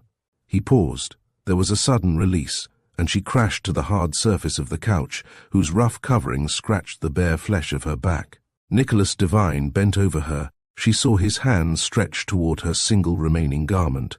And again, from somewhere in her harassed soul, a spark of resistance flashed. "Nick," she moaned. "Oh, Nick, help me." "Call him," said the other, a sneer on his face. "Call him. He hears, it adds to his torment." She covered her eyes with her hands. She felt his hand slip coldly between her skin and the elastic about her waist. "Nick," she moaned again. "Nick! Oh my God! Nick!" Chapter 27. 2 in Hell. The cold hand against Pat was still. She felt it rigid and stiff on her flesh. She lay passive with closed eyes. Having voiced her final appeal, she was through. The words torn from her misery represented the final iota of spirit remaining to her, and her bruised body and battered mind had nothing further to give. The hand quivered and withdrew. For a moment more she lay motionless with her arms clutched about her. Then she opened her eyes, gazing dully, hopelessly at the demon standing over her. He was watching her with a curious, abstracted frown. As she stirred, the scowl intensified, and he drew back a step. His face contorted suddenly in a spasm of some unguessable emotion. His fists clenched. A low, unintelligible mutter broke from his lips. "Strange," she heard him say, and after a moment, "I'm still master here." He was master. In a moment the emotion vanished, and he was again standing over her, his face the same impassive demoniac mask. She watched him in a dull stupor of despair that was too deep for even a whimper of pain, as he wrenched at the elastic about her waist, and it cut into her flesh and parted. He tore the garment away, and the red eyes bored down with a wild elation in their depths. "Mine," the being muttered, a new hoarseness in his voice. "Are you mine?" Pat made no answer. His voice croaked in more insistent tones. "Are you mine?" She could not reply. She felt his fingers bite into the flesh of her shoulder. She was shaken roughly, violently, and the question came again, fiercely. The eyes flamed in command, and she felt through her languor and weakness the stirring of that strange and unholy fascination that he held over her. "Answer," he croaked. "Are you mine?" The torture of his searing grip on her shoulder wrung an answer from her. "Yes," she murmured faintly, "yours." She closed her eyes again in helpless resignation.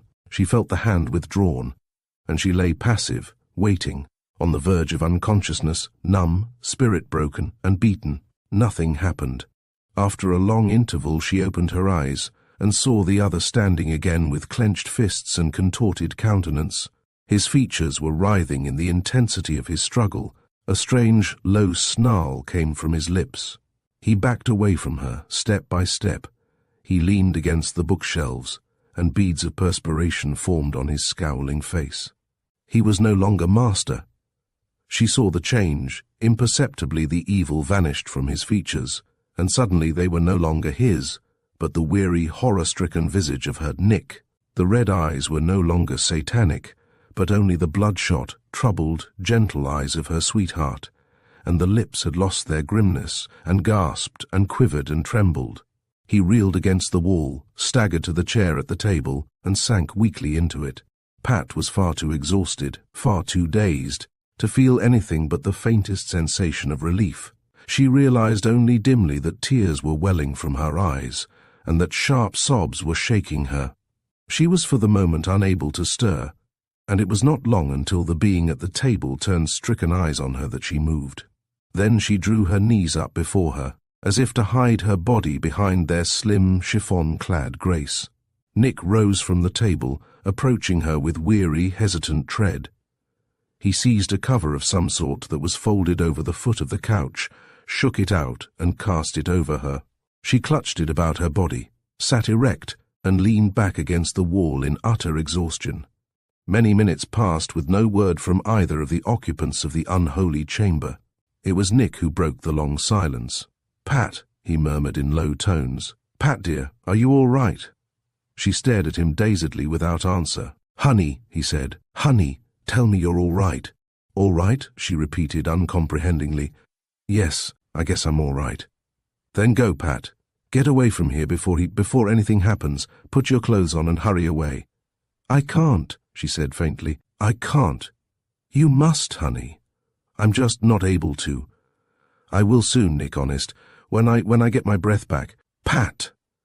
There was anguish in the cry. "Oh God, Pat, we mustn't ever be together again, not ever."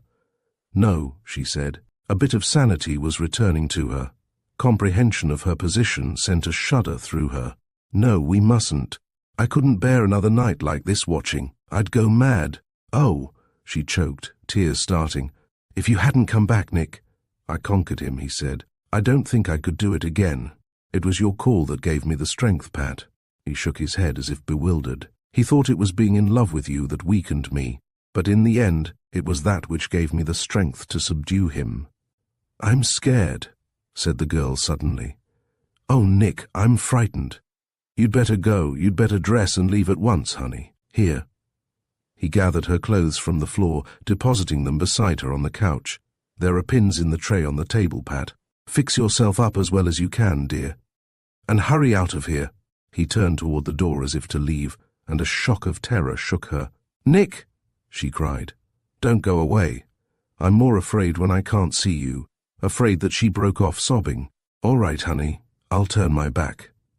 She slipped out from under the blanket, found the pins, and repaired her ruined costume. The frock was torn, crushed and bedraggled. She pinned it together at the throat, though her trembling fingers made the task difficult.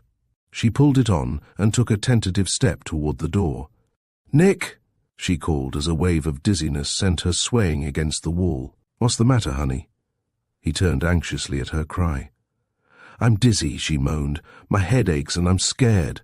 "Pat, darling, you can't go out alone like this, and," he added miserably, "I can't take you." He slipped his arm around her tenderly, supporting her to the couch. "Honey, what'll we do?" "I'll be all right," she murmured. "I'll go in a moment." The dizziness was leaving her, strength was returning. "You must," he said dolefully. "What a parting, Pat, never to see you again and then having this to remember as farewell." "I know, Nick. You see, I love you too." She turned her dark, troubled eyes on him. "Honey, kiss me goodbye. We'll have that to remember anyway." Tears were again on her cheeks. "Do I dare?" he asked despondently. "After the things these lips of mine have said, and what these arms have done to you." "But you didn't, Nick. Could I blame you for that? God, you're kind, Pat. Honey, if ever I win out in this battle, if ever I know I'm the final victor, I'll know," he said, his tones dropping abruptly. "I'll never come back to you, Pat. It's far too dangerous. And can I ever be certain? Can I? I don't know, Nick. Can you?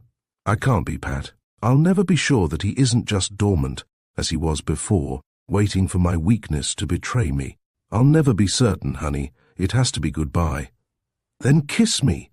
She clung to him. The room that had been so recently a chamber of horrors was transformed.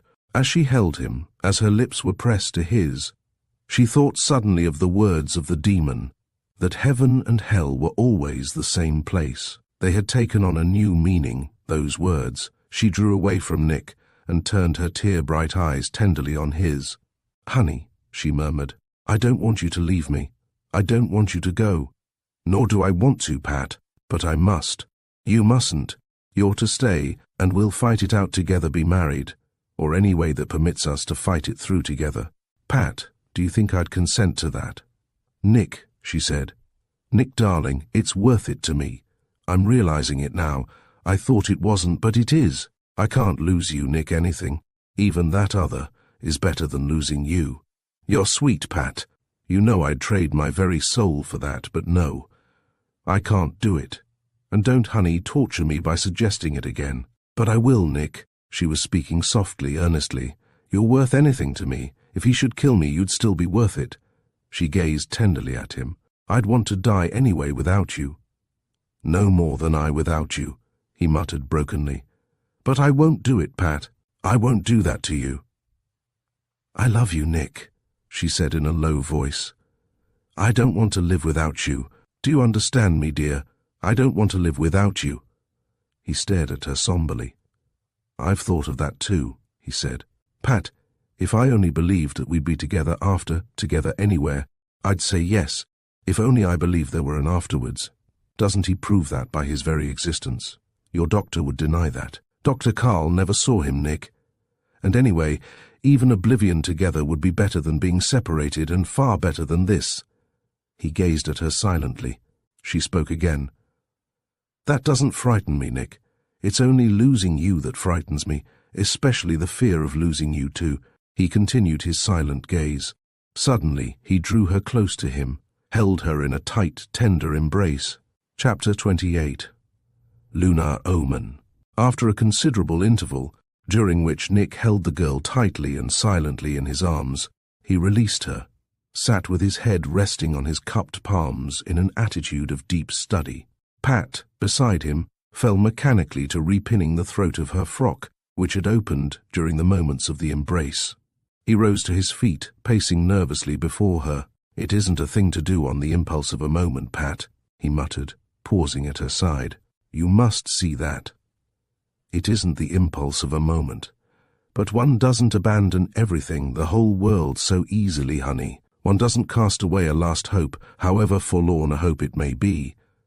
"Is there a hope, Nick?" she asked gently. "Is there a chance left to us?" "I don't know." His voice held an increasing tenseness. "Before God, I don't know. If there's a chance, the very slightest shadow of the spectre of a chance, we'll take it, won't we? Because the other way is always open to us, Nick."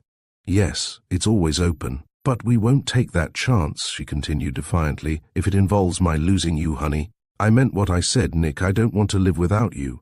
"What chance have we?" he queried somberly. "Those are our alternatives, life apart, death together."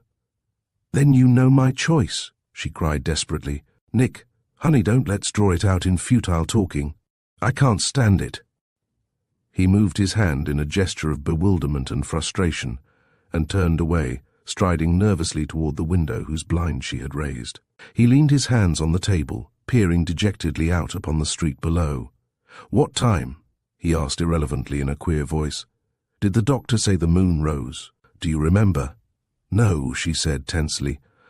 "Oh, honey, please don't stand there with your back to me now when I'm half crazy." I'm thinking, he responded. It rises a little earlier each night, or is it later? No matter. Come here, Pat. She rose wearily and joined him. He slipped his arm about her and drew her against him. Look there, he said, indicating the night-dark vista beyond the window. She looked out upon a dim-lit street or court, at the blind end of which the house was apparently situated. Far off at the open end, across a distant highway, where even at this hour passed a constant stream of traffic, flashed a narrow strip of lake, and above it, rising gigantic from the coruscating moon path, lifted the satellite. She watched the remote flickering of the waves as they tossed back the broken bits of the light strewn along the path. Then she turned puzzled eyes on her companion. That's heaven, he said, pointing a finger at the great flowing lunar disk. There's a world that never caught the planet cancer called life. Or if it ever suffered, it's cured. It's burned clean by the sun and scoured clean by the airless zero of space, a dead world, and therefore not an unhappy one. The girl stared at him without comprehension. She murmured, I don't understand, Nick. Don't you, Pat? He pointed again at the moon. That's heaven, the dead world, and this is hell, the living one. Heaven and hell swinging forever about their common center. He gestured toward the sparkling moon path on the water. Look, Pat, the dead world strews flowers on the grave of the living one. Some of his bitter ecstasy caught the girl. She felt his somber mood of exultation. I love you, Nick, she whispered, pressing closely to him. What difference does it make our actions? He queried. There's the omen, that lifeless globe in the sky. Where we go, all humanity now living will follow before a century, and in 1,000,000 years, the human race as well. What if we go a year or 1,000,000 years before the rest? Will it make any difference in the end? He looked down at her. All we've been valuing here is hope. To the devil with hope. Let's have peace instead. I'm not afraid, Nick, nor I. And if we go, he goes, and he's mortally afraid of death. Can he prevent you? Not now. I'm the stronger now. For this time, I'm master. He turned again to stare at the glowing satellite as it rose imperceptibly from the horizon. There's nothing to regret, he murmured, except one thing, the loss of beauty. Beauty like that, and like you, Pat. That's bitterly hard to forswear. He leaned forward toward the remote disk of the moon. He spoke as if addressing it, in tones so low that the girl, pressed close to him, had to quiet the sound of her own breath to listen. He said, long miles above cloudbank and blast, and many miles above the sea, I watch you rise majestically, feeling your chilly light at last, cold beauty in the way you cast split silver fragments on the waves, as if this planet's life were past, and all men peaceful in their graves. Pat was silent for a moment as he paused. Then she murmured a low phrase. Oh, I love you, Nick, she said. And I you, dear, he responded. Have we decided anything? Are we going through with it? I've not faltered, she said soberly. I meant it, Nick. Without you, life would be as empty as that airless void you speak of. I'm not afraid. What's there to be afraid of? Only the transition, Pat. That and the unknown. But no situation could possibly be more terrible than our present one. It couldn't be. Oblivion, annihilation. They're preferable, aren't they? Oh, yes. Nothing I can imagine could be other than a change for the better. Then let's face it. His voice took on a note of determination. I've thought to face it a dozen times before this, and each time I've hesitated. The hesitation of a coward, Pat. You're no coward, dear. It was that illusion of hope that always weakens one. No one's strong who hasn't given up hope. Then, he repeated, let's face it. How, Nick? My father has left us the means. There in the cabinet are 100 death's swift ones, lingering ones, painful and easy. I don't know one from the other.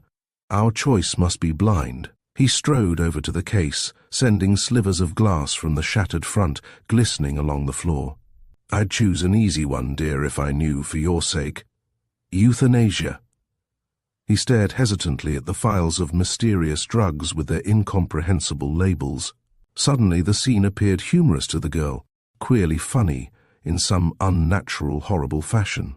Her nerves, overstrained for hours, were on the verge of breaking. Without realization of it, she had come to the border of hysteria. Shopping for death, she choked, trying to suppress the wild laughter that beat in her throat. Which one's most suitable? Which one's most becoming? Which one? An hysterical, laughing sob shook her. Will wear the longest. He turned, gazing at her with an illogical concern in his face. What's the difference? She cried wildly. I don't care, painful or pleasant. It all ends in the same grave. Close your eyes and choose. Suddenly he was holding her in his arms again, and she was sobbing, clinging to him frantically. She was miserably unstrung. Her body shook under the impact of her gasping breath. Then gradually she quieted and was silent against him. We've been mad, he murmured. It's been an insane idea for me to inflict this on you, Pat. Do you think I could consider the destruction of your beauty, dear? I've been lying to myself, stifling my judgment with poetic imagery, when all the while it was just that I'm afraid to face the thing alone.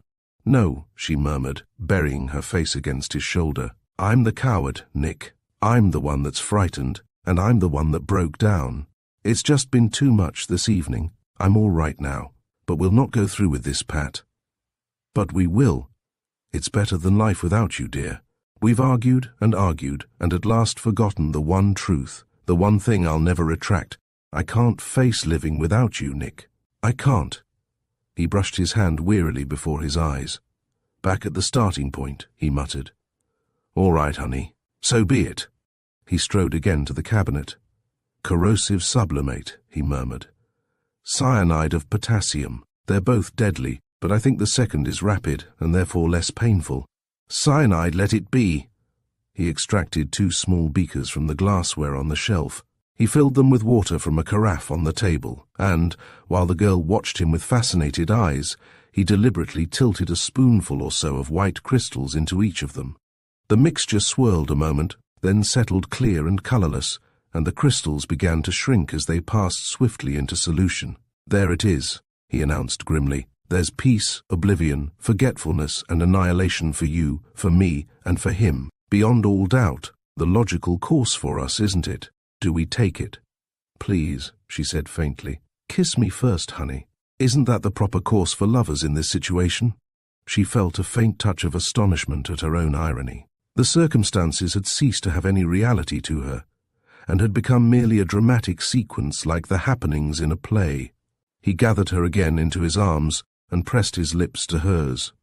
It was a long, tender, wistful kiss.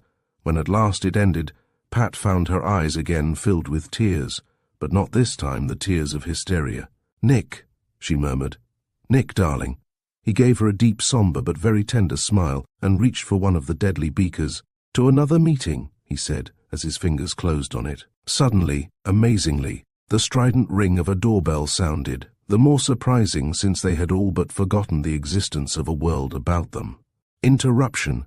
It meant only the going through once more of all that they had just passed.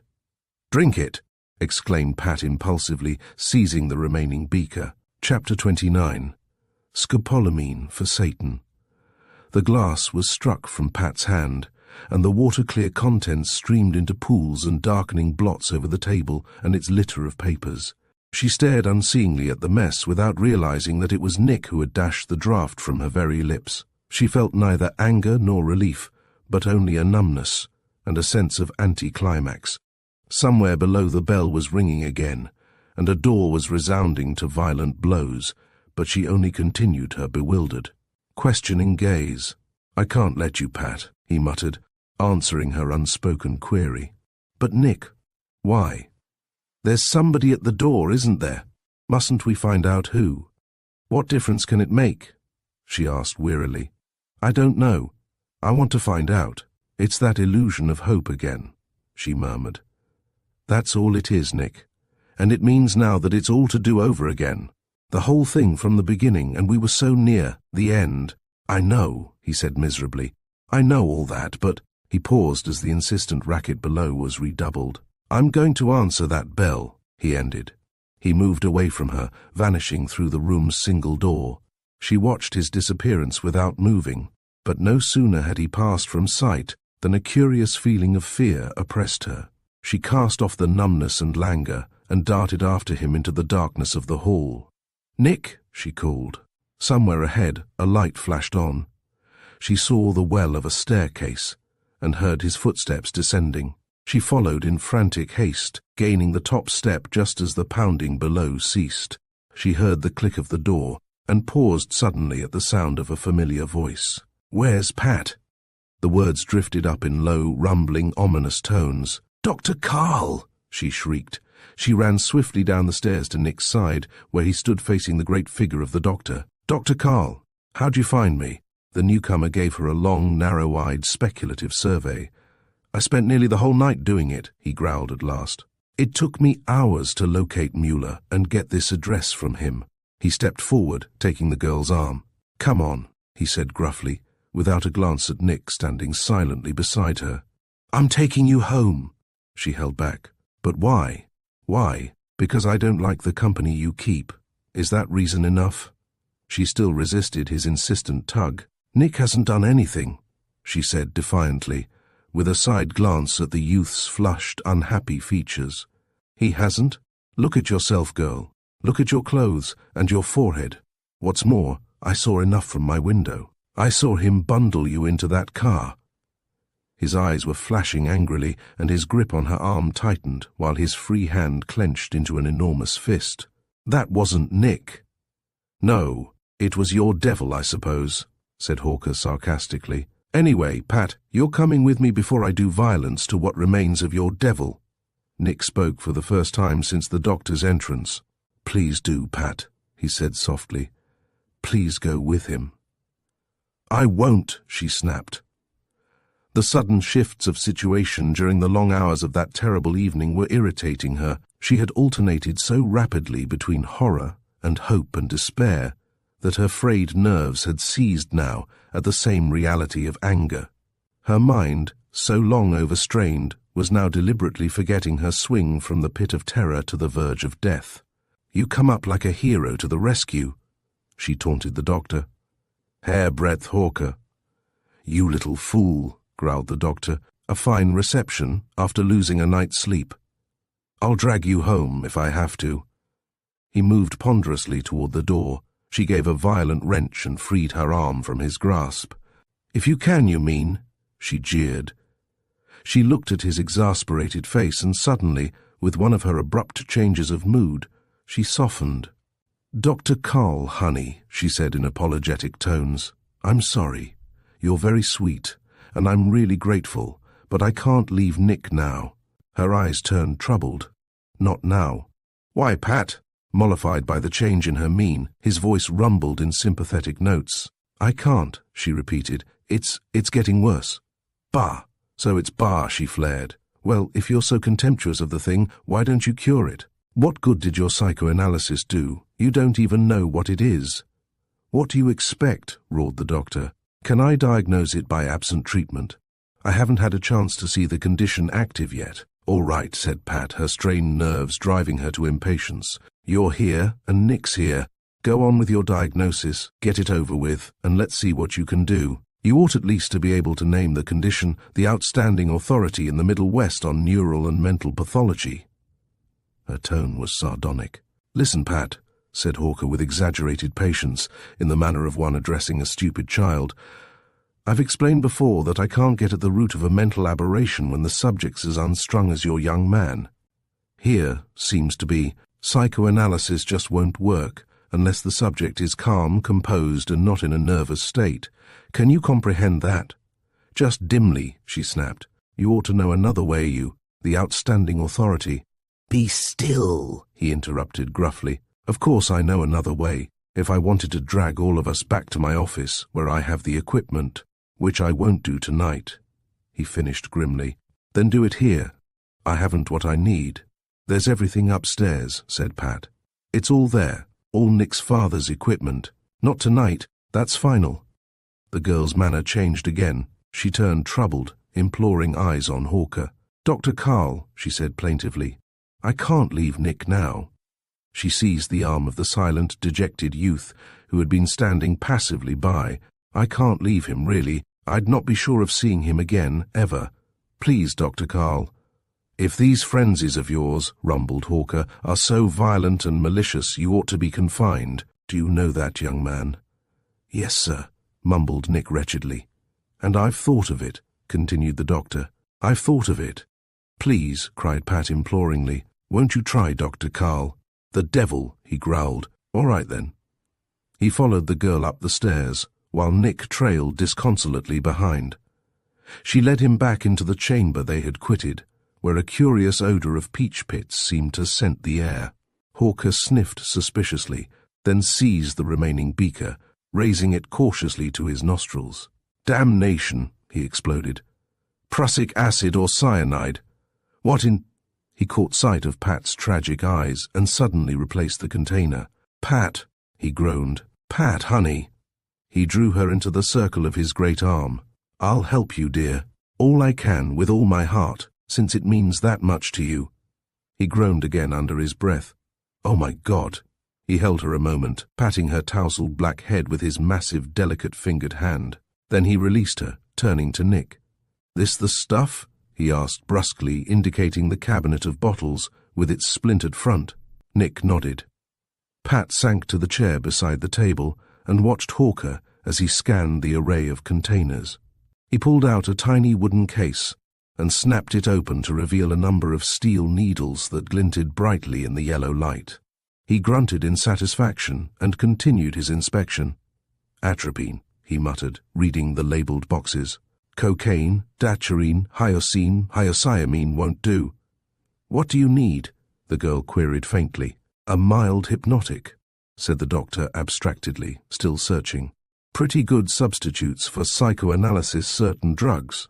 Dulls the conscious mind, but not to complete unconsciousness. Good means of getting at the subconscious. See?" "Sort of," said Pat. "If it only works." "Oh, it'll work if we can find our—" He seized a tiny cardboard box. "Scopolamine. This'll do the work." He extracted a tiny glassy something from one or other of the boxes he held and frowned down at it. He seized the carafe of water, plunged something pointed and shiny into it. "Antiseptic," he muttered thoughtfully. He seized a brown bottle from the case, held it toward the light and shook it. "Peroxide's gone flat," he growled. "Nothing but water." He pulled a silver cigar lighter from his pocket and snapped a yellow flame to it. He passed the point of the hypodermic rapidly back and forth through the little spear of fire. Finally, he turned to Nick. "Take off your coat," he ordered. "Roll up your shirt sleeve, the left one, and sit over there." He indicated the couch along the wall. The youth obeyed without a word.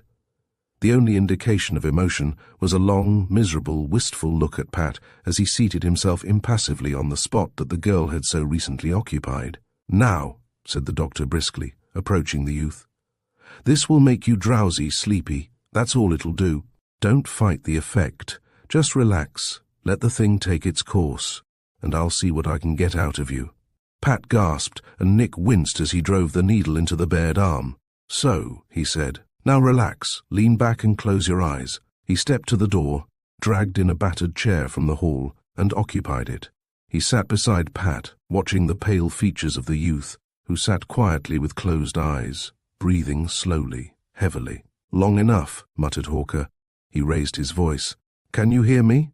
he called to the motionless figure on the couch. There was no response, but Pat fancied she saw a slight change in Nick's expression. "Can you hear me?" repeated Hawker in louder tones. "Yes, I can hear you," came in icy tones from the figure on the couch. Pat started violently as the voice sounded. The eyes opened, and she saw in sudden terror the ruddy orbs of the demon. Chapter 30. The Demon Free. Pat emitted a small, startled shriek, and heard it echoed by a surprised grunt from Dr. Hawker. "Queer," he muttered. "The stuff must be mislabeled. Scopolamine doesn't act like this, it's a narcotic." "He's the other," gasped Pat, while the being on the couch grinned sardonically. "Eh? An attack? Can't be." The doctor shook his head emphatically. "It's not Nick," cried the girl in panic. "You're not, are you?" She appealed to the grim entity. "Not your sweetheart?" queried the creature, still with his mocking leer. "A few hours ago you were lying here all but naked, confessing you were mine. Have you forgotten?" She shuddered at the reference and shrank back in her chair. She heard the doctor's ominous, angry rumble and the evil, tittering chuckle of the other. Pathological or not, snapped Hawker, I can resent your remarks. I've considered several times varying my treatment with another solid cut to the jaw. He rose from his chair, stamping viciously toward the other. A moment, said Nicholas Devine. Do you know what you've done? Have you any idea what you've done? He turned cool, mocking, red-glinting eyes on the doctor. Huh? Hawker paused as if puzzled. What I've done? What do you mean? You don't know, then? The other gave a satiric smile. You're stupid. I gave you the clue, yet you hadn't the intelligence to follow it. Do you know what I am? He leaned forward, his eyes leering evilly into the doctor's. I'll tell you. I'm a question of synapses. That's all, merely a question of synapses. He tittered again, horribly. It still means nothing to you, doesn't it, Doctor? I'll show you what it means. Hawker clenched a massive fist and strode toward the figure, whose eyes stared steadily, unwinkingly into his own. Back! The being snapped as the great form bent over him. The doctor paused as if struck rigid, his arm and heavy fist drawn back, like the conventional fighting pose of a boxer. Go back, repeated the other, rising. Pat whimpered in abject terror as she heard Hawker's surprised grunt and saw him recede slowly and finally sink into his chair. His bewildered eyes were still fixed on those of Nicholas Devine. I'll tell you what you've done, said the strange being. You've freed me. There was nothing wrong with your scopolamine. It worked. He chuckled. You drugged him and freed me. Hawker managed a questioning grunt. I'm free, exulted the other. For the first time I haven't him to fight. He's here, but helpless to oppose me. He's feeble. He gave again the horrible tittering chuckle. See how weak the two of you are against my unopposed powers, he jeered. Weaklings' food for my pleasures. He turned his eyes, luminous and avid, on Pat. This time, he said, there'll be no interruptions. A witness to our experiment will add a delicate touch of pleasure. He broke off at the doctor's sudden movement. Hawker had snatched a glistening blue revolver from his pocket, held it leveled at the lust-filled eyes. Huh, growled the doctor triumphantly. Do you think I come trailing a maniac without some protection, especially a vicious one like you? Nicholas Devine turned his eyes on his opponent. He stared long and intently. Drop it, he commanded at length. Pat felt a surge of chaotic terror as the weapon clattered to the floor. She turned a frightened glance on Hawker's face, and her fright redoubled at the sight of his straining jaw, the perspiration-beaded forehead, and his bewildered eyes. The demon kicked the gun carelessly aside. Puerile, he said contemptuously. He backed away from them, reseating himself on the couch whence he had risen. He surveyed the pair in sardonic mirth. Pat, muttered the doctor huskily, get out of here, honey. He's got some hellish trick of fascination that's paralyzed me. Get out and get help. The girl moved as if to rise. Nicholas Devine shifted his eyes for the barest instant to her face. She felt the strength drain out of her body, and she sank weakly to her chair. It's useless, she murmured hopelessly to the doctor. He's just what I told you, a devil. I guess you were right, mumbled Hawker dazedly. There was a burst of demonic mirth from the being on the couch. Merely a matter of synapses, he rasped, chuckling. His face changed, took on the familiar coldness, the stony expression Pat had observed there before. This palls, he snapped. I've better amusement, after we've rendered your friend merely an interested onlooker. He narrowed his red eyes as if in thought. Take off a stocking, he ordered. Tie his hands to the back of the chair. I won't, said the girl. The eyes shifted to her face. I won't, she repeated tremulously as she kicked off a diminutive pump. She shuddered at the gleam in the evil eyes as she stripped the long silken sheath from a white, rounded limb. She slipped a bare foot into the pump and moved reluctantly behind the chair that held the groaning Hawker.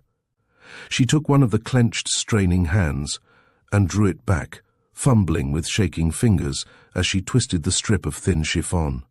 The demon moved closer, standing over her. Loose knots, he snarled abruptly. He knocked her violently away with a stinging slap across her cheek and seized the strip in his own hands. He drew the binding tight, twisting it about the lowest rung of the chair's ladder back. Hawker was forced to lean awkwardly to the rear. In this unbalanced position it was quite impossible to rise. Nicholas Devine turned away from the straining, perspiring doctor and advanced toward Pat, who cowered against the shattered cabinet. "Now," he muttered. "The experiment," he chuckled raspingly. "What delicacy of degradation. Your lover and your guardian angel both helpless watchers. Excellent. Oh, very excellent." He grasped her wrist, drawing her after him to the center of the room, into the full view of the horrified, staring eyes of Hawker. "Always before," continued her tormentor, "these hands have prepared you for the rites, the ceremony that failed on 2 other occasions to transpire. Would it add a poignancy to the torture if I made you strip this body of yours with your own hands? Or will they suffer more watching me? Which do you think?" Pat closed her eyes in helpless resignation to her fate. "Nick," she moaned. "Oh, Nick, dearest." "Not this time," sneered the other. "Your friend and protector, the doctor, has thoughtfully eliminated your sweetheart as a factor. He struggles too feebly for me to feel." "Nick," she murmured again. "Dr. Carl." But the doctor, now pulling painfully at his bonds, could only groan in distraction and curse the unsuspected strength of sheer chiffon. He writhed miserably at the chafing of his wrists. His strange paralysis had departed, but he was quite helpless to assist Pat. "I think," said the cold tones of Nicholas Devine, "that the more delicate torture lies in your willingness. Let us see." He drew her into his arms. He twisted a hand in her hair, jerked her head violently backward, and pressed avid lips to hers. She struggled a little, but hopelessly, automatically.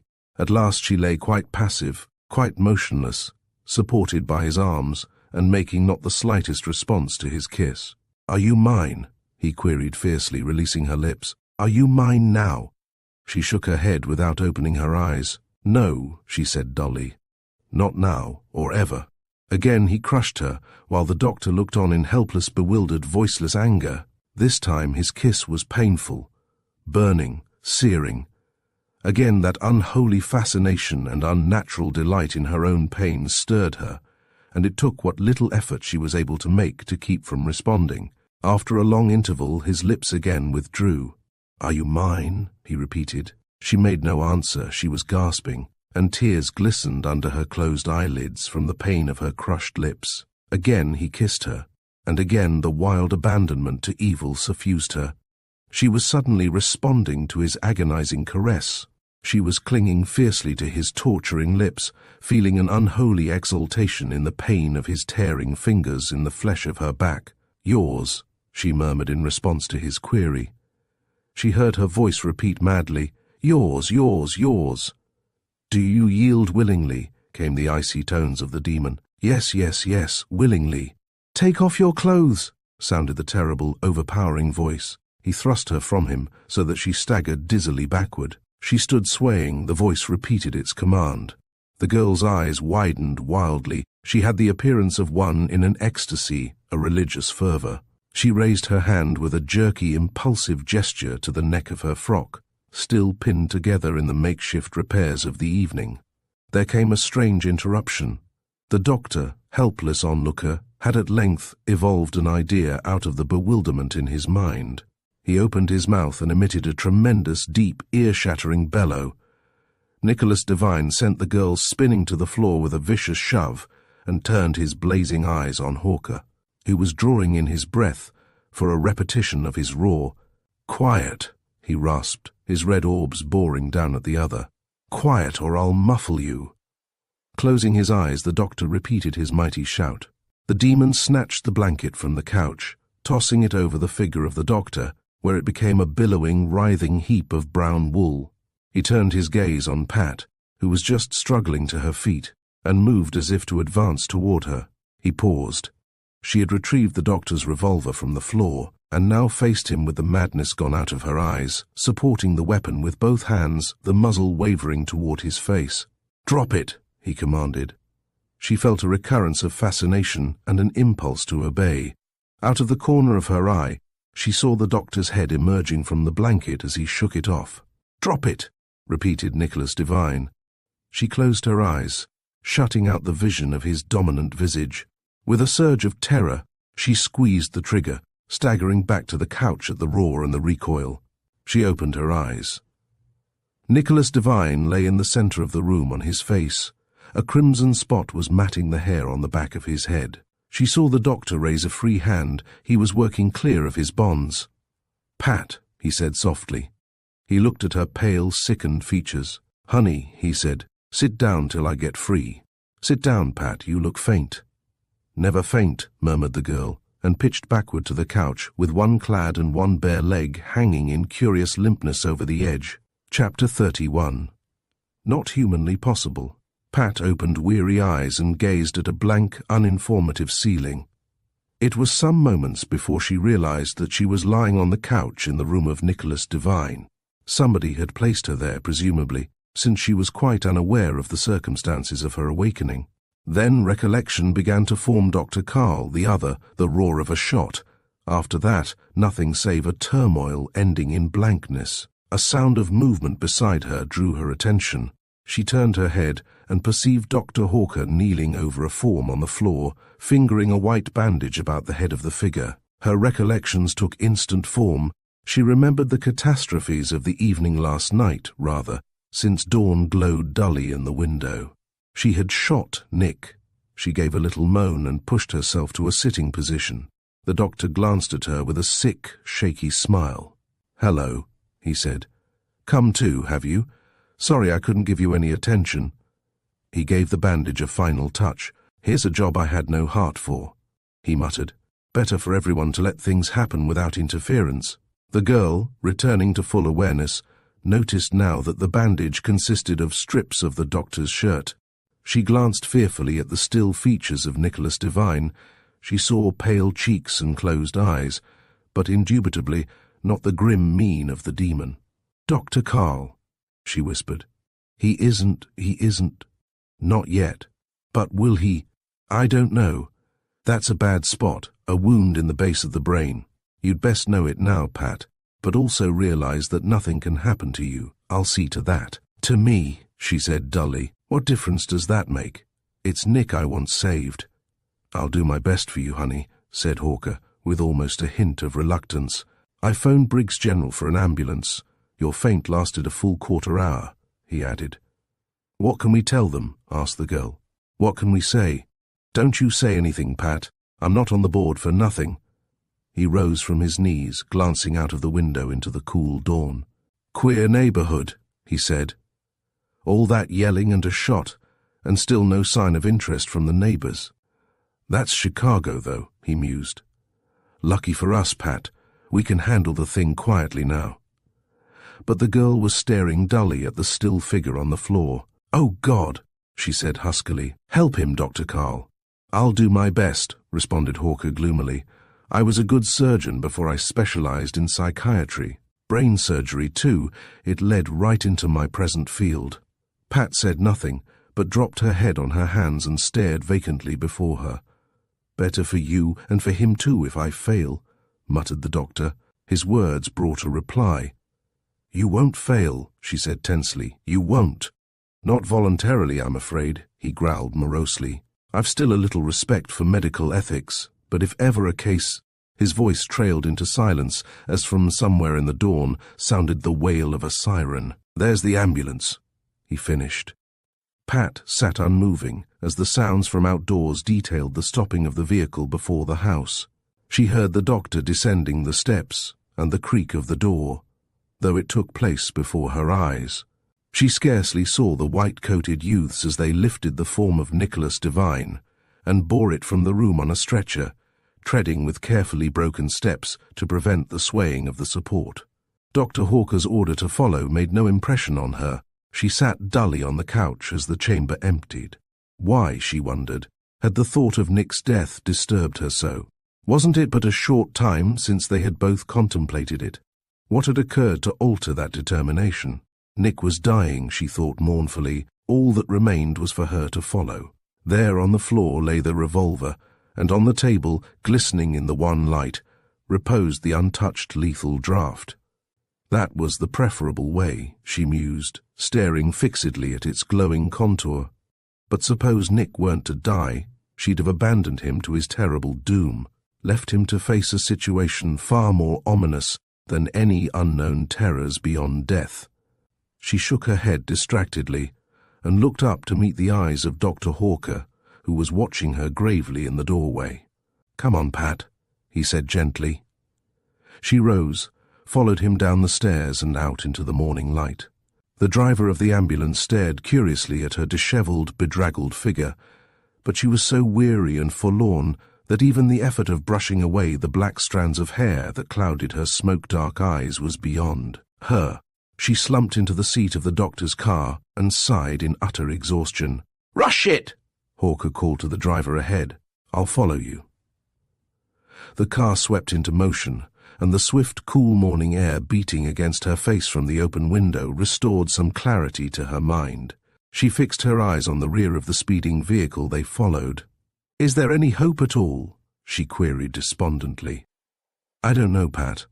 I can't tell yet. When you closed your eyes, he half turned, dodged. The bullet entered his skull near the base, near the cerebellum.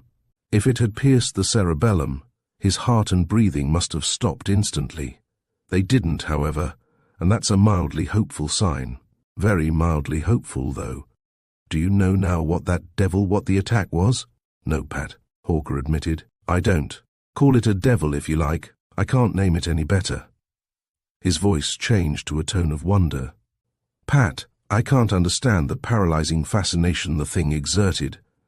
Any medical man would say that mental dominance of that sort doesn't exist." "Hypnotism," the girl suggested.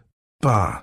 Every psychiatrist uses hypnotism in his business. It's part of some treatments. There's nothing of fascination about it. No dominance of one will over another, despite the popular view. That's natural and understandable. This was like the exploded claims of mesmerism. I tell you, it's not humanly possible, and yet I felt it." "Not humanly possible," murmured Pat. "That's the answer then, Dr. Carl. Maybe now you'll believe in my devil." "I'm tempted to." "You'll have to. Can't you see it, Dr. Carl? Even his name, Nick, that's a colloquialism for the devil, isn't it?" "And divine, I suppose," said Hawker, "refers to his angelic ancestry. Devils are only fallen angels, aren't they?" "All right," said Pat wearily. "Make fun of it. You'll see." "I'm not making fun of your theory, honey. I can't offer a better one myself. I never saw nor heard of anything similar, and I'm not in position to ridicule any theory. But you don't believe me." "Of course I don't, Pat. You're weaving an intricate fairy tale about a pathological condition and a fortuitous suggestiveness in names. Whatever the condition is, and I confess I don't understand it, it's something rational, and those things can be treated. Treated by exorcism," said the girl. "That's the only way anyone ever succeeded in casting out a devil." The doctor made no answer. The wailing vehicle ahead of them swung rapidly out of sight into an alley, and Hawker halted his car before the grey facade of Briggs General. "Come in here," he said, helping Pat to alight. "You'll want to wait, won't you?" "How long?" she queried listlessly. Before you'll know." "Perhaps immediately. The only chance is to get that bullet out at once, if there's still time for it." She followed him into the building, past a desk where a white-clad girl regarded her curiously, and up an elevator. He led her into a small office. "Sit here," he said gently, and disappeared. She sat dully in the chair he had indicated, and minutes passed. She made no attempt to think. The long, cataclysmic night had exhausted her powers. She simply sat and suffered. The deep scratches of fingernails burned in the flesh of her back. Her cheek pained from the violent slap, and her head and jaw ached from that first blow, the one that had knocked her unconscious last evening. But these twinges were minor. They were merely physical, and the hurts of the demon had struck far deeper than any physical injury. The damage to her spirit was by all odds the more painful. It numbed her mind and dulled her thoughts, and she simply sat idle and stared at the blank wall. She had no conception of the interval before Dr. Hawker returned. He entered quietly and began rinsing his hands at a basin in the corner. "Is it over?" she asked listlessly. "Not even begun," he responded. "However, it isn't too late. He'll be ready in a moment or so." "I wish it were over," she murmured, "one way or the other." "I too," said the doctor. "With all my heart I wish it were over. If there were anyone within call who could handle it, I'd turn it to him gladly. But there isn't. He moved again toward the door, leaning out and glancing down the hall. You stay here, he admonished her. Don't try to find us. I want no interruptions, no matter what enters that mind of yours. You needn't worry, she said soberly. I'm not fool enough for that. She leaned wearily back in the chair, closing her eyes. A long interval passed. She was vaguely surprised to see the doctor still standing in the doorway when she opened her eyes. She had fancied him already in the midst of his labor. What will you do? She asked. About what? I mean, what sort of operation will it need? Probing or what?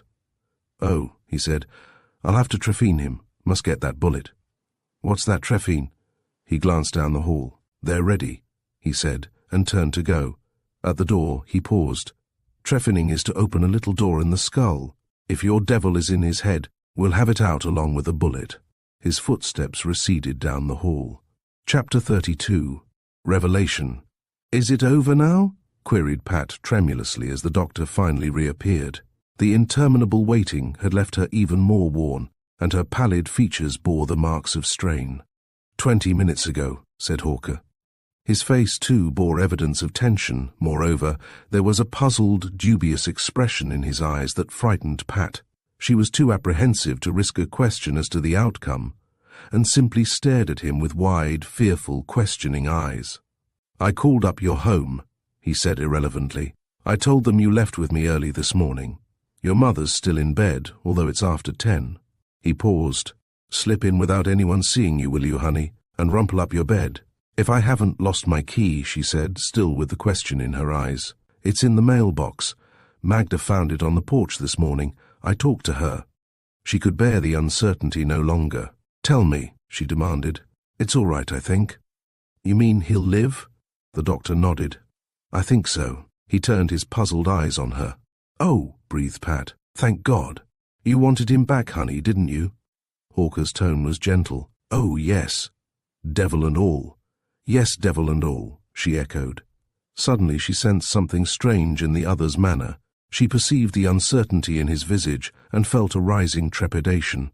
What's the matter? She queried anxiously. You're not telling me everything. Tell me, Dr. Carl.